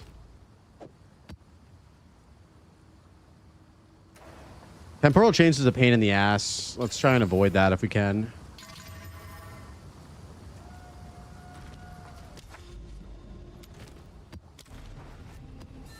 That was weird though, Vicious. That one tablet just didn't change after like 5 chaos. All of them are gone.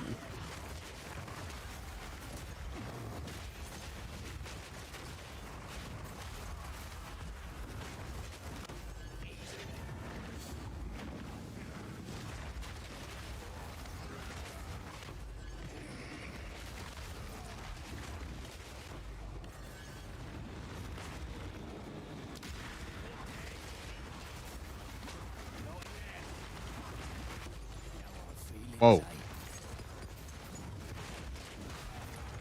Oh, what a classic banger.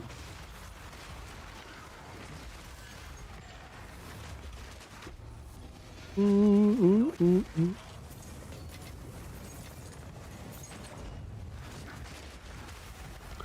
ever seen, how is the plant build coming along? That's what you're working on right now, right? With the, was it a Varashta? Varashta plants? Blasting? That's sick. Nice, dude. Let's go.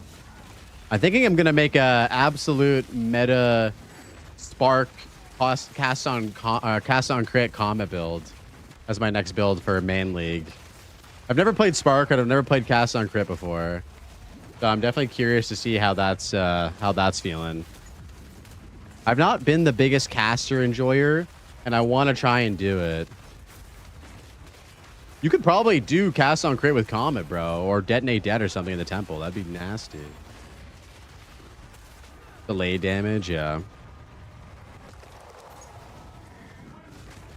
They should 100% nerf cast on crit Comet. I feel like they will.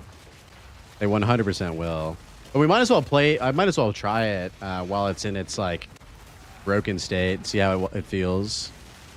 I'm curious.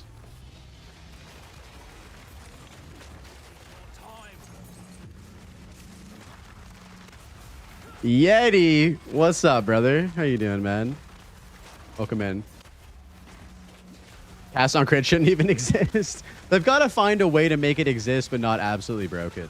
The problem is that crit is the best way to scale damage late game on certain builds, and having that happen intrinsically makes cast on crit just insanely powerful, because crit is the best way to get damage to some degree. Just need to nerf Comet. Yeah, I'm not sure. I haven't tried it, so I can't really speak upon what I would suggest them fixing, whether it be cast on crit or the Comet or both. I don't know what's wrong with me, but it's so hard for me to play meta builds. I gravitate towards the 0.1% usage skills only. Hey, Cypher, there's nothing wrong with that, dude. Playing off meta is super fun, man. I've enjoyed trying some different funky builds as well.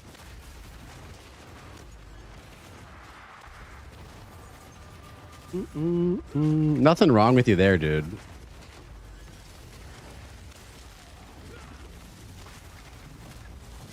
Make Comet a channeling skill. Then no one's gonna use it, dude. You started a warrior minion, dude? Oh my god. Arjack, you crazy, bro. I feel like if you're playing Titan, it kind of works on everything, though, doesn't it? It's like, with the increased passive nodes, like, that kind of just works on, like, any build. Nah, you're good. You're good, Cypher. You all good here, homie. We don't judge. I've played my fair share of meta builds. I've played my fair share of not meta builds. I honestly think, like, speaking from what I talked about with Rabbit, though, like, the most fun I've had playing the game was playing Mace Strike only as a challenge run. That shit was so fucking fun, man. And it wasn't even, like, a build. I guess it is technically a build, but certainly not optimal in any sense of the word. I can try to make Thunder Sunder work because I couldn't figure that shit out. What do you mean Thunder Sunder? Like, oh shit, Limes just died, dude. Limes just died, dude. Level 99 We know how it feels.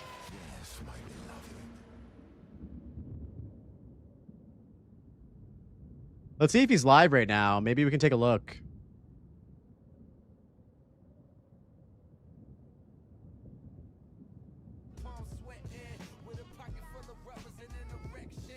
I know. Oh, he is live. He died in the temple.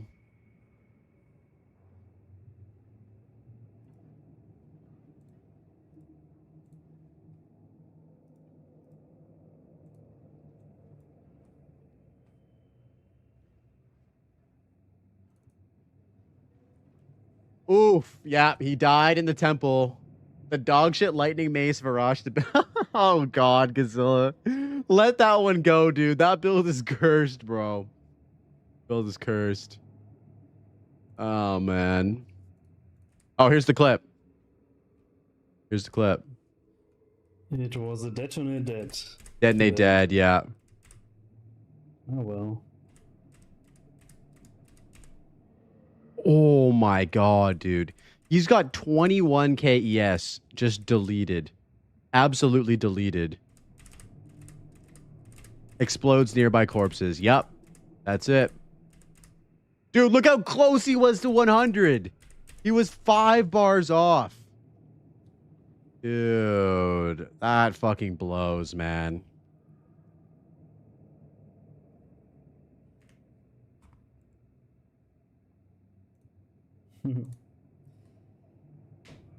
That's the way you're going to go out at high levels, boys. Almost. That's the way you're going to go out at high levels, boys. Is detonate dead in the temple. That is it. That is absolutely it.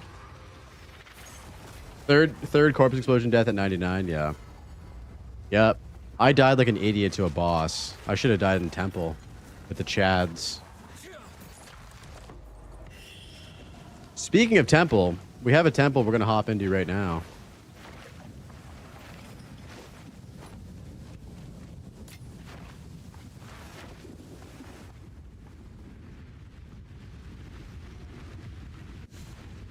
Can't play temple without corpse removal? Yeah, it makes such a big difference.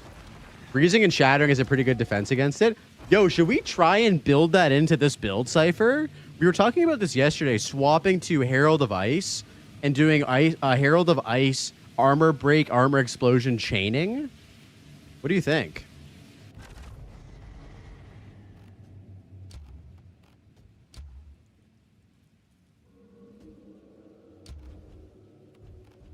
%? Okay.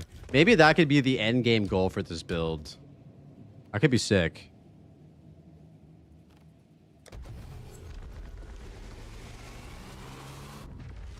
We just have to figure out how to get enough cold damage to make it work. New floor plan, same old ball.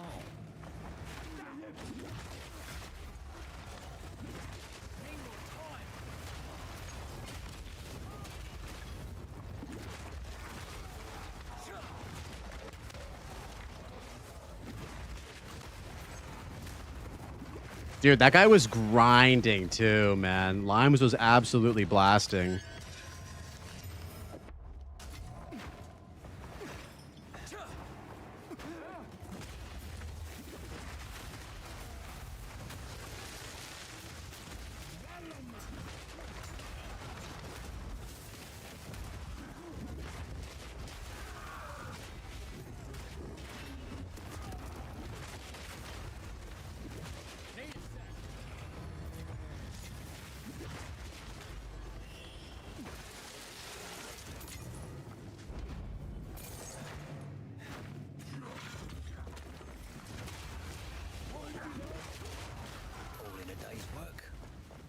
We're going to run Reaper, Invocation, and Profane Ritual. It's going to be safer without sacrificing a bunch for Herald Device. Do you think it's going to be sacrificing a bunch, though? I don't think it's going to be that big of a sacrifice, Jerry, to make it work. I don't know. I honestly don't know. The next mace that we craft, we'll try and do a cold damage mace and see if it works. Maybe we craft one right now. Wait, DH, what? Get a super juice temple. It takes a lot to freeze. What if you use porcelain?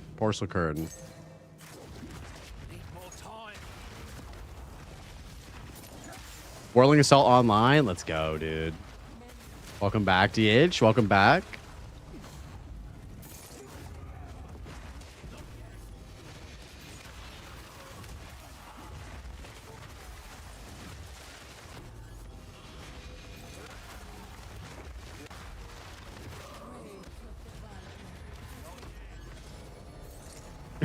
No, you're you're good, dude. I read that message and I knew what you were saying, despite it coming off completely differently than how you typed it. That's funny.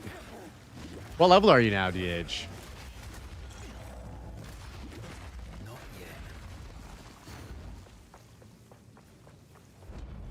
I know, dude. Taking the ring of slot away would suck. No. You're good, DH. You're good. You're not going to get banned, bro. The only way you get banned is by me banning you or one of the mods, and we're not doing that, so you're chilling. Worse things have been said on Twitch. Worse things have been said on Twitch, dude.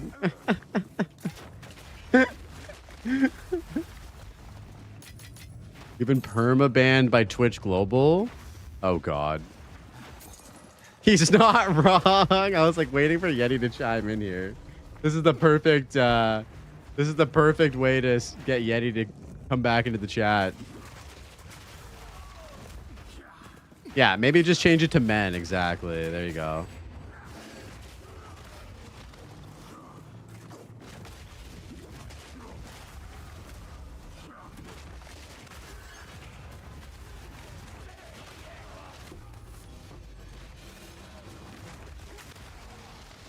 Hey, you put slash ban, it didn't work. Oh no. The game doesn't even let you troll like that. I mean, the Twitch doesn't even let you troll like that. How dare? How dare?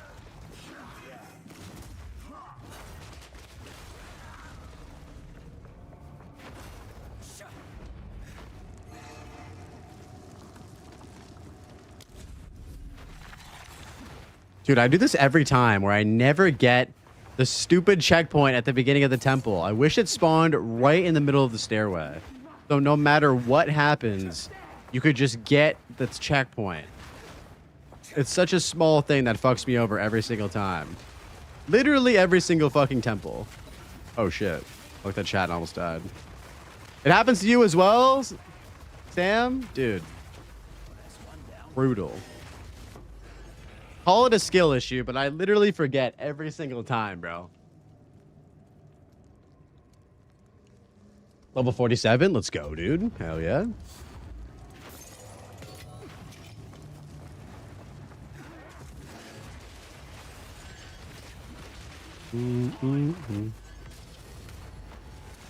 What happened there? I looked at chat while I had a aggravated bleed, I believe, and I almost died. And I was just running while bleeding and getting fucked.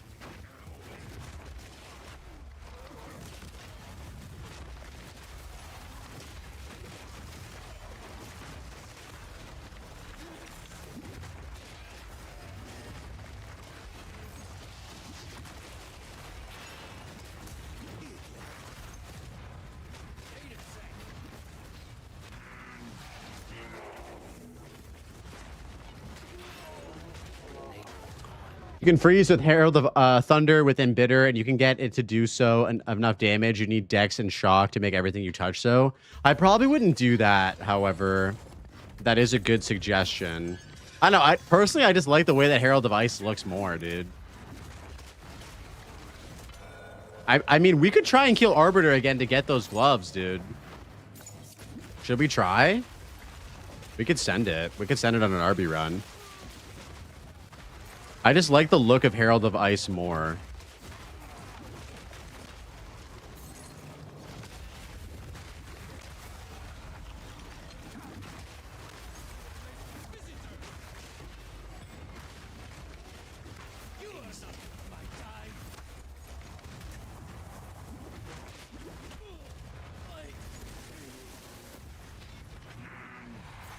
Yes, you can get that. We have a +4 mace that we could craft, Cypher. That could actually work well for this. I think that might give us enough cold damage. Because we do massive amounts of physical damage, right? So it would convert to quite a bit of cold damage. And that might be just enough. That literally might just be just enough.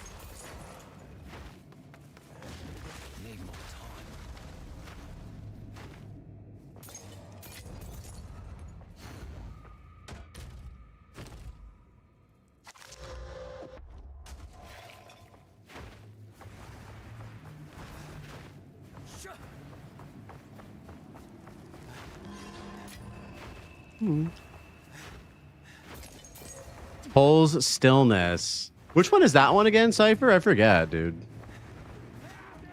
Oh, it's one of the Zesh lineage support gems. Is that it?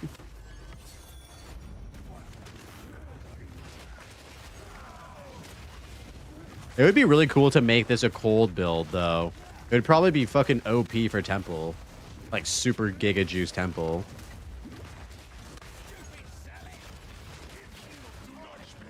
You dropped Esh's Radiance last night?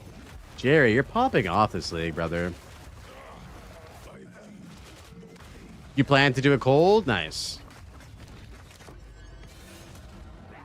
Yeah, cold is seemingly the best for Temple. Oh, for breach farming. Okay.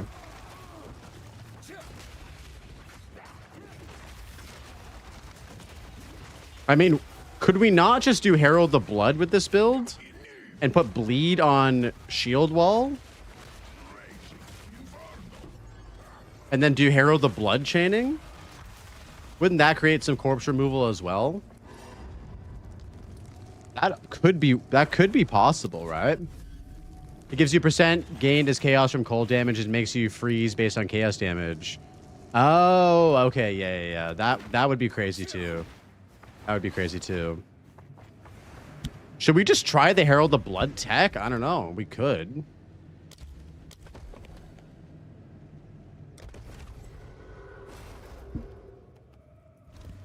You should? Okay, maybe we'll try it out. Have I done this map? We're going to lose damage on shield wall, though. We're going to have to get rid of heavy swing or heft. Which sucks. Yo, Jonah, what's up, brother? Welcome in, welcome in. How you doing?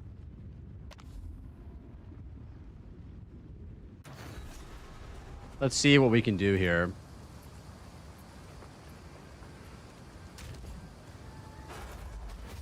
What if we get bleed from the passive tree? Do we have any bleed nodes?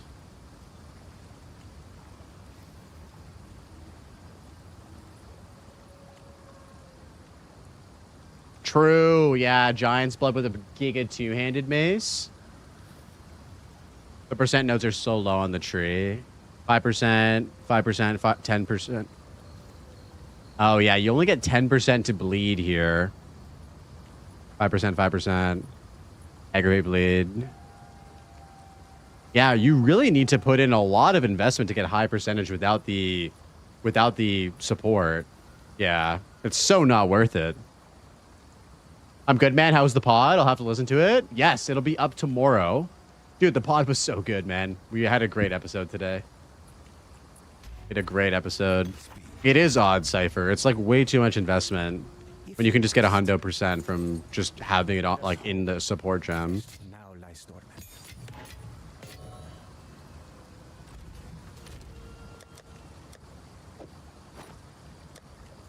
Chance time. Dang it.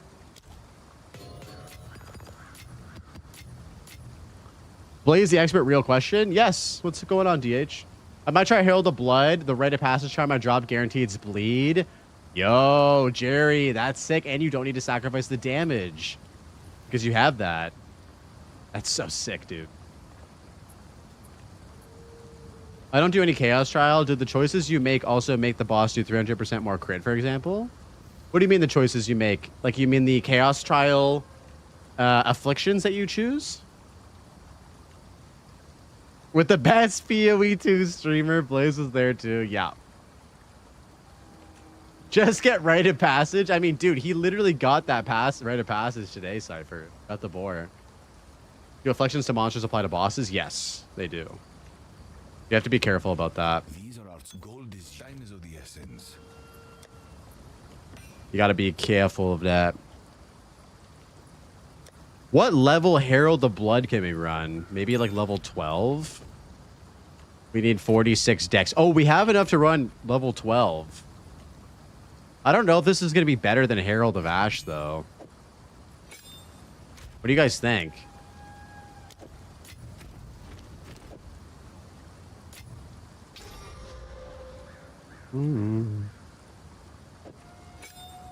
What should we put on this? What are the best things to do? Bleed 3, of course. What else? We got 2 bleed 3s.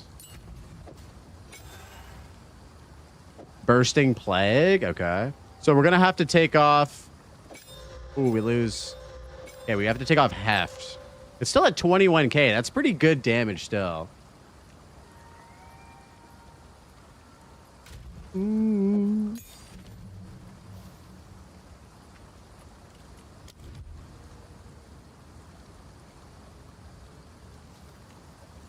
Wait. Bursting Plague on Herald of the Blood, but we're not doing any poison. Would we have to do poison 3 as well? Poison 3 as well. Okay, I got it.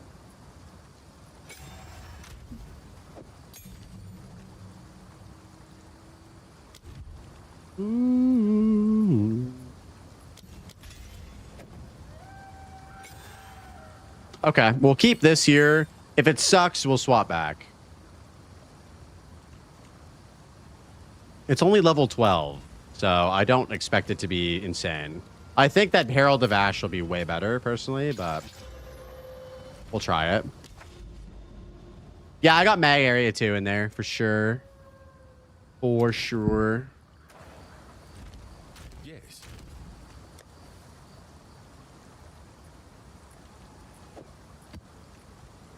You missed my what can I do with endurance charges? Oh, did you ask that? Sorry, DH. I missed your message there, bud. What can you do with endurance charges? Endurance charges right now in PoE 2 are very much like generator spender stuff. So endurance charges will enhance like specific abilities or bypass cooldowns. Like with Fortify and Cry, for example, if I have endurance charges, it bypasses the cooldown of that. I mean, we could do Herald the Plague. We have a slot. Oh, we don't have Spirit, dude. We don't have Spirit for that, sadly. I'm making a shit ton with Whirling Assault. Then you should try and figure out if there's an ability that you can use to put into your build, DH, that allows you to spend those endurance charges. Because right now, in the game, there's not really there's no benefit of having them on your body. And it just looks cool is all. Dude, Temporal Chains is just on every map, bros.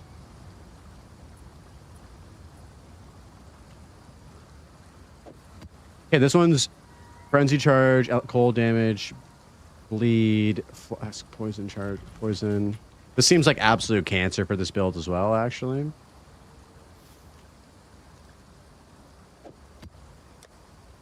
Okay, what about this? Minus max resistances, holy...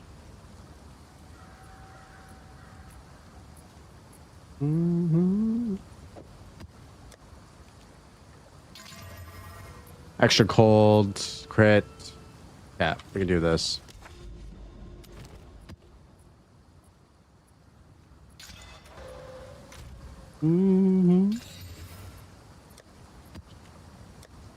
Let's put in this.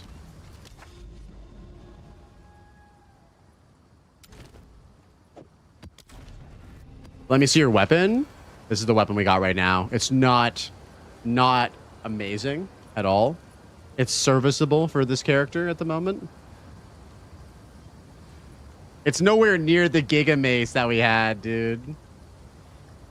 What essence is it missing?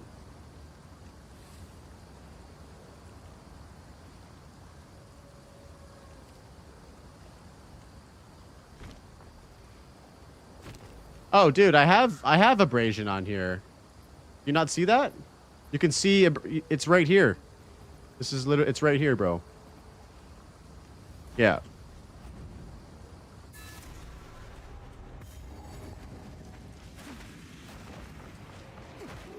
Ah, you're chilling. Oh, blood explosions are happening.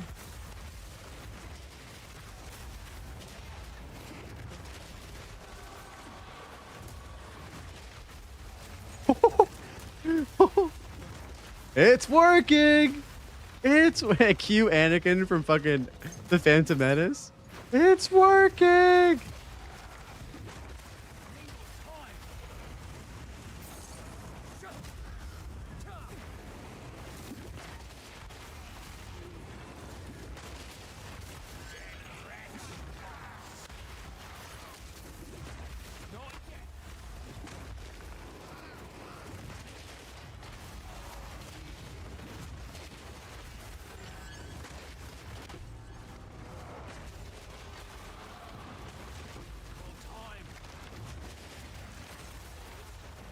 On, come out.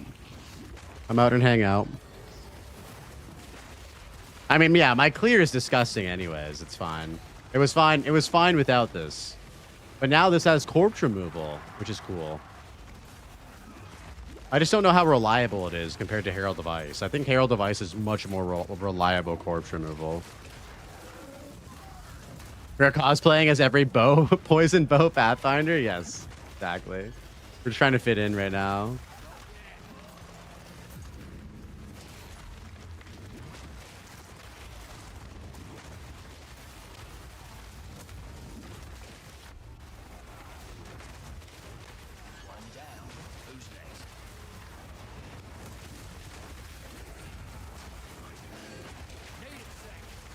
It's working!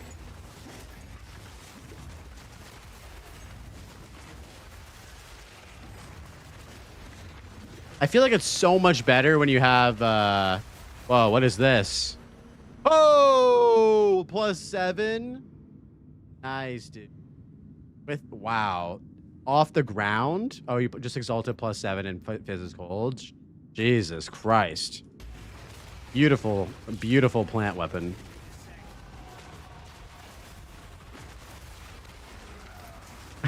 Go take a walk out. This guy needs to calm down, boys. Was it greater exalt or just regular exalt? That's fucking crazy, dude. Regardless.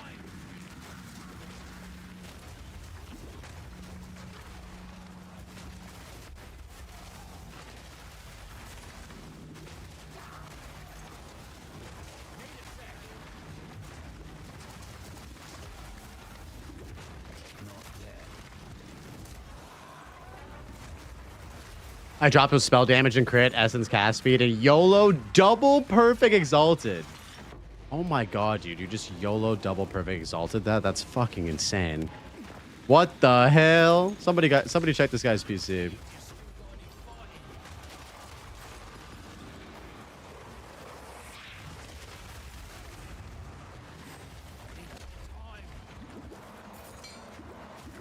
Oh my god, dude.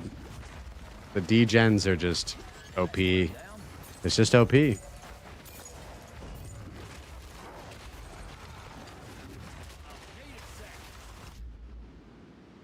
Blaze, did you see that Concerned Ape said 2 new marriage candidates in Stardew? Wait, in 1.7? No way, Jonah. That's so sick. So we're getting 2 new NPCs. Yo, Porky, how's it going, man? Welcome in, dude. How's your Wednesday going, bro? 2 new marriage candidates. Yo, Jonah, real talk. Who do you always go for in Stardew? Who's your Stardew bae?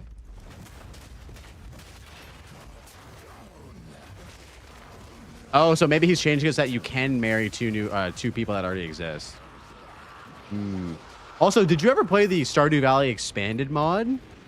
That's a good ass mod, dude. There's a lot of new NPCs. Oh shit, you're gonna do the swap to shield wall? Let's go, dude.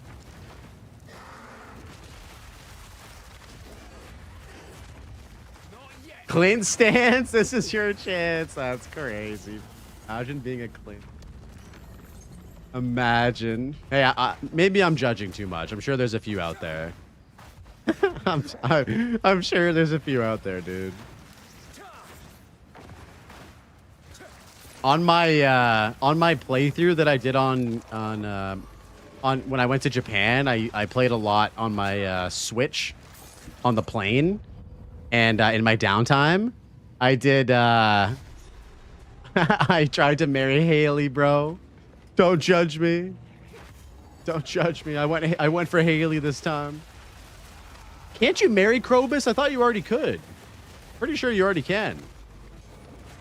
For you, you always go for Sam or Sebastian. Oh, dude, Sebastian is that's my lady's crush, dude. That's Brittany's crush. She always goes for Sebastian. I was an Abigail enjoyer on my first playthrough. Abigail's based. Abigail is absolutely based. I went for Haley because I think there's something about her being so rude and bitchy that made me just want to like buy her love with diamonds. You know what I mean? The Seb dating events are cool. You get to play video games together. Dude, that's the same thing with Abigail too. You end up like playing games together and shit in her room, and you actually play like the what's that Western game called in Stardew? Where you have to like fight off all those like waves of enemies. You get to play that. But dude, I'm not gonna lie, bro. I lightweight judge Abigail for eating rocks. Yeah. She does eat rocks, bro. What up, Fearless? Welcome back, bro. How you doing? What's going on, brother? Low key though, Jono, I just want the dude to fucking keep working on I want the dude to keep working on Haunted Chocolatier. Like, please. Please and thank you.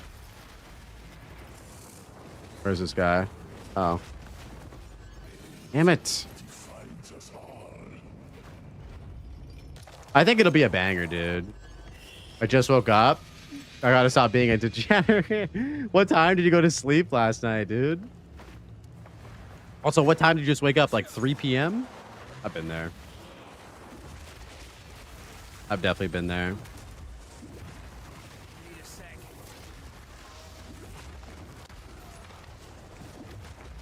Oh, you woke up at 9 p.m.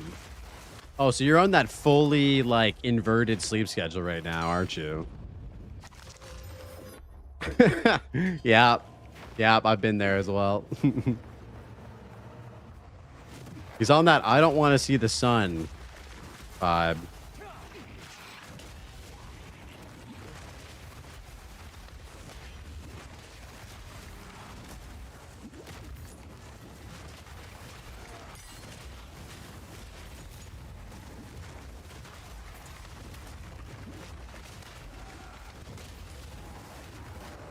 You just did your third trial at level 55? What the?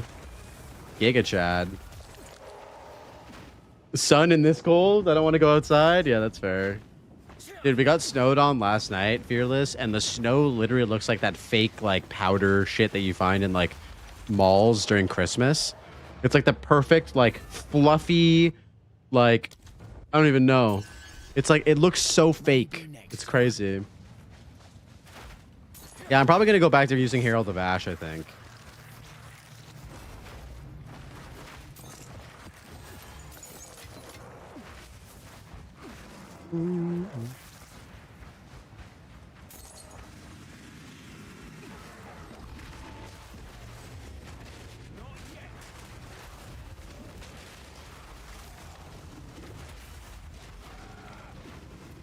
As much as this is fun, I just think that Herald of Ash is a little better. The only thing that this is better for is the corpse removal, which is very good in Temple, but for mapping, it's whatever.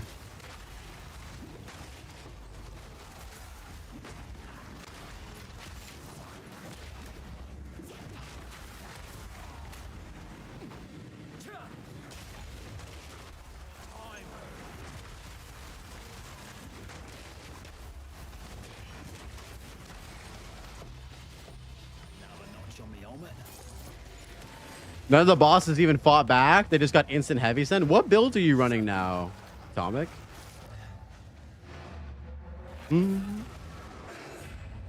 Earlier you were in your German friend stream, yeah. Oh, you're doing shield wall? Let's go. Huge.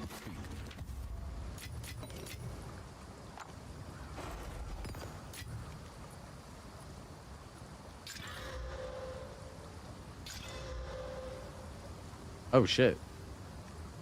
Oh, it's level 61 base. God damn it. God damn it, Bobby.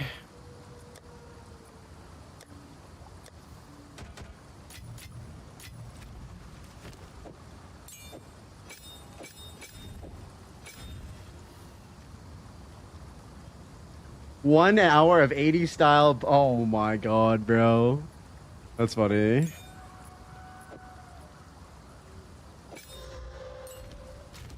Were you just jamming out? Yo, Doc. What up? What up, brother? How you doing, man? Welcome in, dude. Happy Wednesday. How are you doing, homie?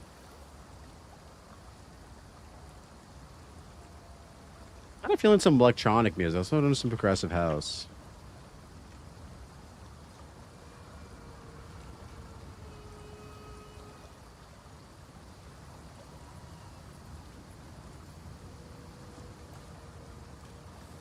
Doing good, doing good. Excellent. Wow, Atomic. That's crazy. He didn't even recognize it. What are you up to today, Doc? What do you need? You got some for the queue? Fire it in there, bud. Let's get it going.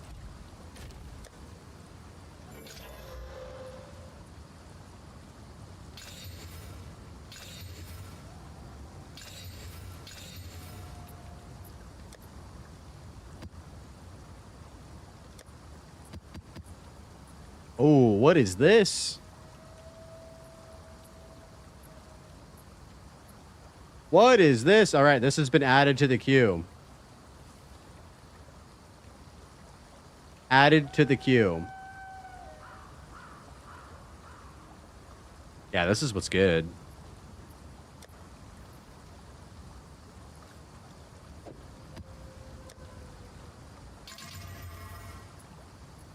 You're planning a trip out to Olympic National Park.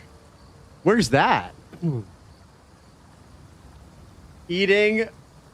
Went to the gym, watching my favorite streamer. Aw, bro, who are you watching? Couldn't be me. Titan Shield Wall has way less defenses, but it hits like a truck. It does hit like a truck. I think it is pretty tanky, though. Jerry's running that right now on his character, and he's popping off. All right, we're going to do one more map, and then I'm going to take a washroom and drink break. I guess we could do some Paradise. Olympic National Park is the only rainforest in the U.S. Oh, shit. I didn't know that. Yeah, the big physical hits are the ones that are going to get you.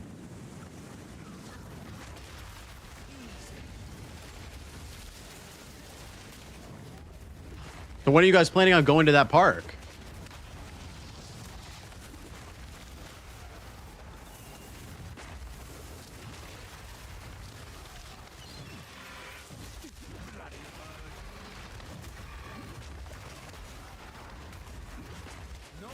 Oh, this Friday. Beautiful. Beautiful. Are you guys going to do some camping while you're there? Is that the vibe?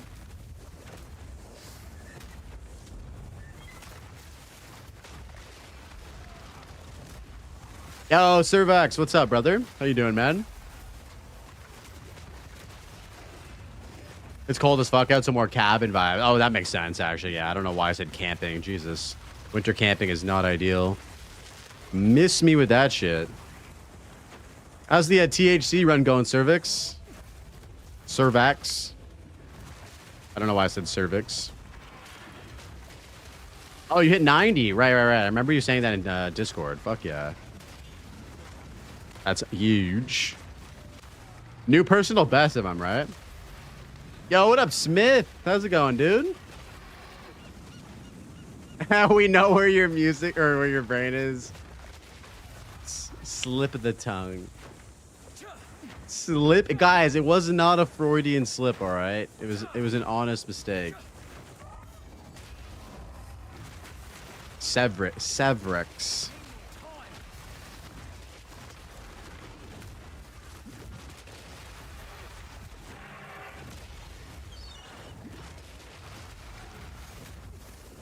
First time getting endgame on hardcore. Dude, amazing. Yes. Yes, Arjack. It just slipped, bro. Up and down a couple times. Wait, what? Wait, what?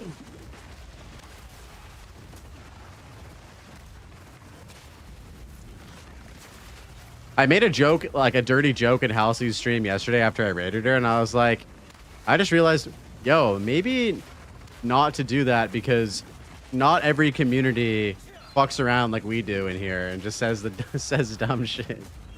That's pretty funny though.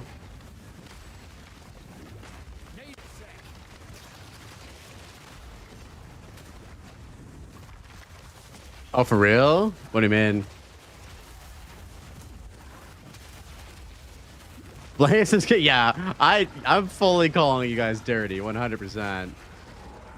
Oh god, what did you say? So she said, like, she was laying out her plans on her stream. She was like, I'm gonna do Maven influenced maps on my Atlas until I can fight Elder. And I just said like, oh, so you're gonna like, I said like, she, I don't know what I said. I think I said she Mavened on my Atlas until I Eldered or something like that. Something really fucking stupid. And then I realized after, I was like, that is not the vibe that's going on in there. Who's your dirtiest chatter? I mean, you and Yeti kind of have to battle it out. I think you guys are both up there. It wasn't even that bad. It wasn't like I said some fucking unhinged shit, dude. I was being silly and stupid. Yo, Pavington, what's up, brother? How you doing, man?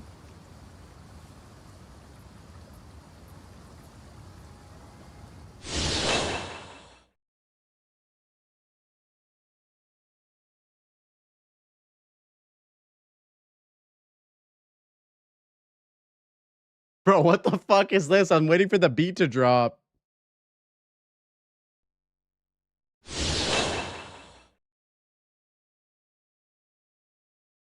Wait for it. He didn't even say it.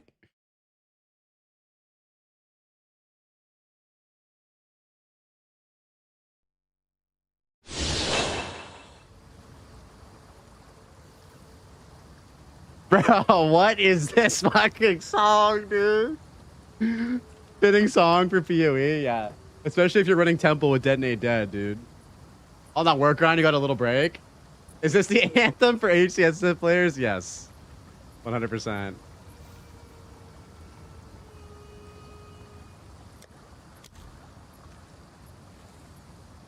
Yeah, okay. Okay, Gazilla? I'm questioning everything now.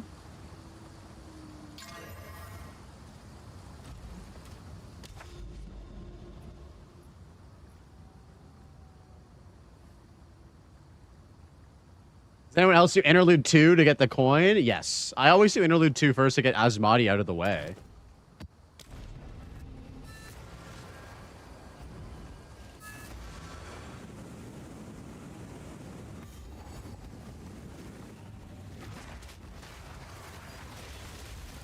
Alright, bro. I gotta change this. I can't. Sorry. Oh my god. Daft Punk. Yes. Thank you. Thank you. God damn it. Sorry, bro. I tried to do the whole thing. I couldn't.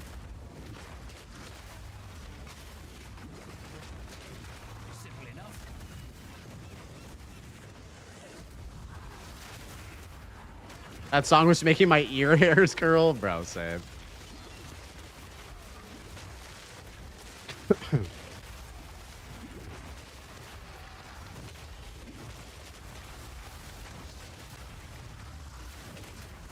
That was one of the songs of all time. Absolutely.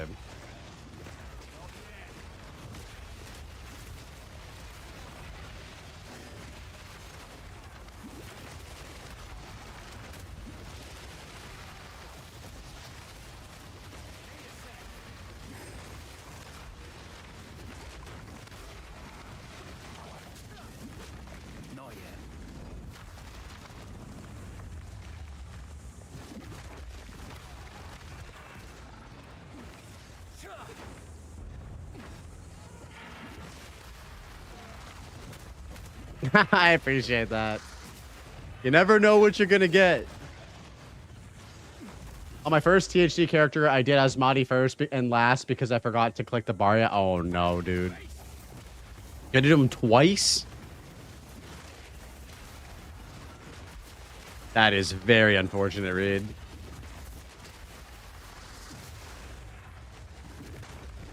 I hate little shit like that, though.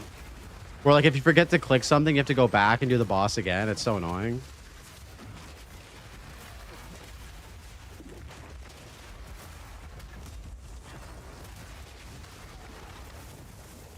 Snake boss all the time, yeah.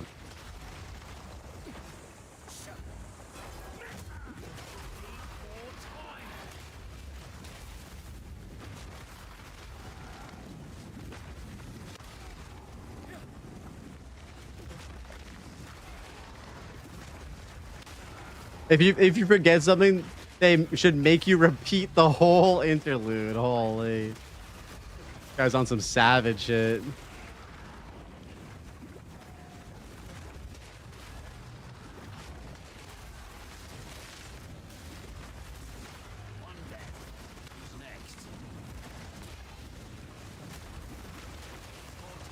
Back to the beach. That's like ultra hardcore. If you miss one piece of dialogue in the campaign, you immediately just die and have to restart. If you miss that, you should just, your character should just spontaneously combust. Yeah. That is, that missed me with that one. If that's what Ruthless looks like in this game, I'm not down with that. Absolutely not down with that. Go on. Ooh. All right. Yeah, so I said one more map and we're gonna take a break. And then after this, maybe we'll do some pinnacle bosses. Let's see what we got. We have, maybe we could do a couple Kulamacs. We have 3 Kulamak invitations.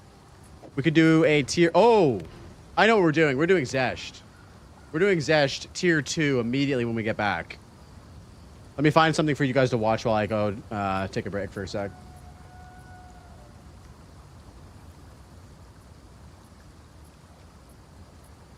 Name your character Ruth. Oh yeah. Oh shit, we got the second podcast on. Okay, let me tune you guys into that real quick on YouTube here. Currency, like so, all right, be right back. Love you guys. If you're one of those people that loves temple and wants to sell them, and then as someone who doesn't know how to build temples but knows how to maintain one, that lets me get into the environment easier. Like Miso was just saying with the blueprints. So like, I could see it. I don't hate it, but I also hate it. What'd you say, Rabbit? Our bodies are a temple. What if my body is the temple? I'm not selling that. Yeah. It doesn't matter anyway. Everyone's going to be in Delve next patch, so. Are we there? Food for thought. Food for thought. It's a good discussion. If I was more prepared for it, I might have had like ideas, but that's a good discussion for sure. That's cool. I could see it working. Comment what you guys think in the YouTube comments or whatever. Do you guys think that there should be I love the tough shit argument though. Like if you're on the tough shit side, then I see it. I'm partially on it too. Like I think I doesn't even want his. I'm 50-50. Rabbit doesn't even want his own house built by somebody. He wants to go build his own house himself. His apartment right now, he built that apartment. He didn't have somebody else build it for him. It depends on if GGG wants them to be, if GGG plans on Temple to be like, because like with Delve is purely like a side content. It's like almost like designed, like I think you've called it an alternative to Endgame. Mm-hmm. I don't know if Temple is designed to be an alternative to Endgame in GGG's head. So I guess that's just like where the deciding factor is. Do they want someone living in Temple or not? Let's move on. Okay. Let's talk about druid archetypes. I've been playing a lot of the druids. I know you both play druids, and druid is really cool in the sense that there are a lot of different builds out there for druid. Not the class, by the way. right? Not the class. Sorry, druid. excuse me. Primal skills. Excuse me. Yes. Primal skills. The druid skills. So anything from the primal tab and shapeshifts. I think they are a grand slam in the fact that there's a lot of different types of ways you can play those builds. And they're all pretty damn good. Like, I don't know if there's a single druid skill out there that is a complete flop. I could be wrong there. But the problem I'm running into is a lot of the druid skills are very combo oriented and forced. We've talked about plants with racks, how you're pretty much going the same route with plants and you're forced to get wild surge incantations. And all of these shapeshifts builds I've been doing, they're pretty much the same. In terms of the combos you're using in them, all the wolf builds are pretty much the same for the summon versions or for the attack base versions. All of the oil barrage builds, all the Ren builds, all the dragon breath builds, they're pretty much the same because the GGG has designed them to be used together in certain ways and to function, I guess, in certain ways. And I have found that to be very almost boring, especially with the wolf skills. When I dove into a wolf build, I was very shocked at, like, you're just like, there's all the wolf builds look exactly the same, and it makes sense why, because the skills are kind of forced to be pushed together in these little ways. Have you guys felt that? Because to me, like, when I look at the druid skills, it's like, I don't see this getting solved until GGG adds another 30 druid skills, or primal skills, excuse me. Like, we just need a lot more. Because right now it's just like, well, if you're going to be playing, Rampage, you're going to be playing, Rampage the way everyone else plays it. Except you might be swapping the ascendancy it's on, right? Mm-hmm. Yeah. I mean, I completely agree with that. But I think it's like you said, it will be like that until they add more skills. Because at the end of the day, the primal skills and the druid kind of like play style, it's really 4 classes in one. You have, like, bear is a different class compared to wolf, which is a different class compared to wyvern, which is a different class compared to plant druid. But the thing is, if you look at the skill, the uncut skill gem menu, it's basically the same amount of skills as any other class archetype, right? So essentially, you're fitting in 4 classes into a subset of skills that is the same as the size of any other any other playstyle archetype, and that's the end of the, like, at the end of the day, what am I saying? why it feels like every single class is the same, because there's only so What many are these bear boys skills. talking There's about only here? So many wolf skills. There's only so many wyvern skills. Now they are kind of somewhat meant to interchange with another, but for the most part, you're going to play. If you're playing a wolf build, you're mostly playing wolf skills. If you're playing a bear skill, mostly bear skills, etc., etc. And that, at the end of the day. We're talking about furries. Wait a minute. Rabbit's there to balance out the macho ratio? Dude, my game capture doesn't work now. What the hell? Hold on one sec. The bottom guy is grumpy. The German guy oh my god. He flashes pee-pee. Wait, what? Can we go back? Do you guys just want to watch the the bot?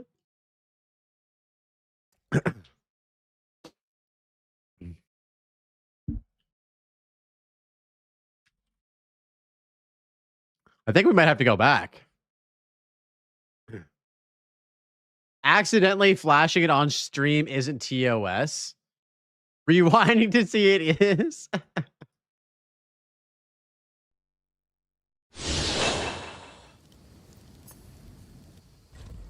Yeah, no, guys. It was just an accidental click. That's it. Not gonna lie, I could not listen to Cal talk more. Luckily, I was gone for only 5 minutes, okay? Eddie, I got you. We're back. We're back, brother. Don't worry. All right, Realm Gate. We're doing Tier 2 Zeshi. Big Daddy Zeshi. I think we'll probably take out the Giga shit for Brutality and Impale. Where's my Impale? There it is. Yeah, Rabbit is my fucking dog, bro. Why do we get to see Booba in the campaign but no PP? I don't know. That's a good question. I'll ask Jonathan that when he comes on the podcast. You have my word.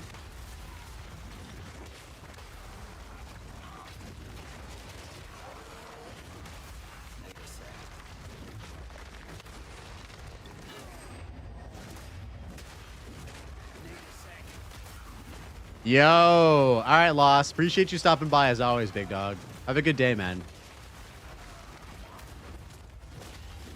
We have a lot of butt in this game. We have a lot of butt. Nothing wrong with that. We got Druid butt and a Zeri butt.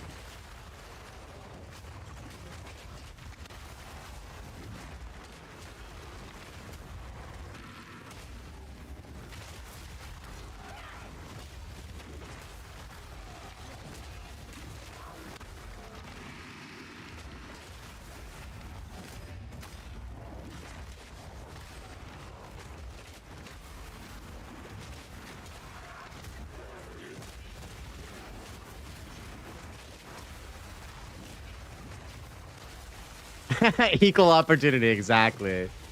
Exactly, dude. We got Druid butt, we got Zeri butt. We did get Queen of Filth Booba, and we got Booba in the Act 4 boss as well. For the, I'm not counting or anything, but you know, there was that too.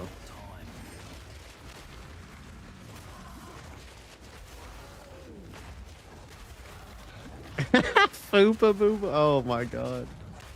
Yeah. Dude, remember the first time you saw her do that shit where she like grabs it and like drinks her own, like that shit was crazy, bro. When I saw that in the game, I was like, ain't no way they put that shit in the fucking game. That shit's crazy. Dead Rising 3. Oh my god, I forgot about that game. Okay, let's swap out. Swap out that. Yo, we're at 50k tooltip on Shield Wall. Someone had to draw that and animate it? Yeah. The first thing I said when I saw that was, who the fuck thought of this and how much did their therapy cost? Yeah. That shit's crazy, bro.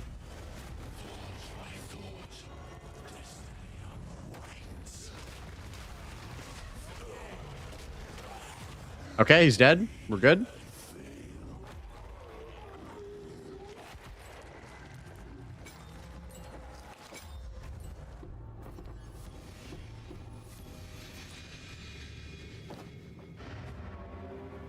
Super bad like issues? Yeah. Super bad scene is so good.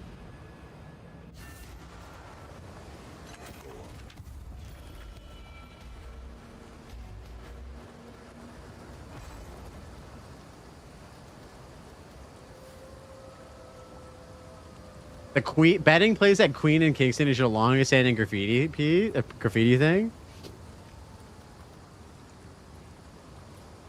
Oh, classic. It just stayed. I guess we take the breach splinters, right?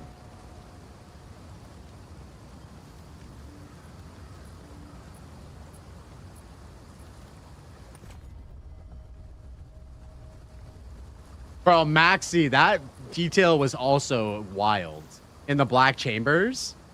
When I went to the Black Chambers for the first time, I was like, dude, at Act 3, like, it gets fucking gnarly, right? That's funny, Atomic. I love that. I serve. Fine, fine. Any good breach rings? Oh, look at this. That one's not bad. Double res, single piece of flat damage. We can craft on that.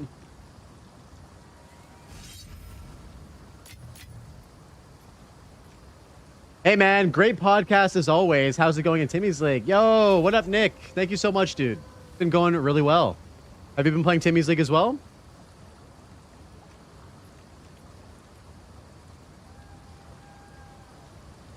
I didn't know you got down like that, Atomic. That's cool.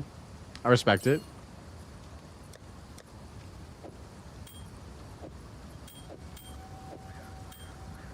Yeah, what if we just slam what if we just slam a collarbone on this?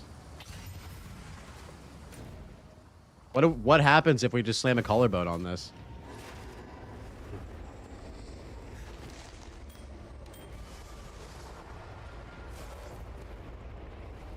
That's bad. We should have echoed that. What am I doing?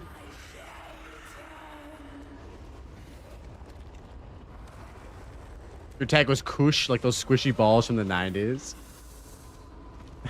I would definitely think it was weed related too. This one's actually good though. We'll hold on to that.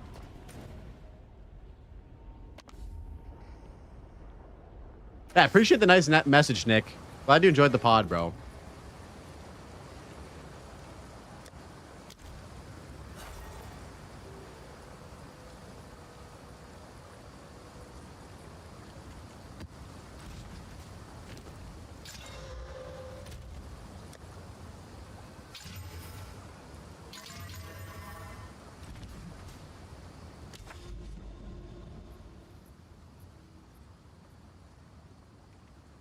Oh, and we got an overrun map.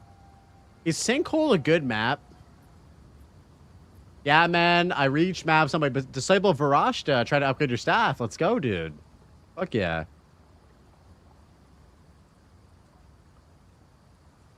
Let me take a look at this.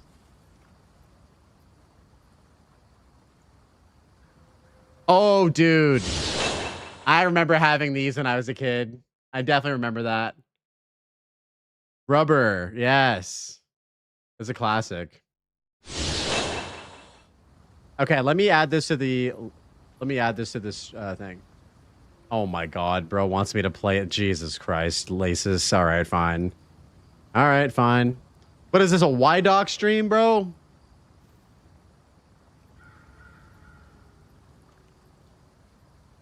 Oh, and now I have to restart my game. Alright, hold on.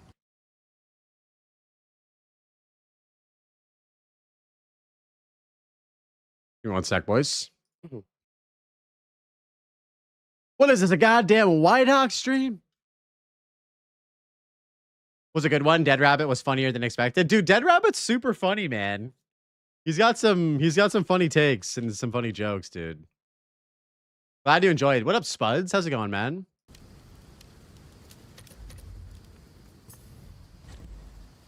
Good to see you as always.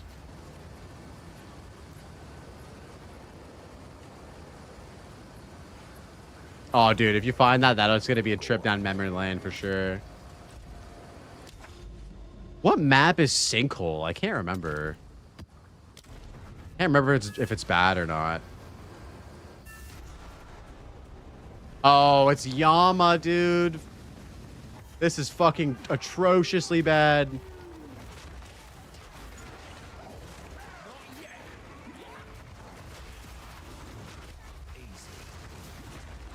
This is horrible.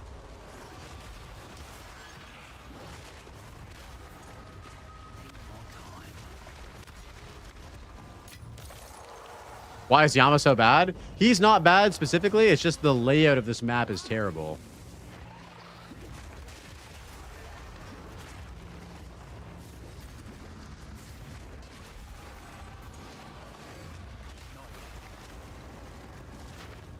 This is why I forget about this map, because I never do it.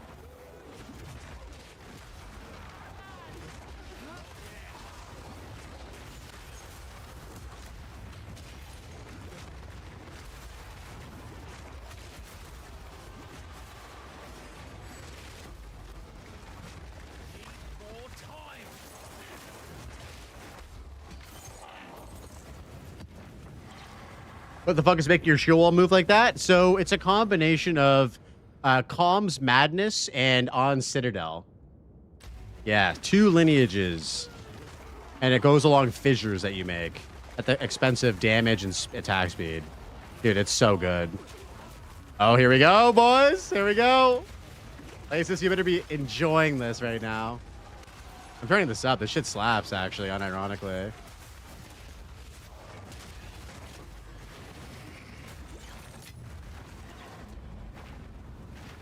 Yes.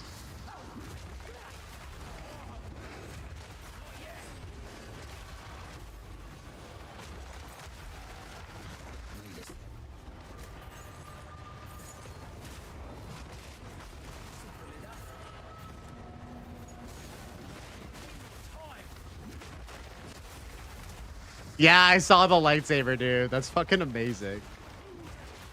They did that just for any Star Wars related music, I'm guessing. Oh, yeah, we're gonna let this run for sure. Disco Star Wars? Yep.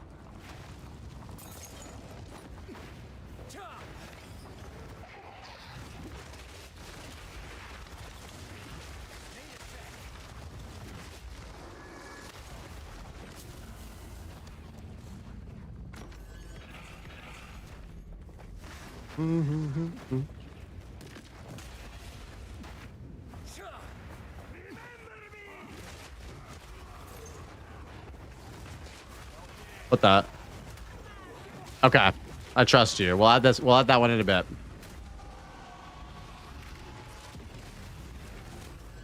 You have a good track record so far, Casilla, despite the last song.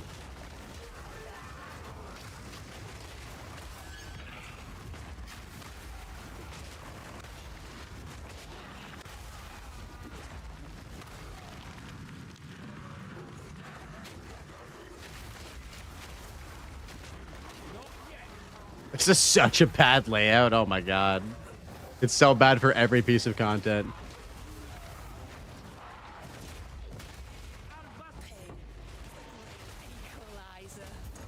Oh, and we got a Rogue Exile, which is not influence. Unfortunate.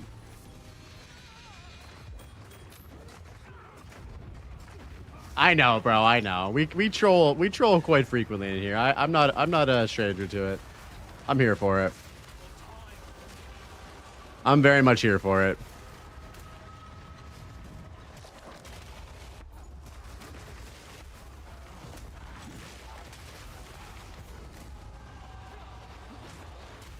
You never ran into any Rogue Exiles until Timmy's like, really?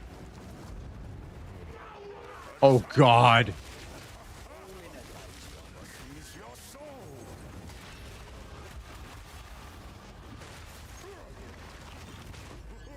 Okay, he's dead. We're good.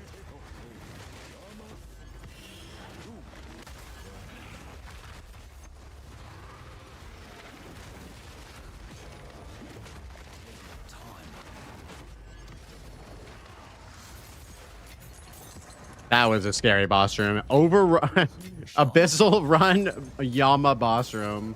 Things you hate to see. Yeah, we're not even going to do the rest of this.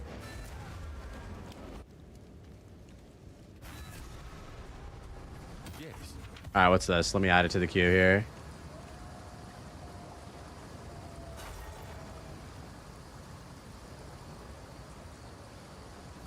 Of course. I serve. Valgold is worth more than this. Go then.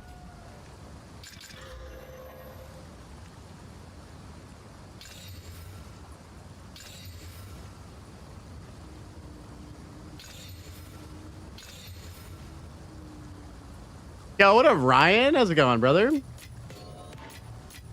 What's good, homie?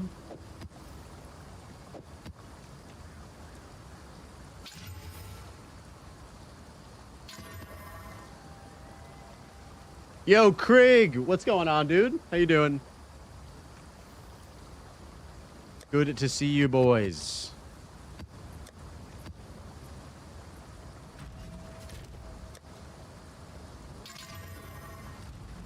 Wait, is this pen? Oh, it has pen. No. Any update on your build since last night? Not really. The build is just cooking right now, Craig. Nothing to report in terms of changes. Yeah, we are just vibing now. I don't think the build is going to see too many changes.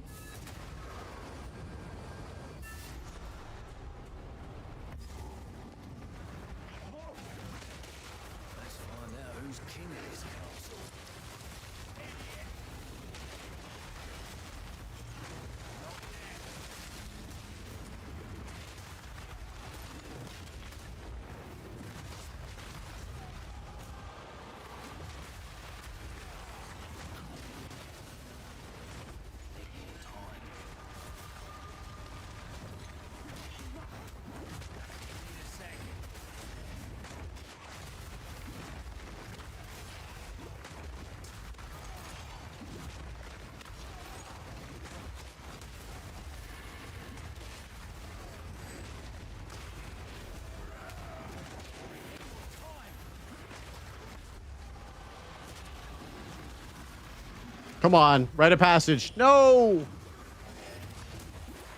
Ah, what a sweet message, dude. I'm pinning that. So cute. So freaking cute. Thank you, Chair. How you doing, bud?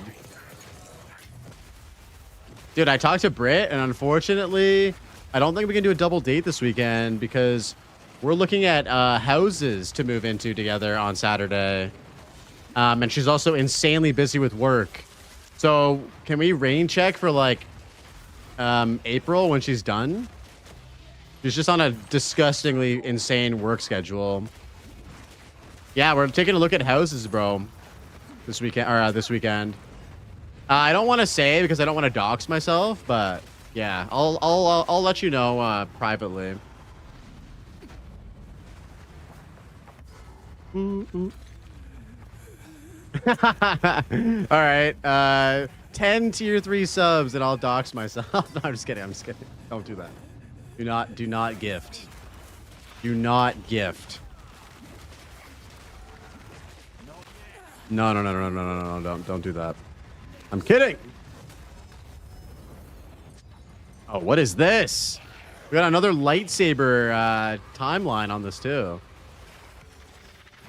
Yeah, I'm excited, bro. I'm excited. We got a couple nice places we're looking at on Saturday. And then I'm actually doing a dev stream for a game I can't really talk about right now. But because I've signed an NDA, but I've been doing some work with the game. Doing QA and some dev stuff. So I'm going to be doing that in the evening. All right, Pino. We'll see you when you get back.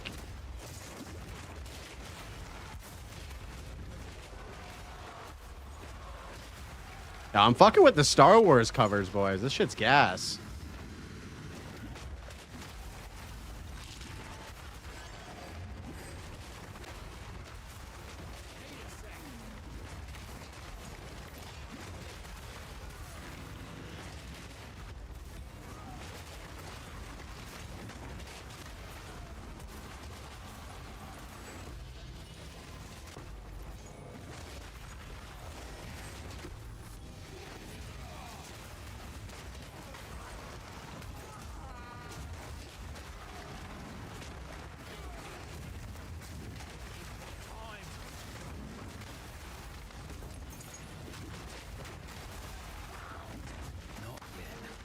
Oh, the beat switch up? What is this?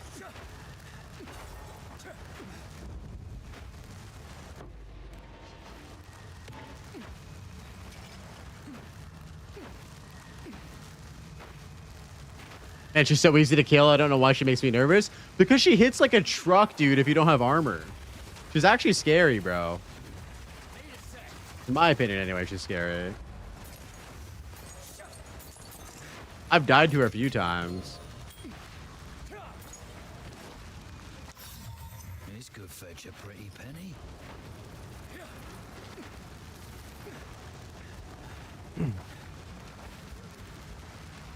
You know who hits like a truck? Tell me.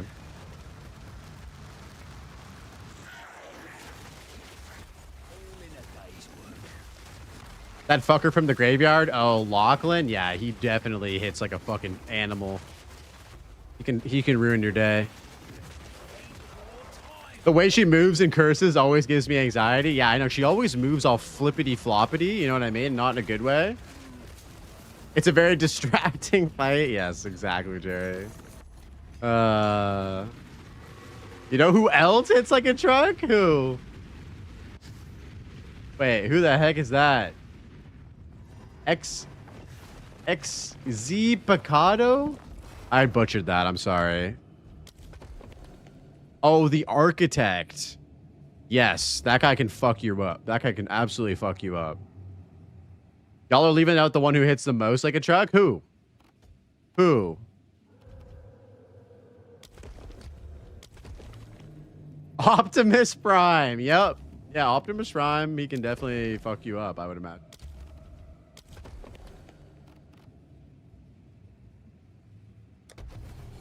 Call him Ripicado. Yeah, his little ice red attack I didn't realize how fucking disgusting that how much damage that does. That one shots you. Try not to get lost. I mean, Optimus Prime is actually a truck, so I think he wins.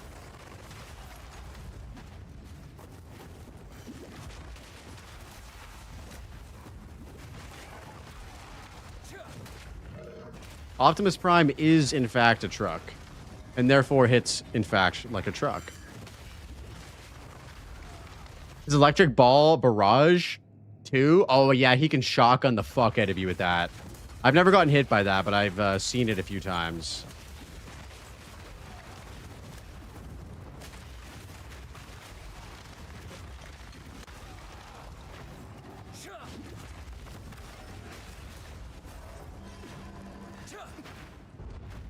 I mean, they already kind of have mechs in the game, dude.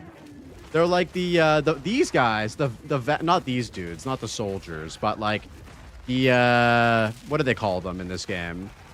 Like the Val mechanisms or some shit like that. Yeah, the constructs. That's it.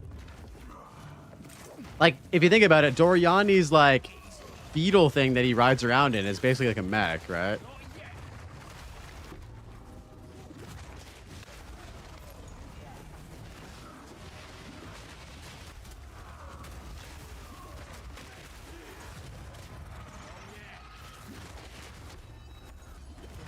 I don't know what song this is, boys. We're gonna let it ride, though. I'm expecting a fat drop. Doriani's Iron Man? Literally.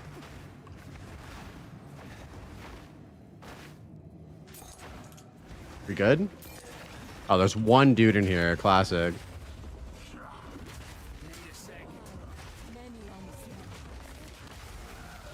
Oh. Oh, here we go.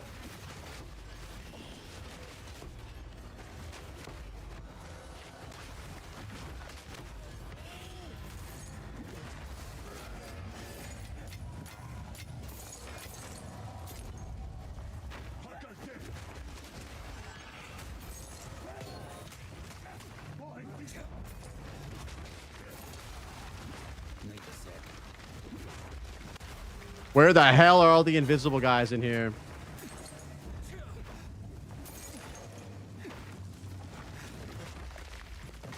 Oh, he's hiding behind the pillar.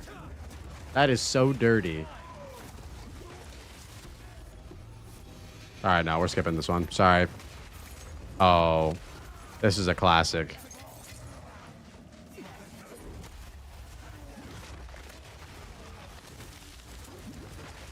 Motherfucker's gonna log into Freesha. How minion build when? Dude, we already have one of those. We can play that anytime. Finally, my ear hairs get straightened out. Whoops. Oops. Yeah, we're putting on some unhinged shit today. Absolutely. Ooh, Flesh Surgeon. Yo, let's go.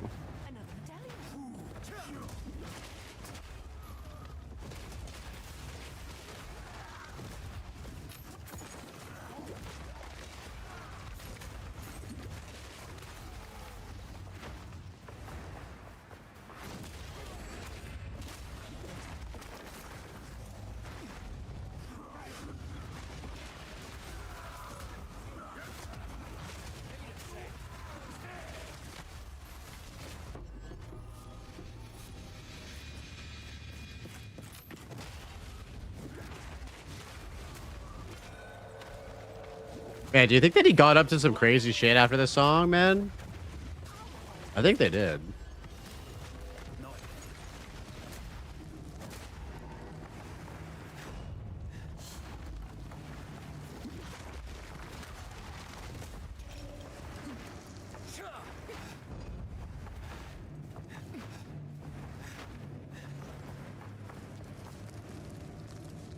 And I did it again, and I forgot to grab the checkpoint. Holy.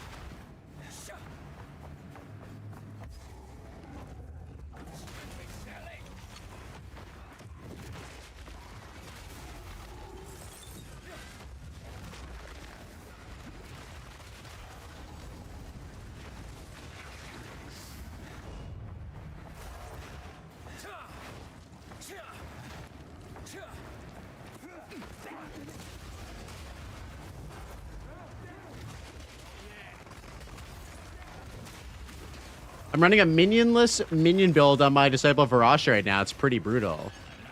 Minionless minion build. So you're using the Jins then, I'm assuming. What's like your main ability then, Spuds? Sorry for the delay on reading your message there, buddy.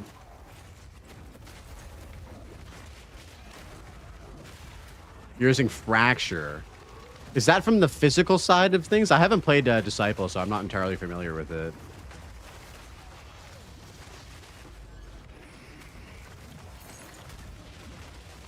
Oh, it does ice. Okay, I see.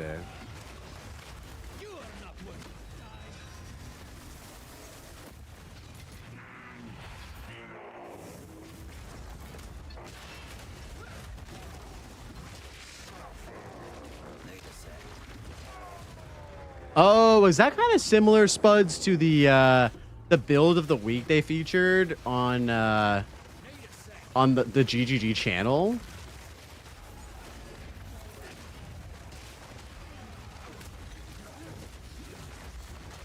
Yes. Okay.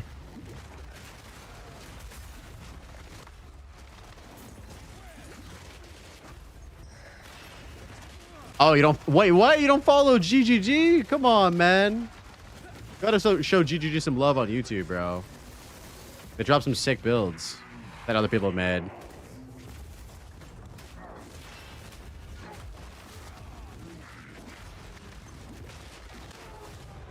It blows up.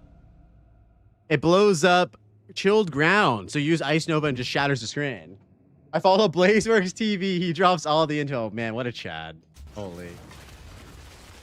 Respect. Massive respect, Spuds. Massive amounts of respect to you, sir. I want to do a build guide for this video after I finish my next video I'm working on. It's just tough because right now, in the current like timing of the league, I feel like not a lot of people are watching build guides.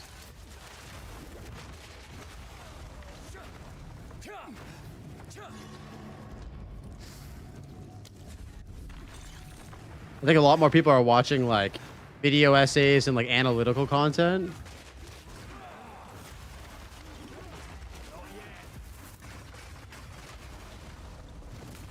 Yeah, there's way less demand. Absolutely.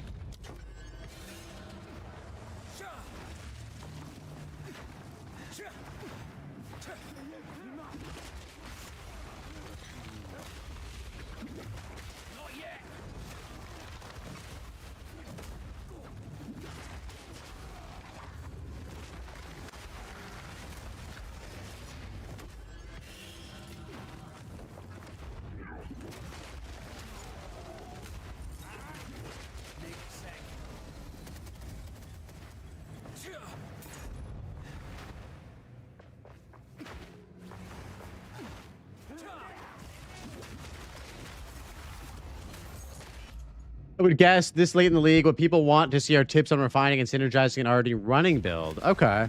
Yeah, there's a lot of interest in videos that are like just talking about general discussions about PoE 2 as well. Similarly to the like implicit modifier video that I did, like kind of that type of content. Just like more analytical stuff about specific systems. So I'm working on one of those right now.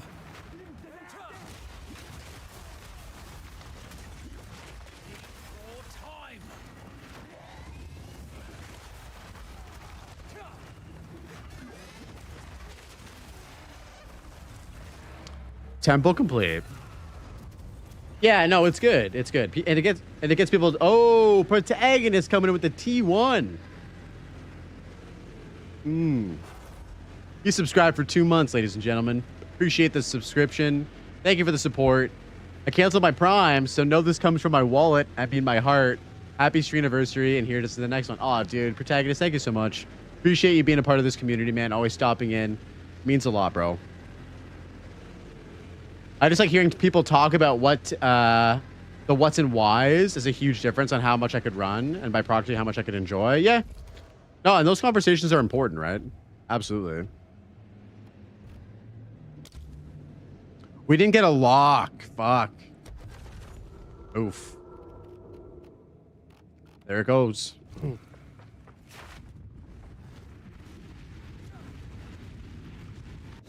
I also like the casino video. Thanks, dude. Yeah, this one's not going to be nearly as like editing intensive.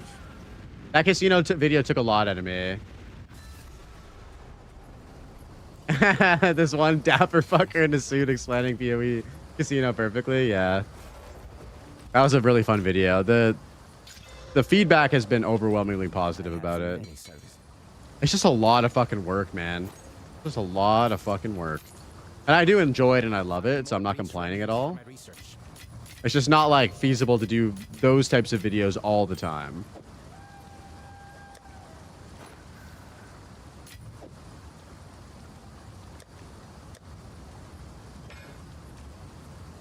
I think for me it was the attitude you approached it with. What do you mean Naked Jakey comes out with one once a week? Yeah, exactly. Exactly. I just gotta follow in Naked Jakey's footsteps. Love that man. He was streaming yesterday. I watched for a bit. I just need to hop into the ball pit. What kind of attitude were you talking about, Spuds? You could be a little bit more specific. From more of like a comedic standpoint.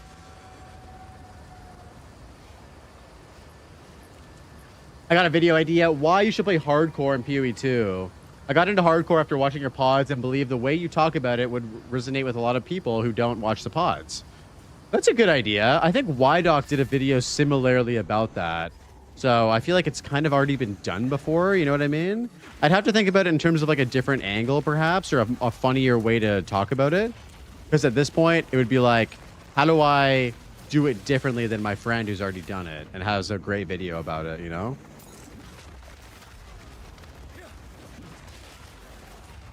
I'm so happy you started playing hardcore, Jerry. That's fucking awesome, bro. And now you're one of us. Pushing level 99. Let's go.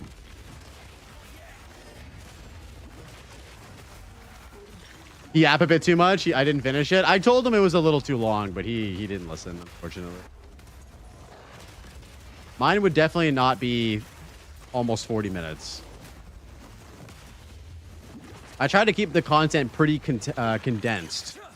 Something that I'm working on more and more. Even with the casino video, I cut out like a good 3 minutes from that video just to keep it really condensed and to the point. It was a great video. Oh yeah, no, I'm not saying anything wrong about it. I think for people who are interested in that type of content, the length isn't an issue.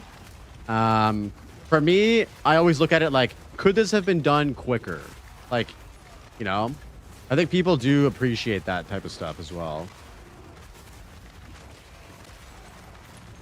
People's brains have been cooked by shorts 100%, dude. That's kind of where we find ourselves in today, unfortunately. We find ourselves in an ecosystem of people who don't have a big attention span. And this is coming from a guy who watches 2-hour-long video essays about video games in his spare time, like at night. I love that shit.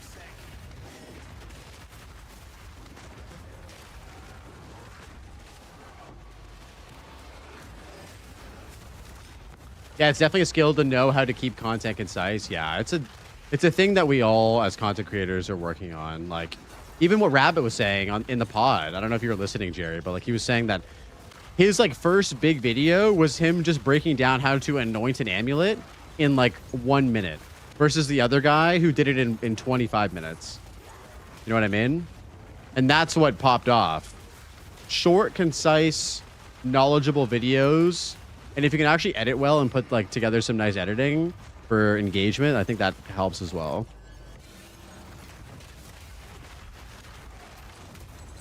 I feel like it's always the middle that gets cut nowadays. Long form videos perform really well. Interesting. Okay. Yeah, it really just depends. There's a lot of factors, and I'm not going to pretend like I know how the YouTube algorithm works. I have no idea.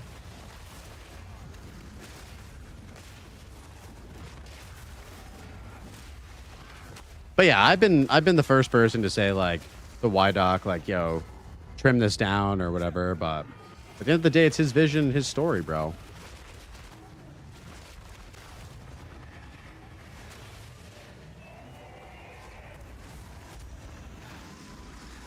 YouTube algorithm is a slot machine. I mean, shit. I don't know. I mean, Mr. Beast could probably speak to how he solved the algorithm.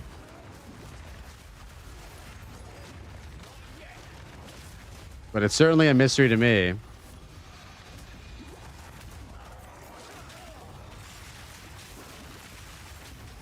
The fuck is happening? I couldn't see what was going on.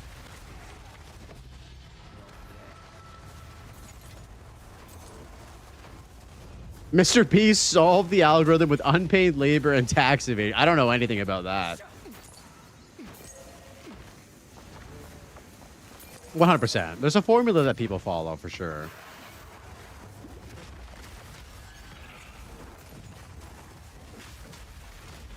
To increase your chances anyways.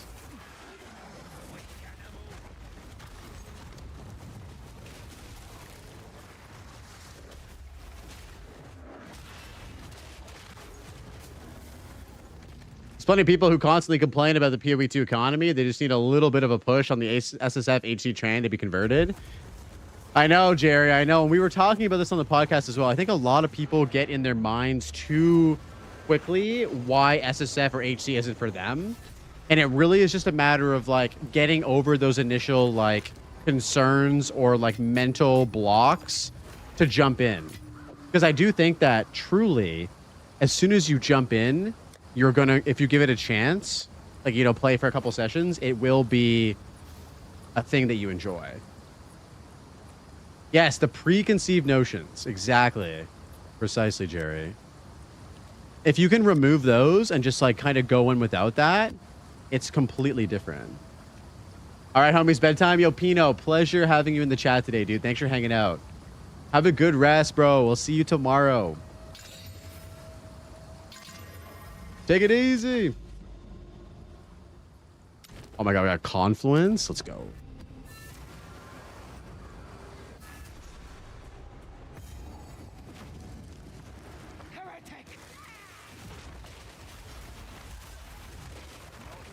Yo, what up, beef? Yo, big beef. Oh, Miso with a raid. Welcome in, gentlemen. Wow. Thank you so much, Miso. Guys, if you're not following Miso X Shiru, do me a favor. Go check him out. We met in Japan. We kissed once. Wait, what?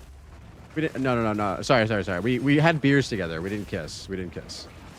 On camera. What's going on, boys? How's the pod, man? This league right now, we're doing a little hardcore. For those of you guys who don't know who I am, I'm Blaze. I play mainly not that lazy. You need it right now? Okay, here we go, boys. This song is such a banger. Yo, why is AI music so crazy? I hope this isn't fucking I don't think this is copywritten. Can AI music even be copywritten? Yeah, we got 2 massive raids today. Thank you so much, Rabbit and Miso. Much appreciated, guys. And we're doing Confluence. Can this get any better?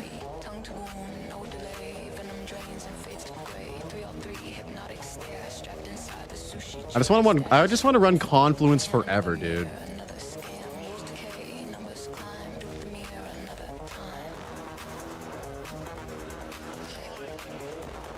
Oh god.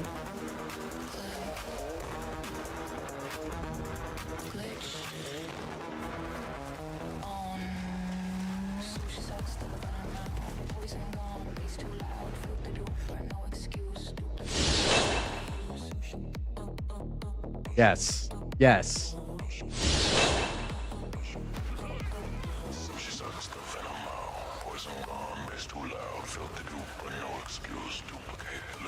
I feel like this song is illegal, how hard it goes.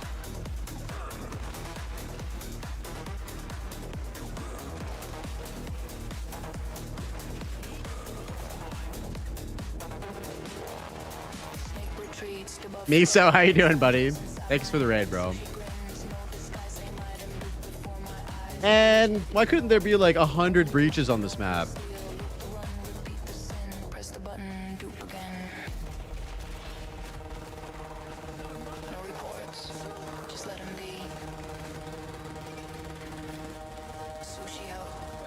Why I have so many rave emotes? Who knows? Because you're jamming on stream all day. Louder? Hold on. I have a filter on my YouTube sound. Good man, chilling. Podcast is always fun. Nice. You guys have any more guests lined up for the pod? Any exciting homies pulling up?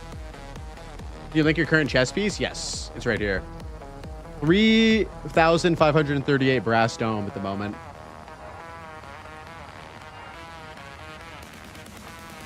And I fucked it up today, Jerry. You have an extra brass dome, dude? We'll take another stab at it.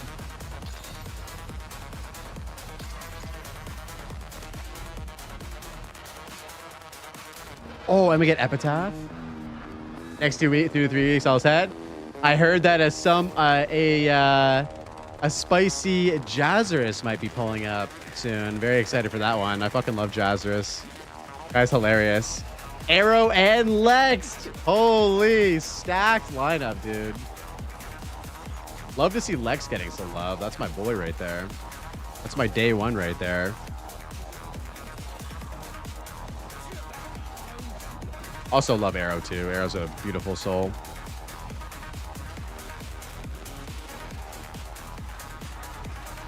You've been watching him since 0.1? Let's go, dude. He is so knowledgeable about Shield Wall and not Shield Wall, Shield Warrior and everything Shield related. It's insane. He digs so deep. You guys need to have your shields ready for that conversation.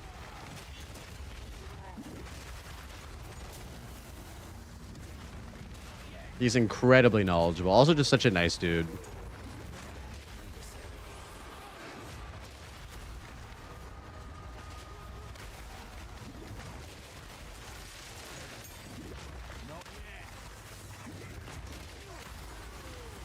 Yeah, dude. I'm stoked as well for you guys. The takes from Jazzers are going to be insane. As always. Insanely based.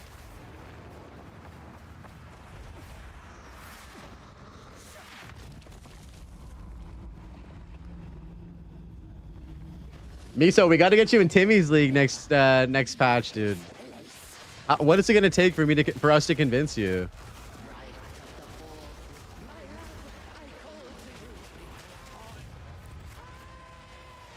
Guys, how do we convince Miso to join us on Timmy's league?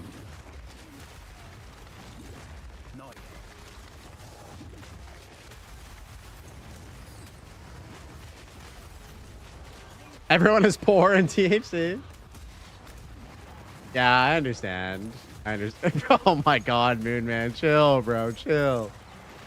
Okay, guys. How do we get him in here that doesn't involve any of the things we just mentioned?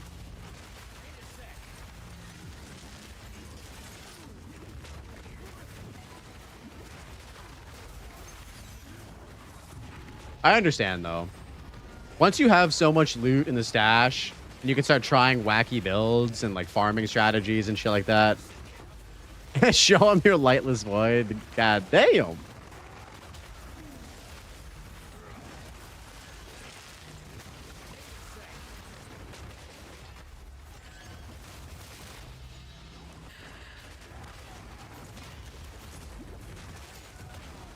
I don't know if Miso's ever messed around with minions before. Yo, BLT, thank you for the follow. Welcome in, bro.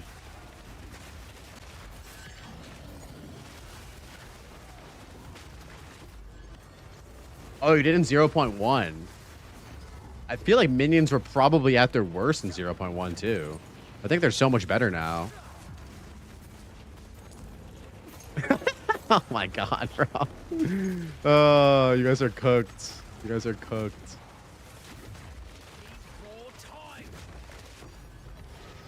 Oh shit.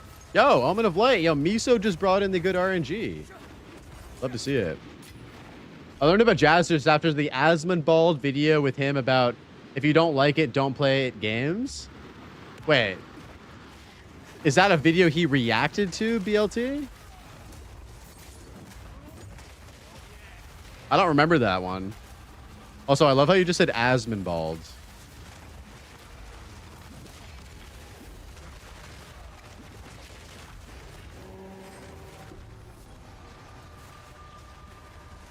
Oh, we got an overrun map. Let's go.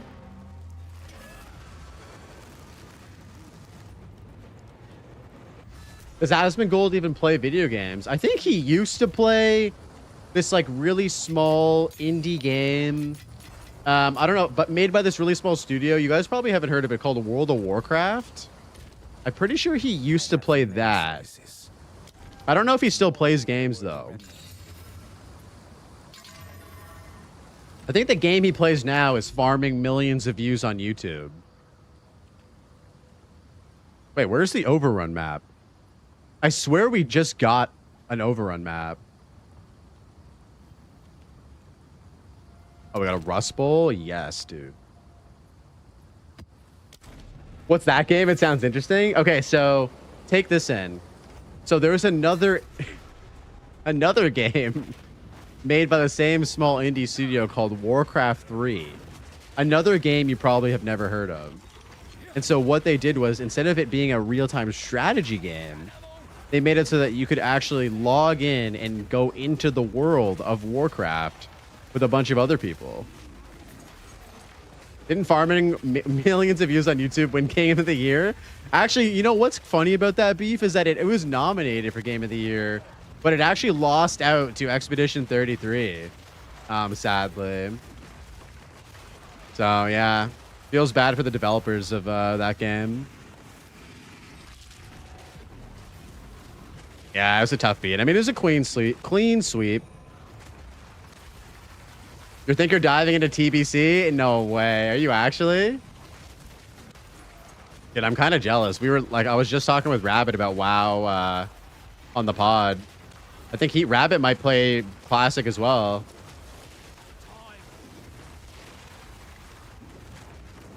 Are you going to be boosting, or are you going to do the whole Classic like WoW leveling experience?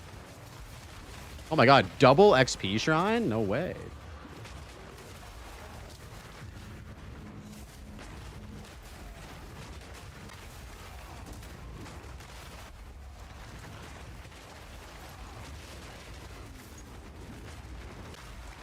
I'm so happy to hear that, Doc. I think that the classic WoW leveling experience from 1 to 60 is probably the best leveling experience of any MMO. Which is crazy because it came out like 15 years ago. And it's still like no one has captured that magic that they've done in classic WoW in terms of leveling. The zones, the music, the dungeons, dude, like doing your first Dead Mines or Wailing Caverns and shit like that. Oh, it's 20 years ago? Holy fuck. Getting old. That magic is nostalgia, yeah. But it also is just objectively good. Like, it's just objectively really good. Maple Story 1 to 12 was pretty... 1 to 120? Wait, you got to 120 in classic Maple Story? You're a fucking psycho, Spuds, and I respect you even more now. Which I didn't think was possible. I just can't play it anymore. It's a fully solved game, yeah. The magic... Part of the magic was certainly that we were all... bad gamers, and we didn't know what the fuck we were doing, which is, you know, exciting and fun. It wasn't solved, right?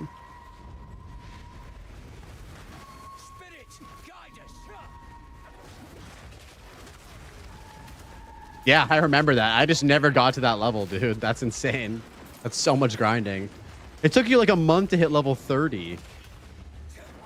Dude, I'm so excited for Maple Story Classic. I think that's the next MMO that I'll play when that comes out.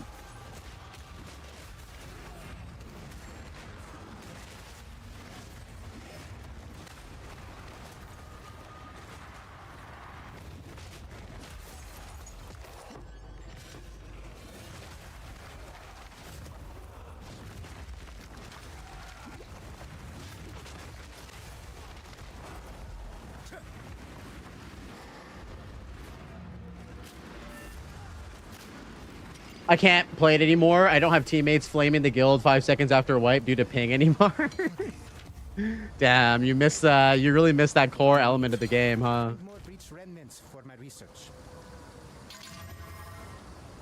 Double projectiles? Can we handle this, guys? It's kind of scary.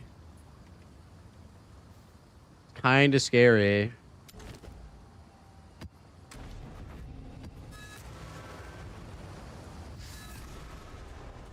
We forgot to pay for the Ventrilo servers. Holy. Yep, I use Ventrilo, TeamSpeak. I think it eventually moved into Skype at one point as well. Before Discord was a thing. Holy fuck.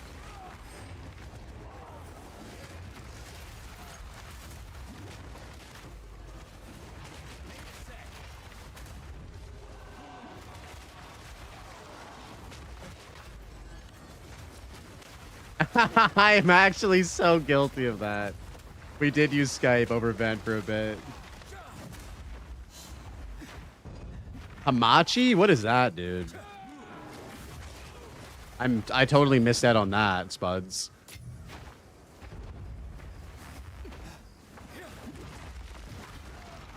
Remember using Xfire when you played Halo CE on Windows XP? Damn, dude.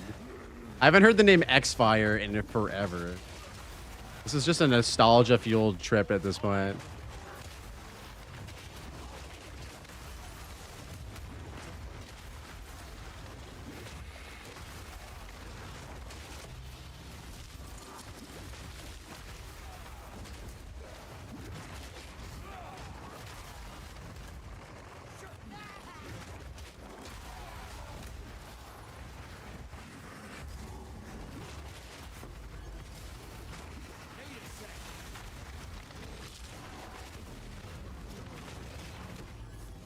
Okay, we gotta be super careful here. The double projectiles could bite us in the ass.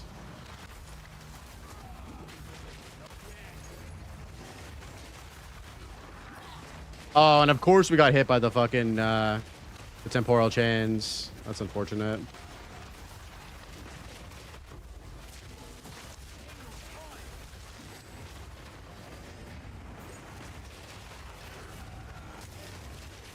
Okay, we're back. We're back.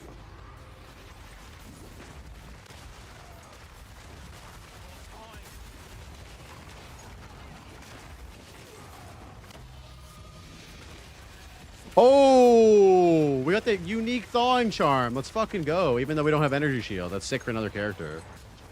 Yo, does anybody want this? Anybody playing THC that wants Nascent Hope right now? Let me know. It's up for grabs. First person to invite me to party right now gets it.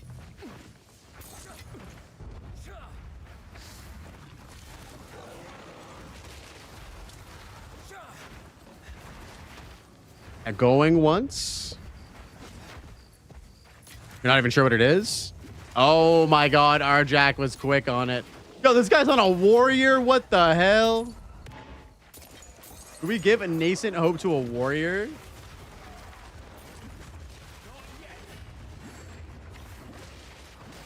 So, Spuds, it's a unique charm that when you become frozen, your energy shield recharges immediately, or it starts to recharge. Great. Now the warrior will die anyway. I mean, apparently he's using energy shield, so we're gonna have to trust him on that.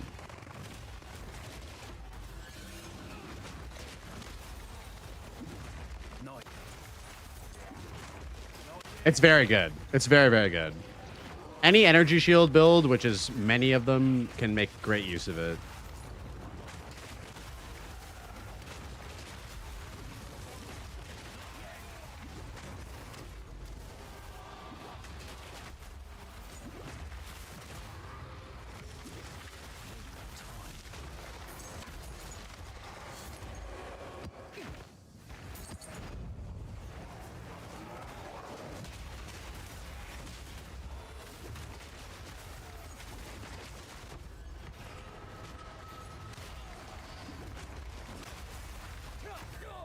Oh, I tripped. I don't even know what I tripped over, but I tripped. Using a shield on a Witchhunter feels like cheating. It might be cheating. Don't tell anybody, okay? Don't tell anybody about this build. This build needs to stay 0.4's best kept secret.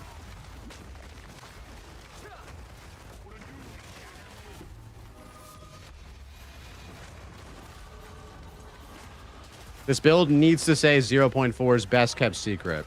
All right.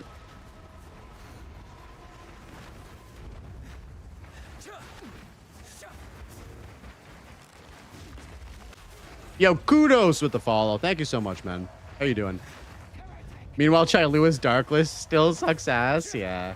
But surely it'll be better in 0.5 though, right, guys?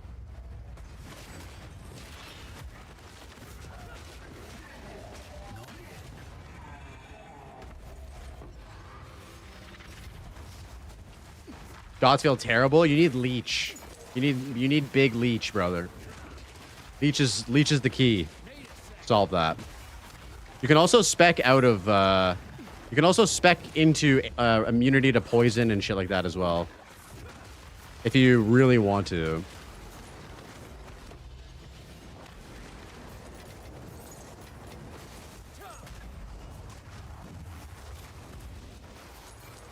Better? You now get 650 darkness? Oh no. You have better damage, clear, and defenses than what you can achieve on crossbow? I'm not entirely sure about that. The defenses portion, it depends on your gear, of course. I know you can get way more sorcery ward than what I have right now.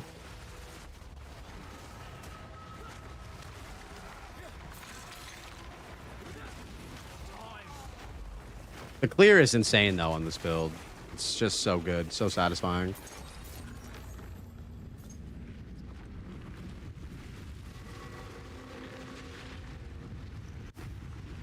If Darkness didn't nuke Spirit, it would be really interesting. Dude, I know, dude. I agree. It'd be sick.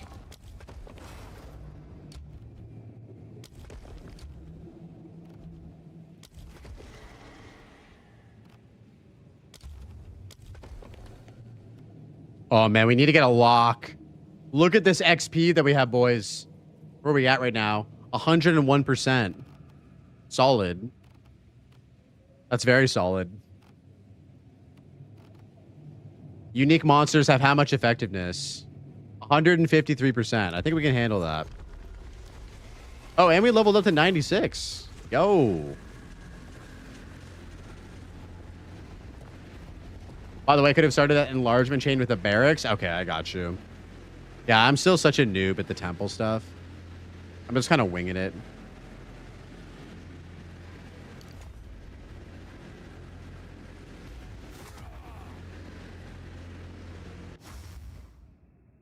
All right, Jack, I'll pass you the nascent home after this temple, bud. Wonder where I'll end up this time.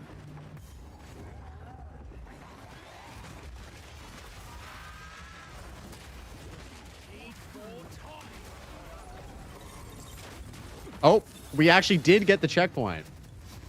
We're learning.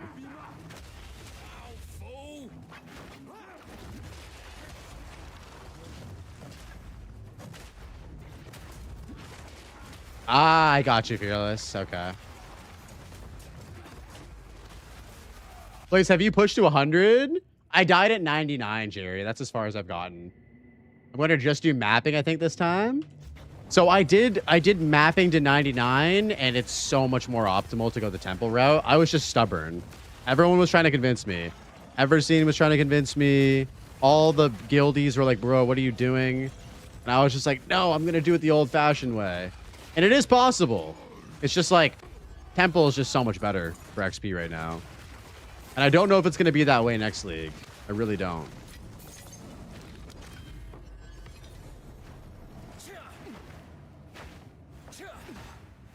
%, it won't be. Yeah, that's kind of where I'm leaning as well. I don't know what to expect.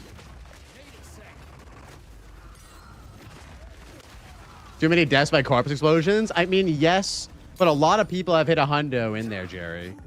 A lot of people have. It is kind of like rolling the dice, though. I know what you mean.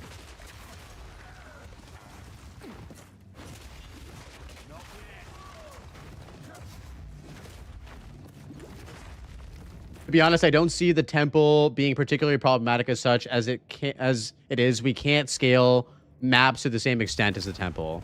Yeah, and I like how the temple provides a lot of unique bonuses, like the, you know, the limbs, the double corruption, the infusers, and all that kind of stuff. But it also is just doing tier 16 maps with increased experience and rarity. It's just insane.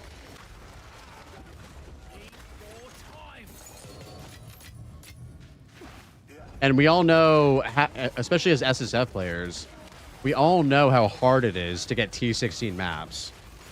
It's just rolling the dice and praying.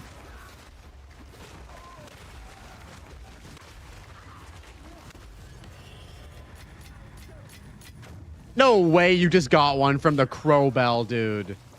That's insane. What are the chances of that? All right, does anybody else want Nascent Hope? We have one because you just got one. Pray it's not the monkey? Yeah.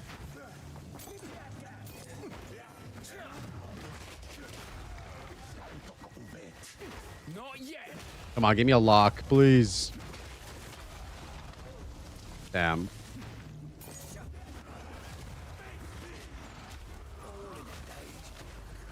Monkey surprise is still the best surprise there is.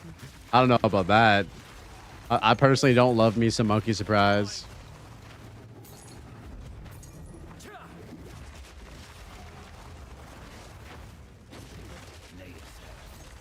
Oh. Oh, damn it.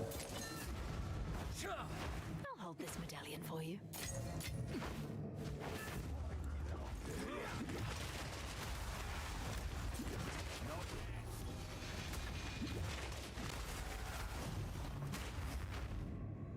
Oh, did you actually run the Herald of Blood tech now with the bleed rite of passage? That's huge, dude. That's actually huge. And you don't have to sacrifice damage to run bleed 3. Beautiful. That charm is so good for our build as well, Jerry. It's insane. 20% damage reduction. Double Herald of Ash with Herald of Blood. Holy. That is a beautiful thing.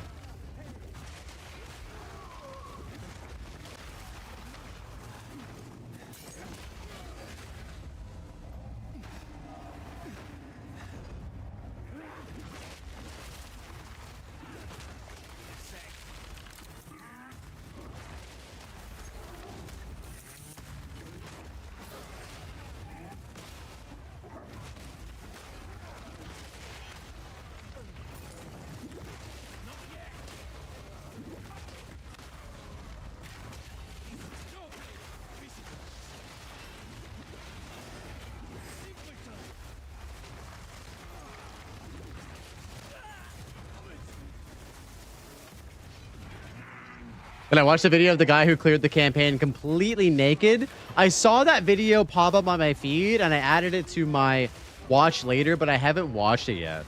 Is it a banger? I love that type of challenge run, dude. That's amazing.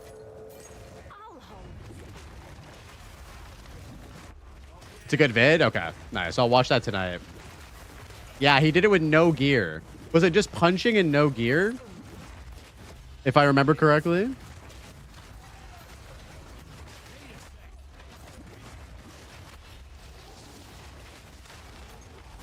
Not just punching. Oh, so he had a weapon, just no armor?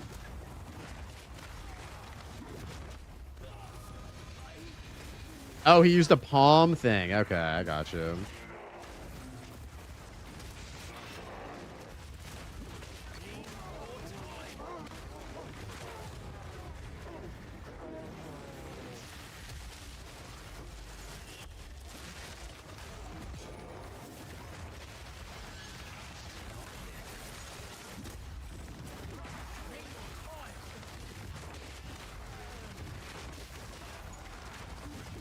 Gathering Storm. Really? That's super interesting. Yeah, I'm super keen to watch that. That's the type of content I kind of want to make too.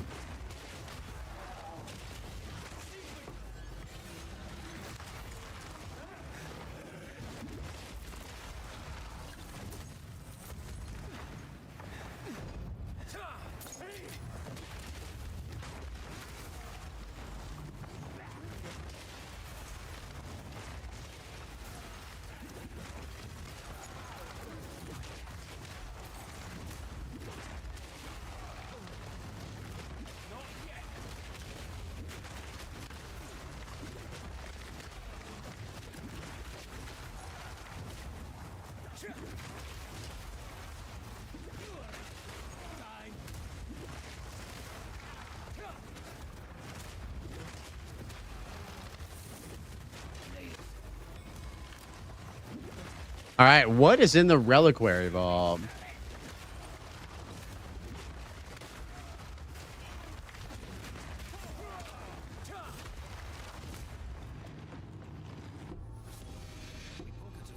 That's not ideal.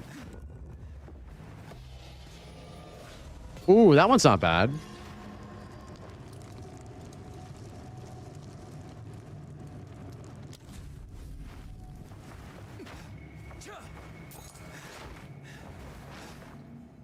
I'm already playing the game naked. Does that count? Yes. Yo, Celio, how's it going, bro? Welcome in. How you doing?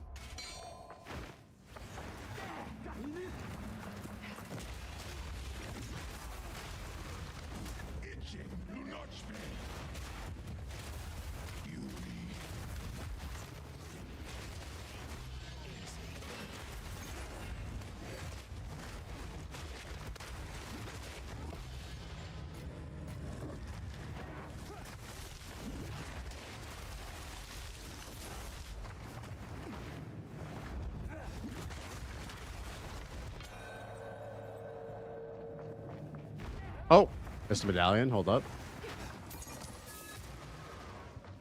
I'll hold this medallion. Oh, good. What about you? You're trying to farm some lineages? Oh, what kind of lineages you trying to get? I'm doing very well, man. How are you? I'm just chilling. We had a great podcast today with Dead Rabbit. If you haven't seen that, it's on the live VOD. And yeah, we're just celebrating the 1-year anniversary of Twitch and YouTube today, dude.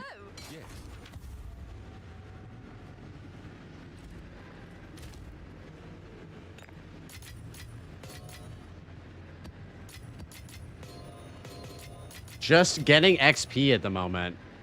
Oh, here's a little +2. Everybody needs a +2 amulet.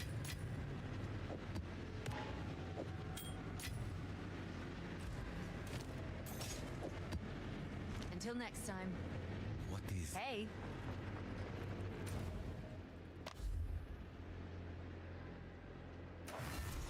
Mm. Mm.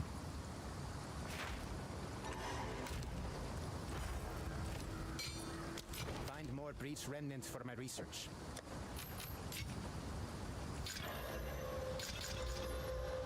Oh, 20% XP? Yes, please.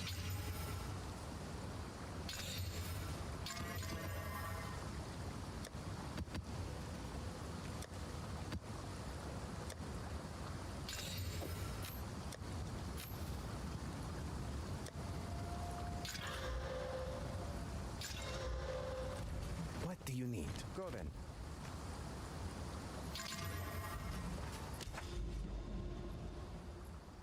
What do we got? Backwash, a lot of backwash. Oh, we got a willow here. We'll take that.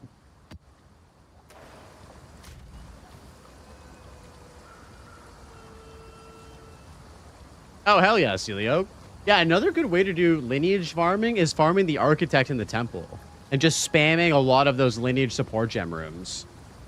The really expensive ones, though, the ones that spawn at the boss maps, obviously you can't get those from the temple, but you can still get some decent ones from the temple as well.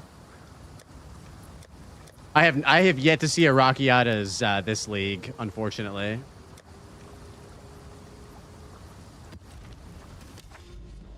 I never got a good one from temple. Really? Oh no. Ash of Creation got streamers that donate looking gut punched. Dude, the drama around Ashes of Creations is insane right now, Moon Man.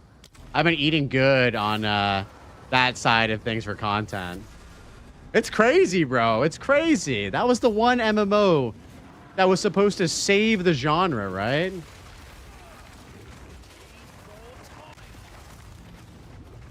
It's supposed to be a 1 in 6. I mean, it feels like it's a lot more than that, but I don't know what the actual ratio is.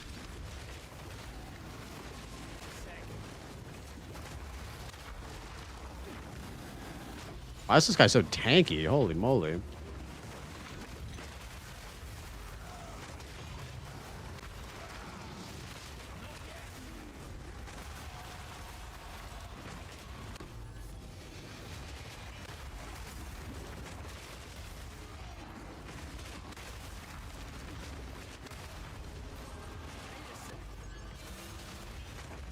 Oh, Celiac, did you not hear?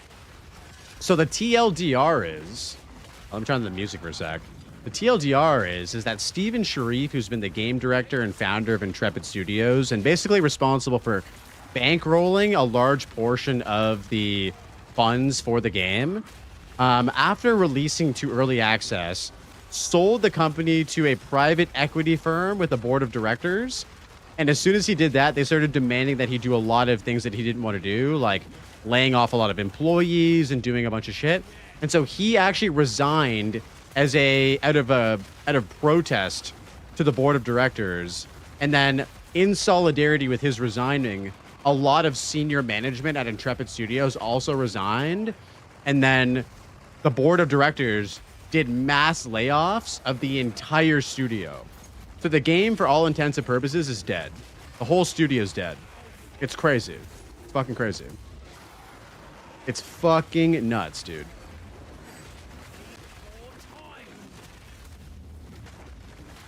Yeah, Josh Strife Hayes has a good video about it. There's actually a ton of good YouTube videos covering right now. I wouldn't be surprised if Lazy Peon comes out with a video in like a day or something about it. I'm surprised he hasn't done one already, to be honest. A lot of MMO people have covered it, though.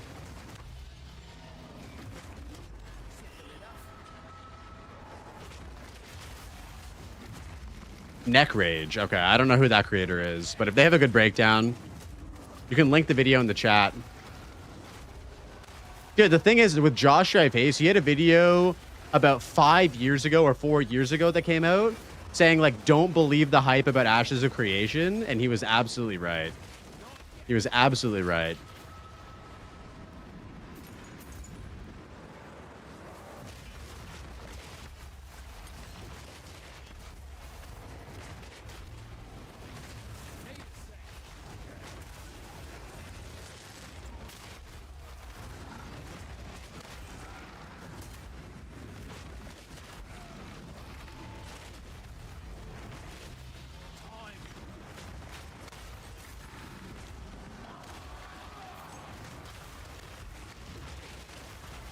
I just don't know why he sold to a private equity company. He was always the guy that was like, yeah, I will always be the game director. Like Steven Sharif I'm speaking about. I'll always be the game director. I'll always have the final say on design decisions. He was the face of the game. And then like as soon as he sold out, the studio just immediately gets shut down. It's so weird. It feels very sus and very scammy to me. Because, like, if y'all don't remember, they were selling early access copies of the game for $500. Reminds me of Last Epoch, minus the mass layoffs and resignations. No, it's completely different, dude. Because Last Epoch is still a game. Last Epoch is still a game. Despite it being sold to Crafton, it's still a game, and it's still enjoyed by a lot of people. Whereas, like, with Ashes of Creation, it came out in early access on Steam, and then all of a sudden it just fucking died. Cherry, Jesus. $500 early access, Ned. Can you believe that? And that was before it went on Steam. It was like early... It was like basically if you wanted to play PoE 2 before early access came out, you needed to buy the $500 art book supporter pack to even play the game. Which I'm sure like GGG could have done and people would have paid. I mean, people have bought a fuck ton of those already, you know what I mean? But... the difference is they're not scummy like that.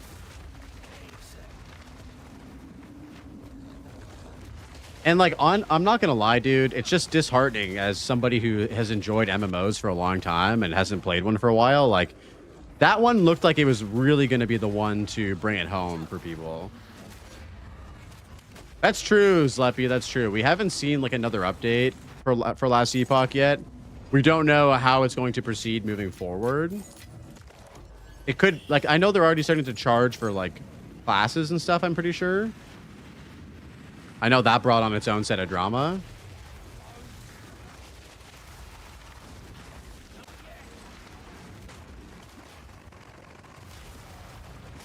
But at the end of the day, dude, if Crafton offers you $69 million, like, here's the thing with Last Epoch. That game started because of a bunch of dudes on Reddit made a company together, kickstarted an ARPG, and it got bought by Crafton for 69 mil. Like, I'm sorry, but like if Crafton wants to buy my game that I made with a bunch of homies on Reddit, like for 69 million, like that's life-changing money. Like that is generational wealth in exchange for a video game. Like if you say no to that, like, I mean, respect, but wasn't it closer to 100? No, I'm pretty sure it was like 60 something. I don't know why the number 69 is coming to my head right at this very moment, but it could have been that. But yeah, anyway, like, dudes, like, would you turn down generational wealth for the integrity of your video game that you made? I mean, money talks, right? As somebody just said in the chat. 69, yeah, no, it was 69, right? It just sounds like the right number to me.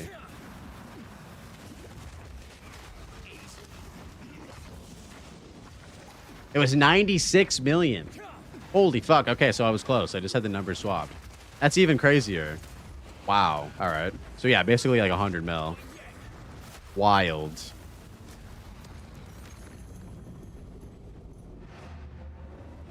Absolutely wild. I mean, it's kind of like that scene out of Inglourious Bastards. That's a goddamn good deal. Would you take that deal, Yudovich?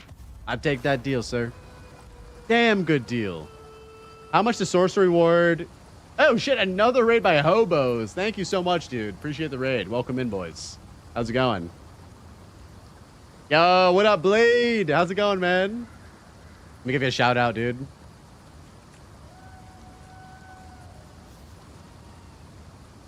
Appreciate the raid, guys. Thank you so much. Welcome in, welcome in. How much does sorcery ward affect damage since it's less armor? So your defenses apply to sorcery ward as well. If that answers your question. Hobos is a fun new streamer. You'd like him. Oh shit! All right, let me drop a follow. Check him out.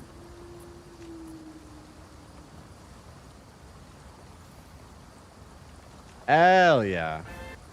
All right, I hit him with the follow.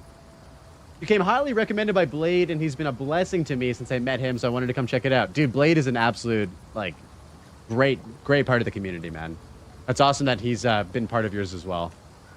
Welcome in, gentlemen. We're just playing some Shield Wall Witchhunter on hardcore in a private league. Dude, the build's going great. Yo, Hobos, Top Red Bear, thank you guys very much for the follows. Thank you so much. Hey, man, of course, dude. Yo, spread the love. That's all we can do. Yo, Kennedy 69 with the follow. Thank you, dude. This is all we have. Witchhunter, Shield Wall, Sorcery Ward with Evasion. No, we're full armor, baby. We are full armor. We got the brass dome on. We got the +3 melee amulet with global defenses, armor, and max life. We got what are we at? 26k right now, but with full scavenge plating. We have 11,000 sorcery ward. Nah, we haven't got a new brass dome yet, Blade. We need a third one. We're only on 2 right now. We've only bricked 2 at the moment. Yeah, thanks for guiding the raid, brother. I appreciate you, man. Blade, we had an excellent podcast with not Red Rabbit. Dead Rabbit today. You'll enjoy this one, dude. You'll enjoy this one. Here's the banger. It's an absolute banger. Many services. Blade was bringing you some stuff to roll. Nice. So I'm guessing you guys are playing softcore trade then together. That's excellent. Oh, 20% reach tablet. Let's go. Yeah. So Hobos, I'm normally an HCSSF guy, but every season or every league, my buddy Timmy P puts on an event called THC Private League. And so I'm playing on that right now, and it's hardcore trade. It's a very, usually it's a very intimate private league with, a couple hundred people. This league, because, Rabbit and some other folks joined, it's got up to over 1,000 people. So it's still intimate, but there's a lot of people playing. And it's been excellent, man. Would love to get you in there. If you want to play this league, we got space. If you're just enjoying softcore still, there is no rush. You can play next league. But yeah, it's pretty special, man. It's a good time. You pooped a mirror, Jewel. What the hell? What the hell's going on there? Guys, the streamer client wasn't online. All right, I guess we'll do this tower. All right, we've been yapping.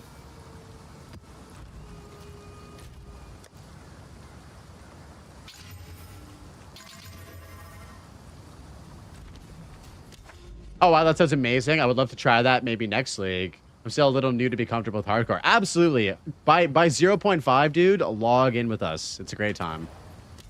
It's a great time, dude. I'm so stoked to hear that you'd be into it, hobos. Wait, why can't I click on the fucking tower? There we go.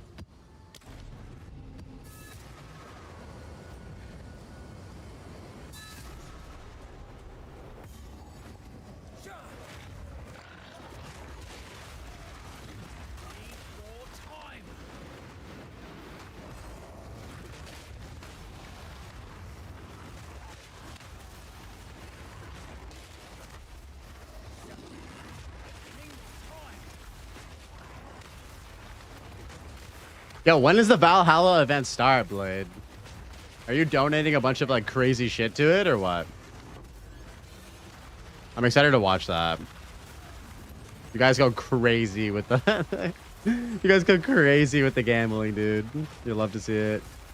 Oh, it's on the 14th. Okay, so that's next week, right? 10 mirrors worth. Jesus Christ. You guys are insane. Oh, I fell down. Not good, not good.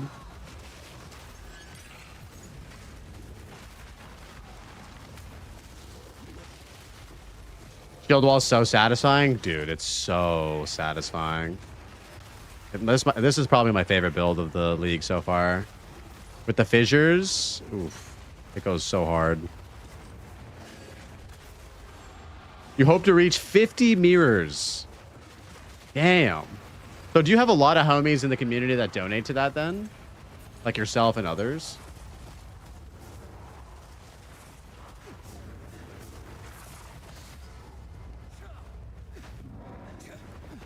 I'll be 15 characters deep by the first act. Yeah, we've all been there, buddy. We've all been there. Nothing wrong with that. No judgments here.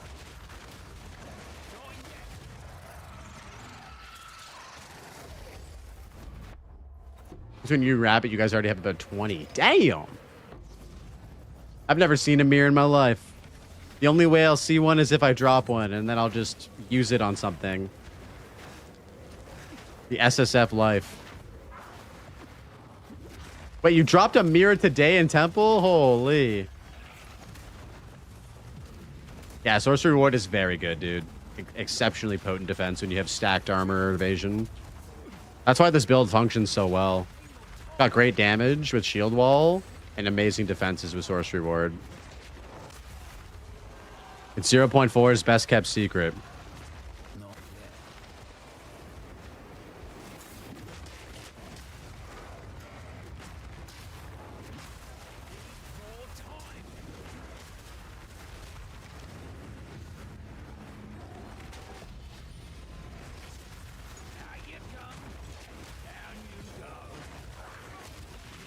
Yeah, I'll be tuning into that stream for sure.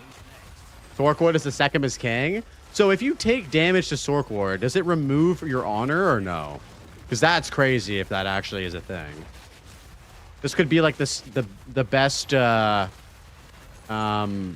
Sekima's build. Something around Sorcery Ward. I didn't realize that, Kennedy. That's insane, dude. Sorcery Ward damage does not get removed from your honor. Holy fuck. That's like groundbreaking shit right there. For Last Flame, it doesn't work? Okay. That's good to know. They thought of everything. Yeah, it's insanely OP for normal Sekimas, 100%. No damage can be absorbed. Okay, got it.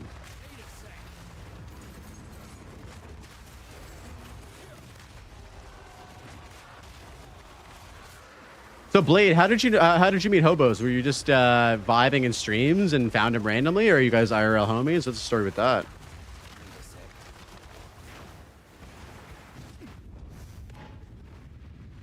Oh, I'm gonna sneeze.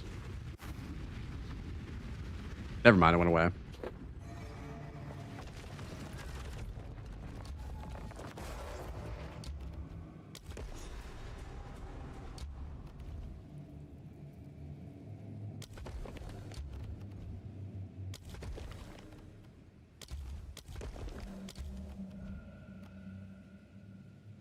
I was bored yesterday and no one was on, so I just joined a small stream at a random of a guy that seemed nice. Dude, look at that. The Twitch algorithm actually working. You'll love to see it. I love that, Blade. I love that you just go into random streams and just vibe out. What a Chad. Floor plan, same old Val.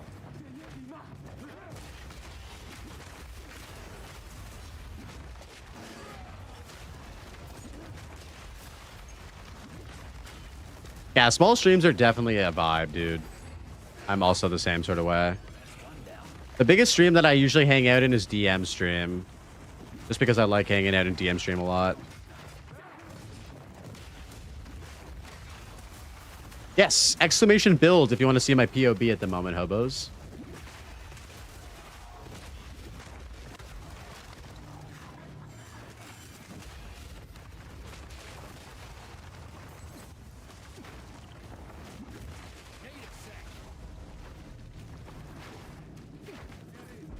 I love those videos so much. Sekima's farm goated on Sorkward. Man, I can't believe I didn't know that. I need to add that. If I do a build guide for this video, I need to add that in about how good Sorkward is for Sekimas as well.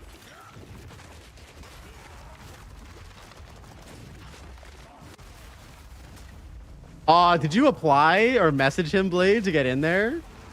It's funny, a lot of people that he had in were like, their builds were struggling super hard. I'm sure your build would have crushed it, right?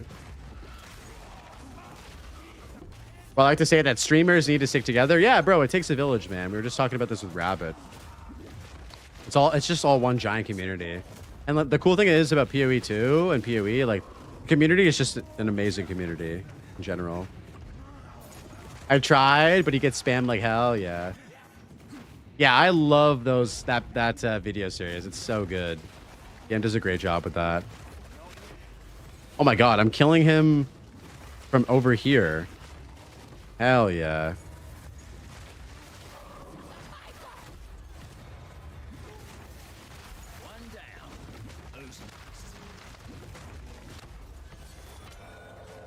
Yes, we got a lock. You got into one of the community builds, but you didn't make it into the video? Oh, no. That sucks. Your build wasn't funny enough. Gazilla, you got to step it up, bro.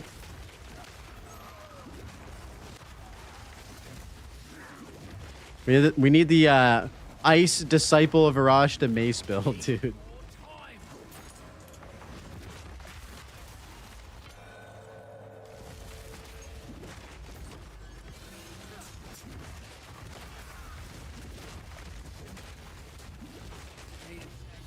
All the sorcerer one praise is making my tactician extremely jealous.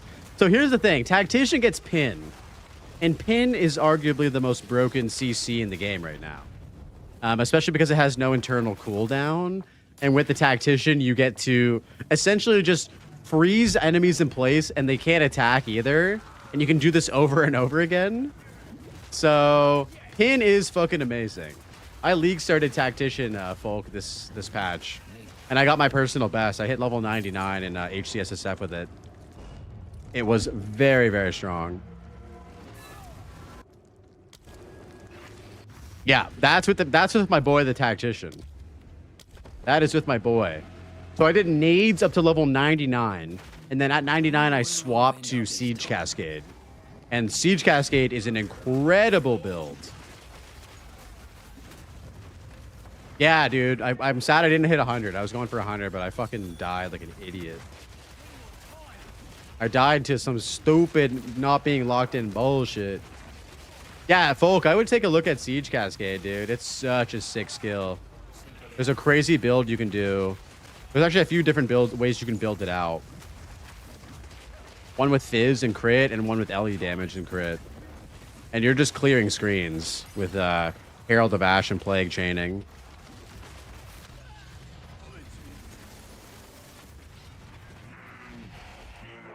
That might be my next build if I find a Ratha's Assault. I die from taking naps on the floor all the time. Yeah, I slip and fall constantly, dude.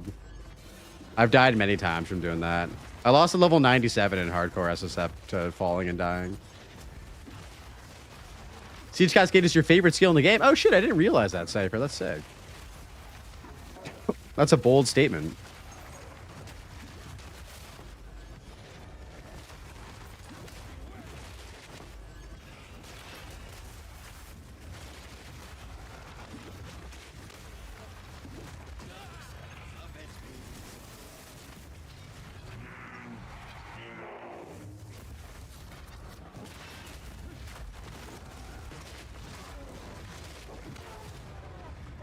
I was doing galvanic shards, shock burst rounds for single target. I min-maxed the build pretty much, and it was great, but the big hits were scary. Yeah. Life gaming be like that. But, you know, I think, folk, if you wanted to try out Sorcery Ward, you could just make a completely separate Witchhunter build, since your character's already so min-maxed. I know, dude. I wish I had that. Cypher, I hate the invisible enemies in the Spy Master rooms, bro. It's so annoying.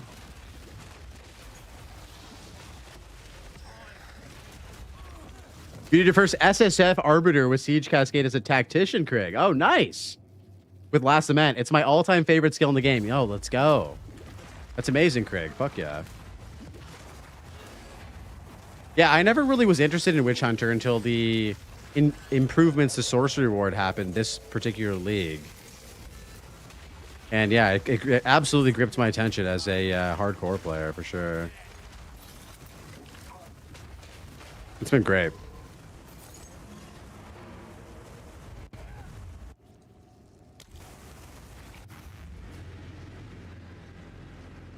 It wasn't bugged before. They added this.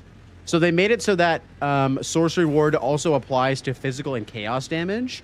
Before, it was only elemental damage. So just having it apply to Fizz and Chaos is so good, dude. Yo, 125 div for a lineage. Nice, dude. Let's go. Yeah, that's the major change, folk.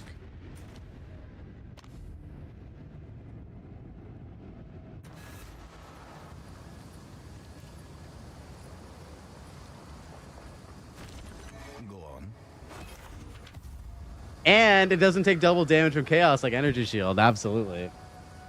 Very, very true. Very, very true, Net.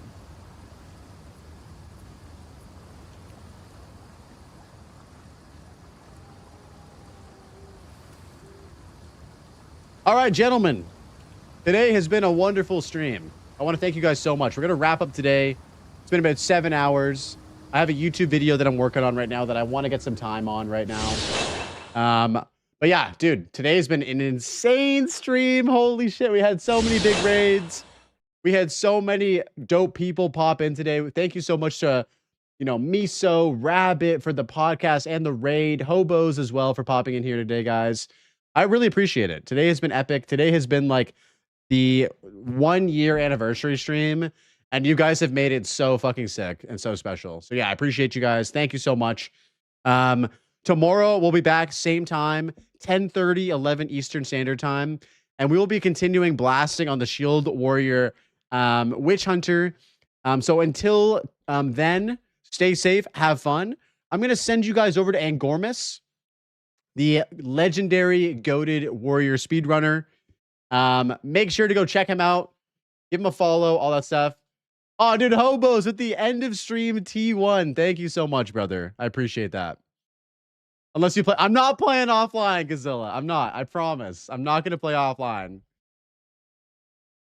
Yo, Hobos, thank you so much, bro. I appreciate the support, man. Yeah, guys. So we'll be back tomorrow for blasting. Say hi to Angormus for me. Make sure to follow him and all that good stuff.